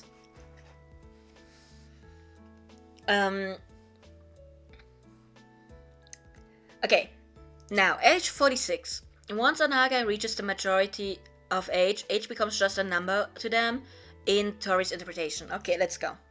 Height is 220 centimeters. One moment.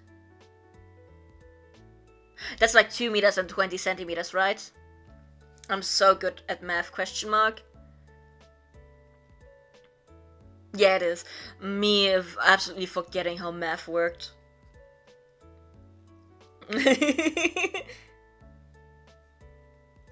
Oh, okay.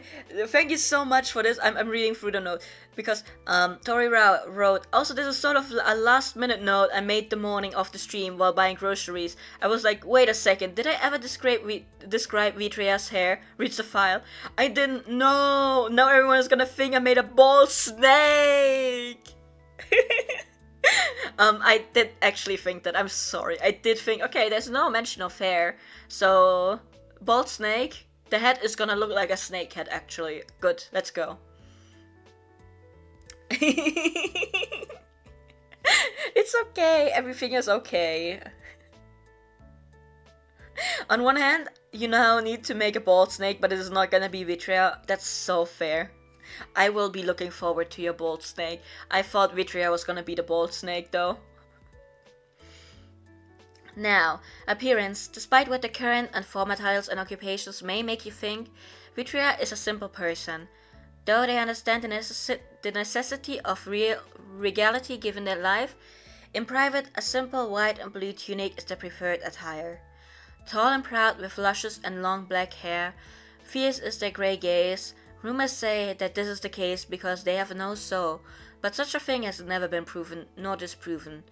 Vitrea enjoys when people wreck their heads trying to find an answer. Now, we have an answer that's not on screen because I took that answer out. Also, I just saw that I made a mistake here. Boop, boop. There you go. I forgot to put you to the front. Me just fixing everything on the go. But yes. Despite being the region of the Iron Reef, a pretty sun-intensive place, for some 10 years, the skin is still as fair as it once was when they lived in the Empire. Vitrea's most distinctive feature, other than their eyes, is their scales and how their snake-like part connects to the rest of them. I'ma be also honest, Chief. I sort of harassed my friend that is studying biology, marine biology, but still, to see if he could give me any idea how to blend/explain this properly. I now have a 3-page document with snake biology facts, pairs nicely with the spider one I made for Mandragora. I'll save it from that for now, okay. I will be looking forward to how Naga can work, because if you remember the last time we talked about Naga, I had many questions because I love them, but I also don't know how their skeletal frame works, because how does it work? Anyways, let's move on. In order to support the arguably fickle spine of a Naga, don't worry how the Nagas of old coped with this. Betrayer's spine had to be supported with a metal plate and nails that had to be hammered into them at a rather young age. And by that I mean shortly after they hatched and the Mistman family found them. The colors of their scales usually reflect their mood. As Betrayer is so in control of themselves, the usual color is a faded gray, much like that of their eyes. I'm going through gray is very cool phase, don't worry, I understand. You still have many questions. Yes. How does a Naga work? I think if they were real, it would be a lot easier to get answers to our questions. But for now, let's continue like this. Hobbies: taking care of their children, adopting more children, long warm baths, curling into themselves to make a makeshift bed that is quite comfy, or so they say, and enjoying a nice bottle of wine on the coast of the Iron Reef during sunsets. Nagas are a rare commodity nowadays. In fact, Vitria is possibly, this is a lie, the only recorded Naga for the last 500 years.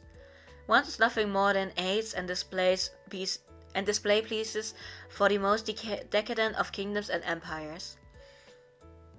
That, however, is not the case anymore. With the whole Naga population being decimated after centuries of exploitation, it's kinda difficult to do. Having said that, Vitria still got treated as perhaps the biggest asset of the Mistman family once they were found. After all, Nagas are cunning and wise as they are long.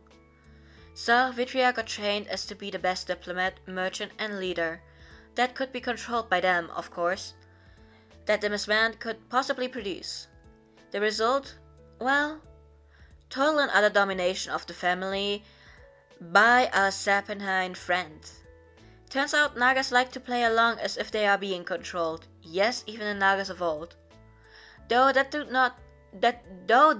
not do anything to prevent making their race more scarce. Or perhaps it has something to do with the fact that at some point some of the most blood-crazed Nagas decided to stop the charade and start brutalizing people, leaving most other scalies to be hunted. The Mistmans, often seen as risk-takers and seeking more often than not for their own benefit, to the point that many question how were they still considered loyal to the Empire, perhaps among the most arrogant houses of Luista, for they could really control Vitria and the Emperor, and at some point they did. After all, no matter how soulless a being can be, a child is still somewhat emotional.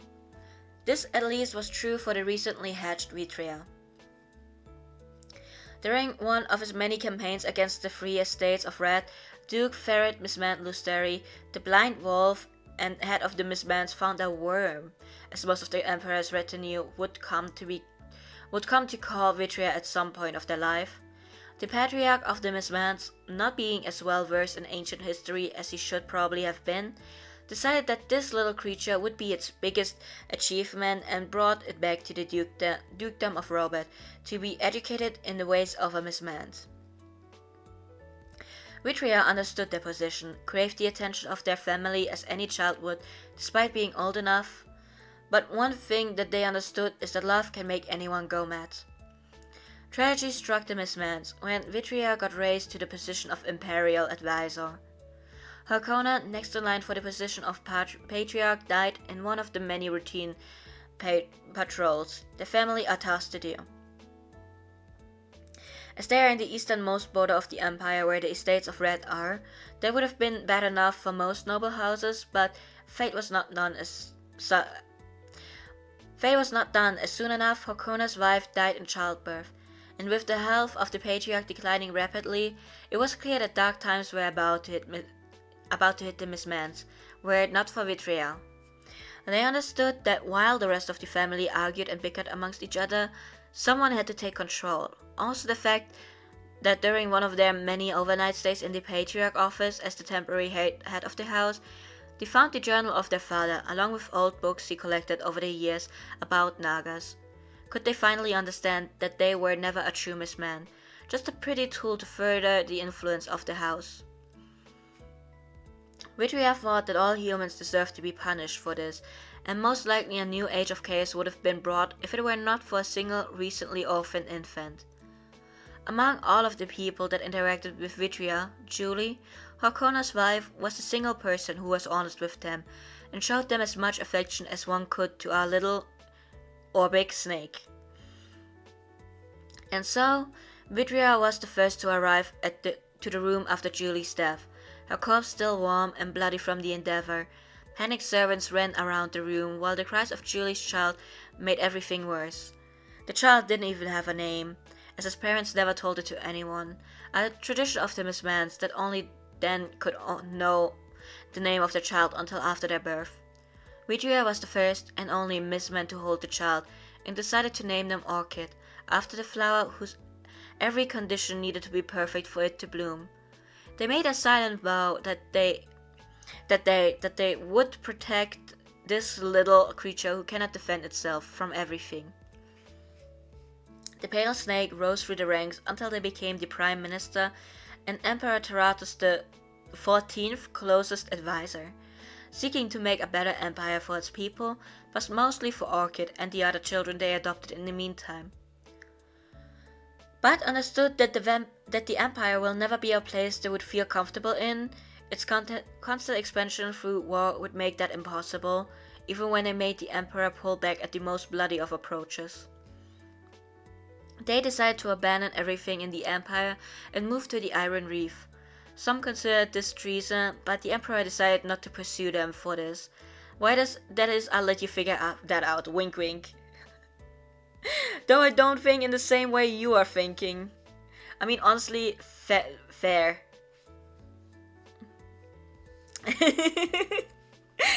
But yeah, all great up until there. Totally not depressing trauma like Momo just mentioned. No. None of that. All good.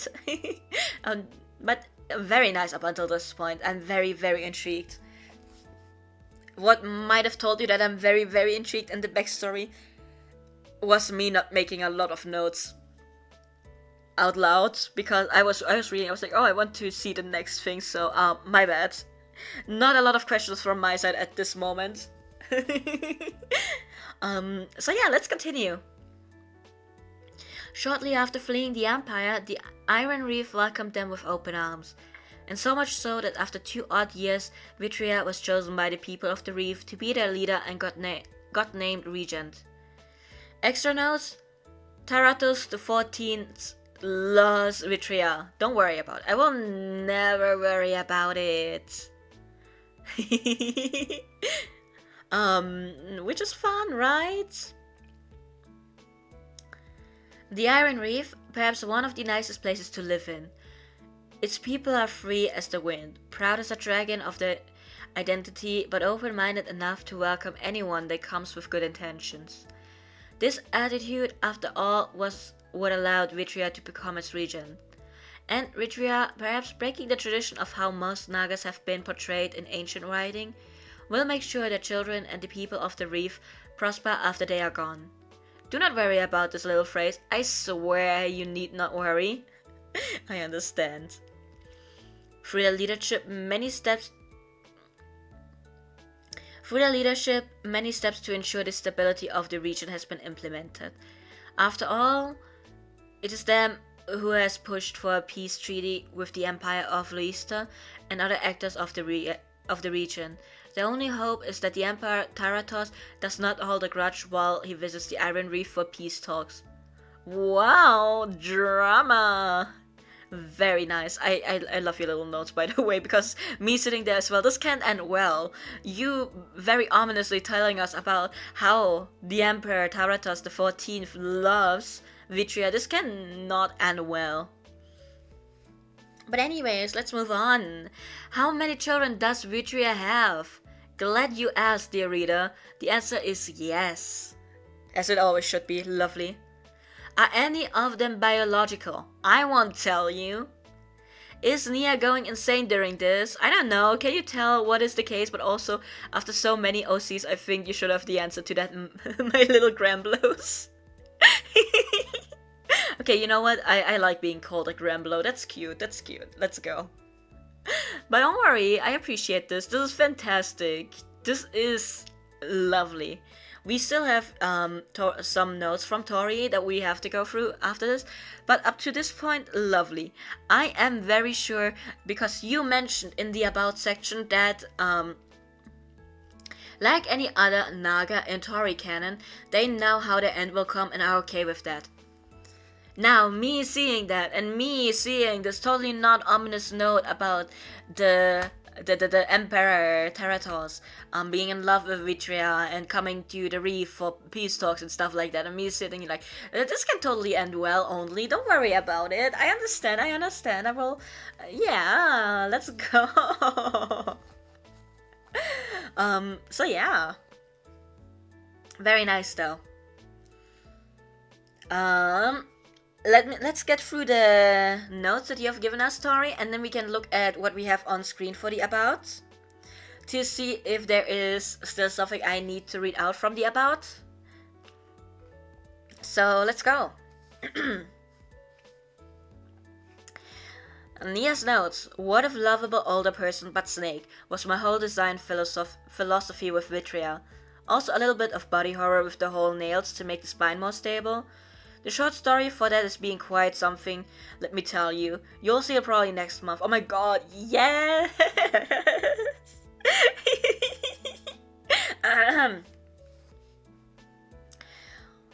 Also sort of like a moral aesthetic, especially with the name. I made the name Vitria after the word in Spanish for tinted glass. Oh, vitral. And the second family name after the word lustrous. Paired with the fact that their scales can change colors, it just made for quite a nice mental images that I will eventually make reality probably in a couple of months once I learn to properly draw. Don't worry about it. I don't worry about it ever. Don't worry, I trust in you, Tori. You can do it. I am rooting for you. There we go. Anyhow, this is sort of a last minute note, since they were not supposed to be for this month, but your Vampire the Masquerade OC went through some aggressive rewrites. Yeah, let's call them that. You're right about that. You are right about that. You would usually tease what the next OCs could be, but it's gonna be Linnea the Bloodsucker, because you have no bone to pick with your own child. Let's go. Yes. Anyhow, it kind of feels weird not doing an OC with all of your usual stuff. Hopefully next month we'll have a quadruple the content. Let's go! And you're not joking, lovely. We're getting even more content. And I think what you mean is that this time we did not get a fanfiction from, or like writing a short story from your side, right? That is what you mean with that. It was so great! I love it! I love Vitria. I'm not even gonna lie. I love Vitria. So yes. Now for mine, next month I too go for a VTM character. It is not gonna be Blanche or Earl, because both of them are very likely candidates for me to play in a game. I'm going with one of the characters that I'm more unlikely to play, simply because as the Nosferatu are not allowed to go outside and like move around easily because of the way they look, for this character there is something similar because they use flesh crafting on themselves, so that is the character I will be introducing to you guys next month. But also I get to pick for next month Seraph or CL. This is a bad way to do this, because I'm sitting here like, I love Seraph, but I also love CL. But I like Seraph really much. He's so fun. But also CL is your daughter. I love CL so much. You know what? Let's go with CL. Let's go with CL because I need my girly pop.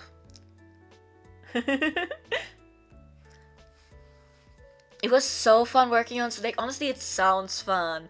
I really like the little tidbits that you put in there. Lovely, lovely, lovely. Would eat Vitria 10 out of 10. Yes, let's eat the snake. Honestly, maybe that is the end that Vitria foresaw for herself. Also, let's go at the About for a second. because there are some points that did not come up. I saw. One thing, one of the nicknames for Vitria is the Pale Snake, which is very nice, lovely, love that for us. Vitria, big snake person, very big snake person, we love that. We had the enjoys warm long showers, devoted to their children, would probably burn the world just for them. You know what, we love Vitria, we stand Vitria, even more after this. Despite Nagas being rumored to be rather taciturn, Vitria is most likely the most chatty and only one you'll find. Yes, this came up a bit in the writing. How the end will come is the next point. Now, the scales change color depending on their mood. Yes, exactly, we know that one. Now, the point that I took out that you guys cannot read on there is gray colored eyes. Many think it is because they lack a soul, but in reality it is because they cannot use magic, despite all recorded Nagas being able to will magic to their whims. This very important, so that is why I wanted to read it out for sure, if it didn't come up. Lovely. We love that. Will most likely softly nibble on you if they like you enough. And you know what? Yes. Did I take that out?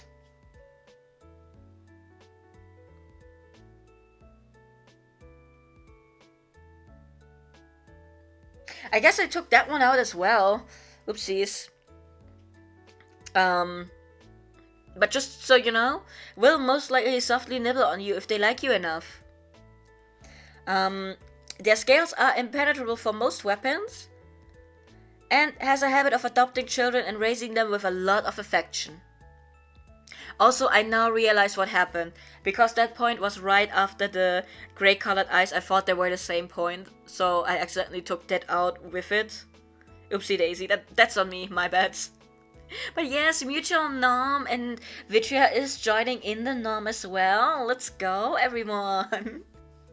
But yes. It is called Huggable Snake. It is, yes. I'm not gonna lie, I thought that was gonna be the name for the short story. So I was like, okay, is Tori gonna send another one? You know? Like another document? Or is like all the information plus the story gonna be in there? Because I read the title, I was like, yeah, that's cute. But you know what? It's also a very good working title just for the character information. Love that. Now everyone, do we have questions for Vitria? Because if you do, please ask them now, or for Elva, hold your peace. I'm sorry, we're not getting married here. We might, actually. Anyone wanna get married? I swear, Now you see, I often see people just taking like the course online to become like officiators, right? So I could do that, right? I don't know if that's like legal in Germany, but like, me just officiating all of you guys so you can be married. My god. Tori raises hand again, let's go! Who are we getting married to? Let's go. Who am I marrying you off to? Let's go. I mean, I can also marry someone, but it would be very hard if I try to officiate my own wedding. Is that allowed? I need to stop asking questions that are not OC related. I'm so sorry. Let's focus on Vitria. I'm so sorry. I don't know, probably one of your OCs. Honestly, fair. Very fair. Now see, if I just wanted to go for a pretty boy, I would be like, oh my god, I want to marry Ash. Or if we look at the last month's OC stream, I would be like, yeah, let me marry Cole. Because he too is a pretty boy. But both of those are not good picks to marry. Do not marry either of them. Me sitting here like, do not marry either of them. Oh my god, I should go. Me sitting here like, obviously I'm gonna go for Bailey if that's like, if we're like talking actually marriage, but like also that's not a good idea. That's not a good idea. Actually, it might be. We have never seen Bailey and how they act, react, and anything in context of someone they actually like. We've only seen them with people they don't care about or people they don't like. So actually, maybe it would not be the worst idea to marry Bailey, depending on. Yeah, neither Ash nor Cole would be a good choice. I don't know, man.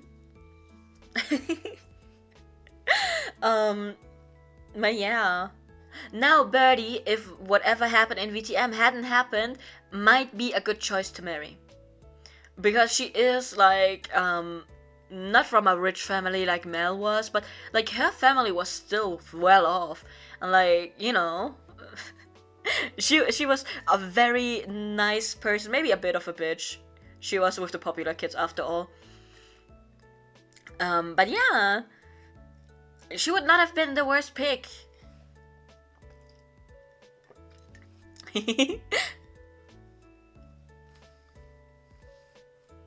Also, must add that your friend who you asked about biology was kind of concerned on why you needed the info. He is very much not into fandom/OCs, so you are very obscure about your reasons. I see, yeah. I mean, trying to explain it to someone, would they just assume that you're trying to create a new species, actually? Like, do you think that is something that some people would assume is happening? Like, are we under that assumption? Oh my god, new crack ship of Cole and Ash would be fun/kicked. Yeah, don't worry about that. The thing is, it could work. And the even worse thing, I think even Cole and Seraph they wouldn't get along, but they wouldn't be like enemies to each other, because both to themselves, like in the way Seraph thinks, oh, he's always going to come back to me at the end of the day, Cole kind of has the same mindset, because like where else would that person go, right? But like he doesn't say it out loud, and you know, I think it could actually work as a very weird kind of triple relationship, like not poly. Cole and Seraph would not be holding hands, except to like maybe shake hands on a deal they made. But I think they could come to a solution that both of them can agree with if Ash were to decide that he is interested enough in Cole to get something going. I'm sorry about that, but yeah, Cole doesn't care enough about like actually the romantic or sexual feelings that come with anything. He is very much, you know, still pragmatic. Like even if he falls for someone, he's going to ignore it, except if that little voice in the back of his mind, which is like an actual voice, you know, if that little voice comes in and says something and it's like, oh my god, we should get him on our side, like he's gonna be there, like he's gonna be like, okay, sure. But if there is a way to have a hold on Ash, he is not necessarily going with the most obvious one of just having him like fall for him, which is gonna be hard anyways, or like trying to get like, you know. I'm sorry, that's just like me thinking about it way too deeply, even though it was supposed to be a crack ship. But yes, maybe I mean, me looking at Vitria, your death is looming, isn't it? With that damn bastard who is in love with you coming around the corner. Me, when I have beef with a character I didn't even know existed until like 5 minutes ago. Emperor, I'm coming for you. You watch your back. I am going to take you out. So yeah. Do we have more questions for Vitria, by the way? Because I once again drifted off. I'm so sorry. I'm so sorry. My mind started going a mile a minute when I read about a crack ship, because we love crack ships in this household.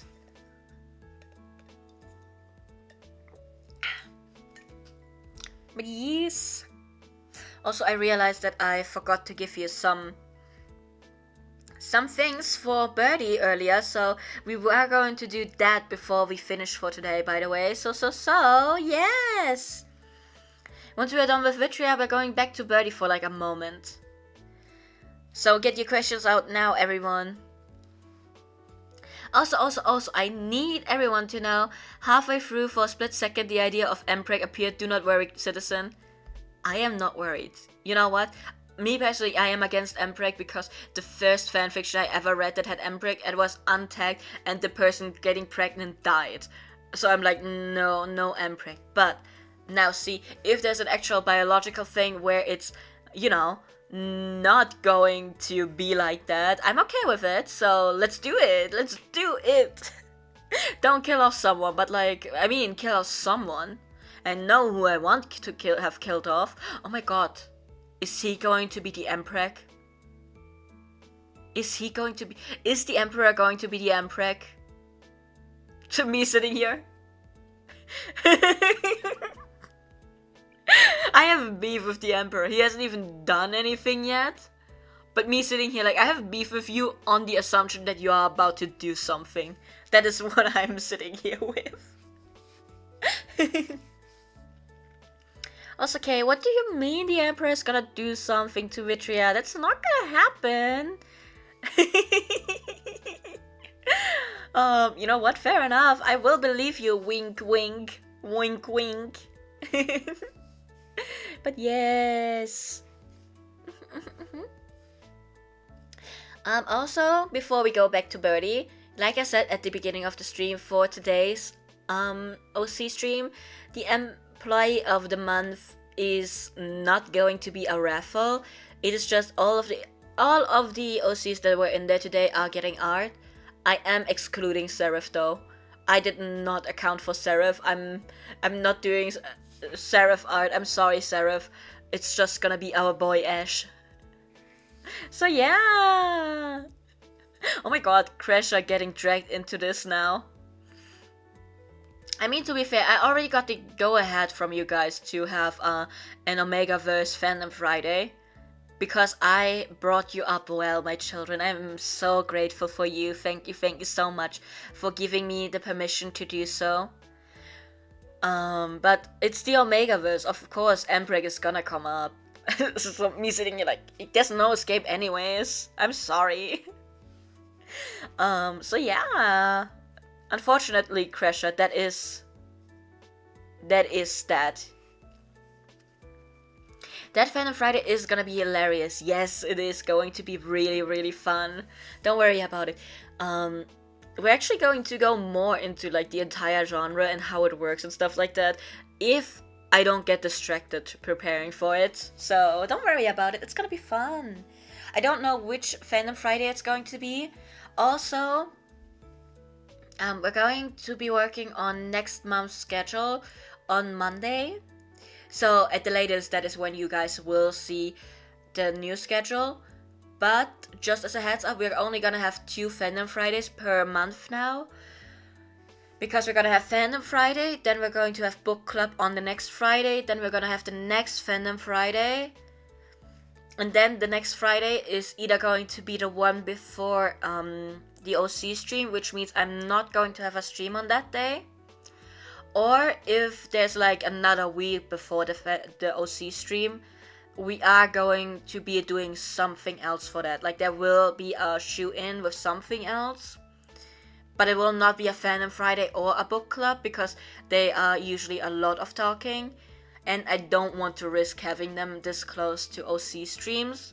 Especially not the day before, because the 7 hours, I am noticing them on my voice right now. Plus like 5 hours right now, like 7 hours of just straight up talking through all of it.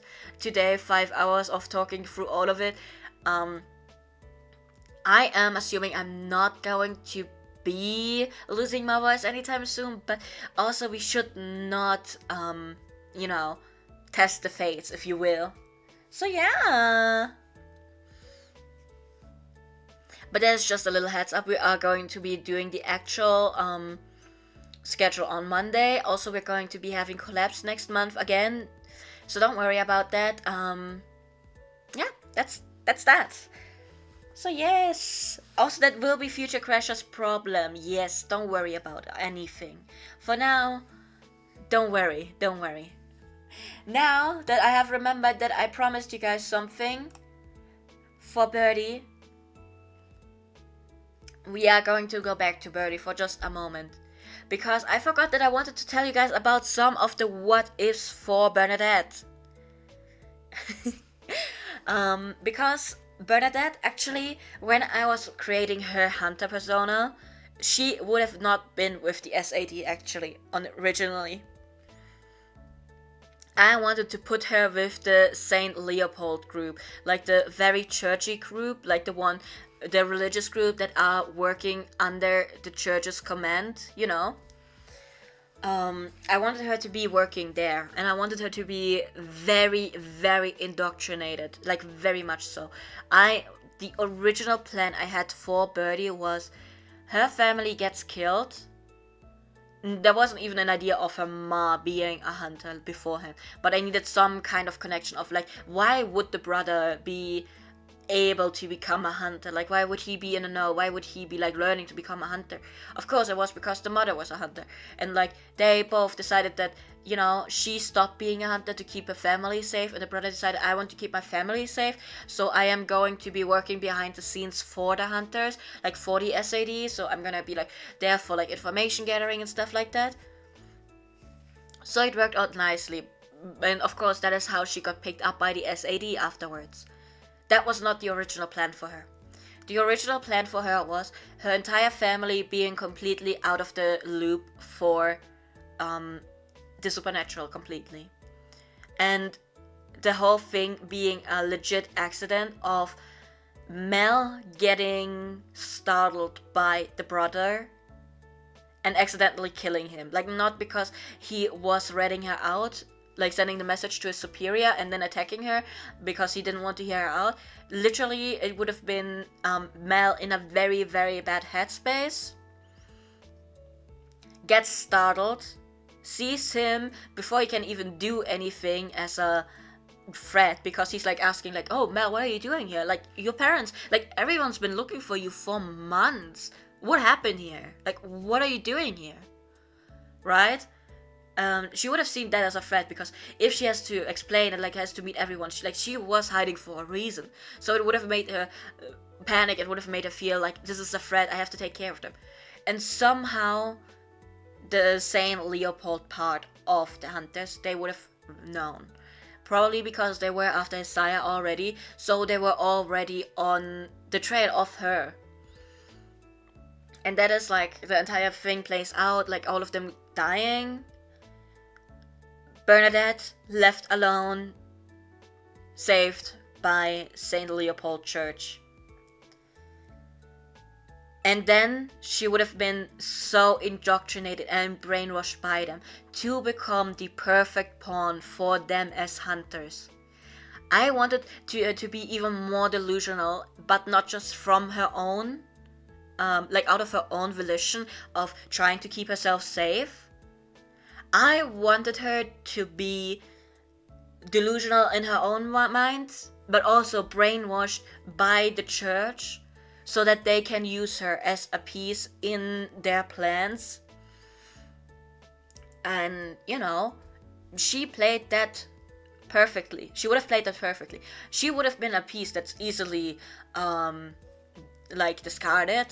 But that's not the point. She was would have been doing her job really well. She would have been such a good little soldier to the church and, like, what they were doing to Saint Leopold. Because she would not have asked questions. Like, this is still something that she is not doing with the SAD, but more because she doesn't think she needs to ask questions, because she's killing monsters. In the church, she would have been so brainwashed into it that she would not have asked questions, because of course what she is doing is just. There is no question about it. The divinity has given them the right to take care of these monsters and get rid of them. So how could she possibly be wrong in what she is doing? How could the missions that she is sent on possibly need her to ask or question anything? Because of course she is doing the right thing. That would have been original plan for Birdie. And if I'd played it in a hunter game, I would have probably gone for this. But we're playing a Vampire the Masquerade game, so I couldn't. And then I was talking to Momo, and then I found out, oh, someone from Saint Leopold can't be turned into a vampire because they are quite literally blessed in a way where they die if like someone tries to turn them. Which would have sucked, because that would have mean my character does not make sense if she is so intricate, like so indoctrinated into the church. Of course they're not going to accidentally let that one fall into the grasp of the vampires, because she is better off that. So obviously she would have that as well. So I went over to the SAD. But you need to know, Saint Leopold Bernadette lives on in my heart all of the time. All of the time. You would have loved to write full Leopold, Hunter, Birdie, Extremia, Mel so bad. Honestly, same. Maybe I'm going to retcon Birdie in general for the vampire game and use that vampire game up as the what if instead. Like, what if she was not taken in by the church, like the Saint Leopold hunters? What if she was taken in by the SAD instead? Because I want to play Birdie as a full-on Leopold hunter at some point so badly. Also, yes, it would have been so toxic, Yuri, and I'm sorry, I didn't even do that on purpose, but you just need to know that would have been perfect. I'm glad that you always do need more toxic Yuri in your life, Tori, but yes. Like, even in this version, Mel and Birdie would have been quite toxic of a pair. From what Momo told me, what she had planned for Mel, there would not have been a chance of a healthy relationship between the two. Because there would have always been some using the other from at least one side. And also the question of, can Bernadette embrace what she would need to do to be able to stay with Mel, you know, that kind of thing. But yeah, I love her. And that was the first what if. The second what if is a what if that I was thinking about, especially in the beginning of making her, because like her being a hunter very much informs her character.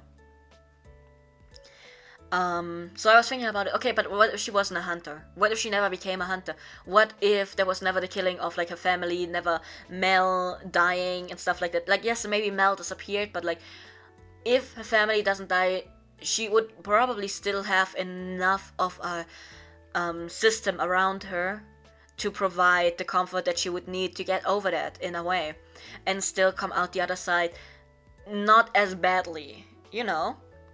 Or maybe Mel did come to Bernadette, like to Birdie, hid there for like a couple of weeks, was not found, and then moved on to somewhere else, and like it's just going with like the message of, yeah, I'm going somewhere where I will be safe. I'm sorry that I put you in like the way of harm. At some point I will be back, maybe, question mark. And then in some point at like the same age, Birdie got turned into Malkavian. She would have been a lot more open to accepting that. She would have not been necessarily against being a vampire. Would she have enjoyed it? Probably not. But she would have embraced it more. She would have been like, I mean, might as well now. I mean, what else is there to do, you know? She would have looked at it a lot more positively in the sense of, well, can't undo what was done, can't take, you know, spilled milk and all that, you know? So that is another what if. The most adjusted version of Birdie is the one where her family just doesn't die. Mel can die, Mel can disappear, Birdie can still become a vampire, a Malkavian vampire specifically, and she would just be like, yeah, I mean, might as well happen at this point. She would just accept it and kind of go along with it, you know? FYI, oh yes, Mel was a Camarilla Tremere deep in the Tremere pyramid, yes. So basically, the way for Birdie to stay with Mel would have been to join to the Camarilla side and kind of work underneath Mel in a sense. In Birdie's eyes, it would have probably been more like helping Mel and like being beside her, you know. But there would have been like very clearly the use of Birdie in that one. And otherwise, it's like, you know, Birdie not becoming a full Markavian. Like if she doesn't become a full Markavian, she would probably be not very useful. Anyways, so there's also the question about would she even be allowed to stand beside, quote unquote, beside, by the way, because she's not standing beside Mel necessarily. But would she have been allowed to stand beside Mel as a Finnblood? The answer is no, probably, because the Camarilla, they don't like Finnbloods necessarily, you know? It was a very good blessing that we were playing with Anarchs, mostly, because, yeah, they don't like Finnbloods either that much, but, like, at least they're not out to get them, right? I don't know if the Camarilla are actually out to get them, but, like, they don't like they don't like them that much, so yes. These are the two what-ifs of Birdie, by the way. Full-on Birdie Hunter would be Saint Leopold. And the only way that Birdie would embrace being a vampire is if a family had survived and she had that system of, you know, support to get through everything. So that's that. Some princes have executed Finnbloods on just being Finnbloods. You know what? Yes. Okay, I had it right in mind. So yeah, basically very good on me for playing and the Anarch game that Momo made for me. Also, I think Momo would have not let me be a Finnblood if we had played Camarilla, question mark. Maybe actually. It's probably okay. I don't think Momo would have killed off my character session 1. Don't worry about it. But yeah. So that concludes Birdie.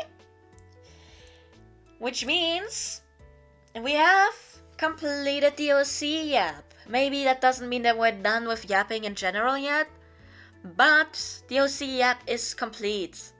And thank you so much for letting me talk way too much about Birdie. I realized that most of the stream was just me talking about Birdie. I hope you enjoyed her, though. I hope you liked her. Good night. Oh my god, Crash, are you going to bed? Please sleep well. Me trying to look at the clock. It's like 5 for me, which is +6. It's 11. It's like 1 a.m. for you? Please go to sleep, Cresha. Thank you for sticking around so long. Thank you, thank you. You did? Okay, I'm glad. I'm glad we enjoyed the OC app again today. I'm so happy to hear that. Yes, just give me a moment. I'm trying to find out something. Do you guys want to go and watch Hexa play Elden Ring? Would you like to do that? Would you like to do that, everyone? Stream was lovely. I'm so glad that you guys enjoyed stream today. I'm so happy. You're gonna wait for me there? Okay, thank you. Thank you, Momo. So that concludes that, everyone. I am sending you over to Hexa stream. Hexa is playing Elden Ring. She has taken a break from it for a while, so I don't know. I think she's gonna do probably pretty well. But yes, let me prepare the raid, everyone. And while I do that, thank you so much for being here today. Thank you so much for listening to me yap about it the entire time. I hope you enjoyed it. Please, if you would be so kind, in a month, last Saturday of August, we are going to be having our next OC stream. So if you would like to join that, please do so. Would love to see your OCs there. Thank you so much for joining me today. I hope to see you again. The next stream is going to be on Monday though. I'm sending you over to Hexa now. Please, please, please say hello to Hexa from me. Thank you, thank you. Bye bye.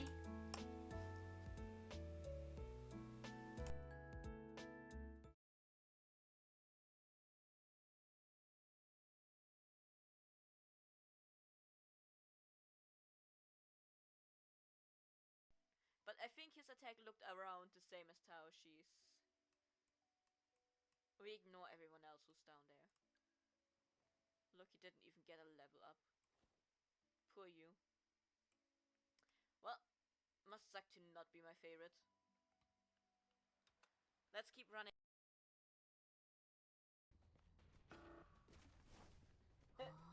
Oh shit.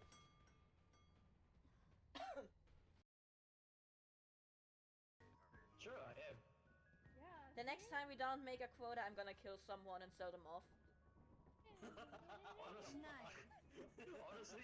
honestly, if that's the last resort, you might as well. Right? For the Yeah. quota. We for can the quota. make. Okay, I can't kill myself, so we can make 20 bucks extra if I kill all of you and sell your bodies. Fair. That's 20. Yeah. Five a Because person? because a dead Yeah. body is $5. If I remember Oh, wait, correctly really? from what I've seen, yeah.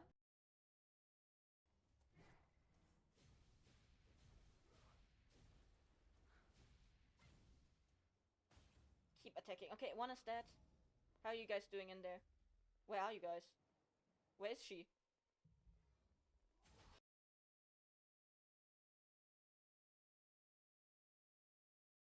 The clip right now, Crasher. Give me a second. Oh my god, I don't want to see the featured all time.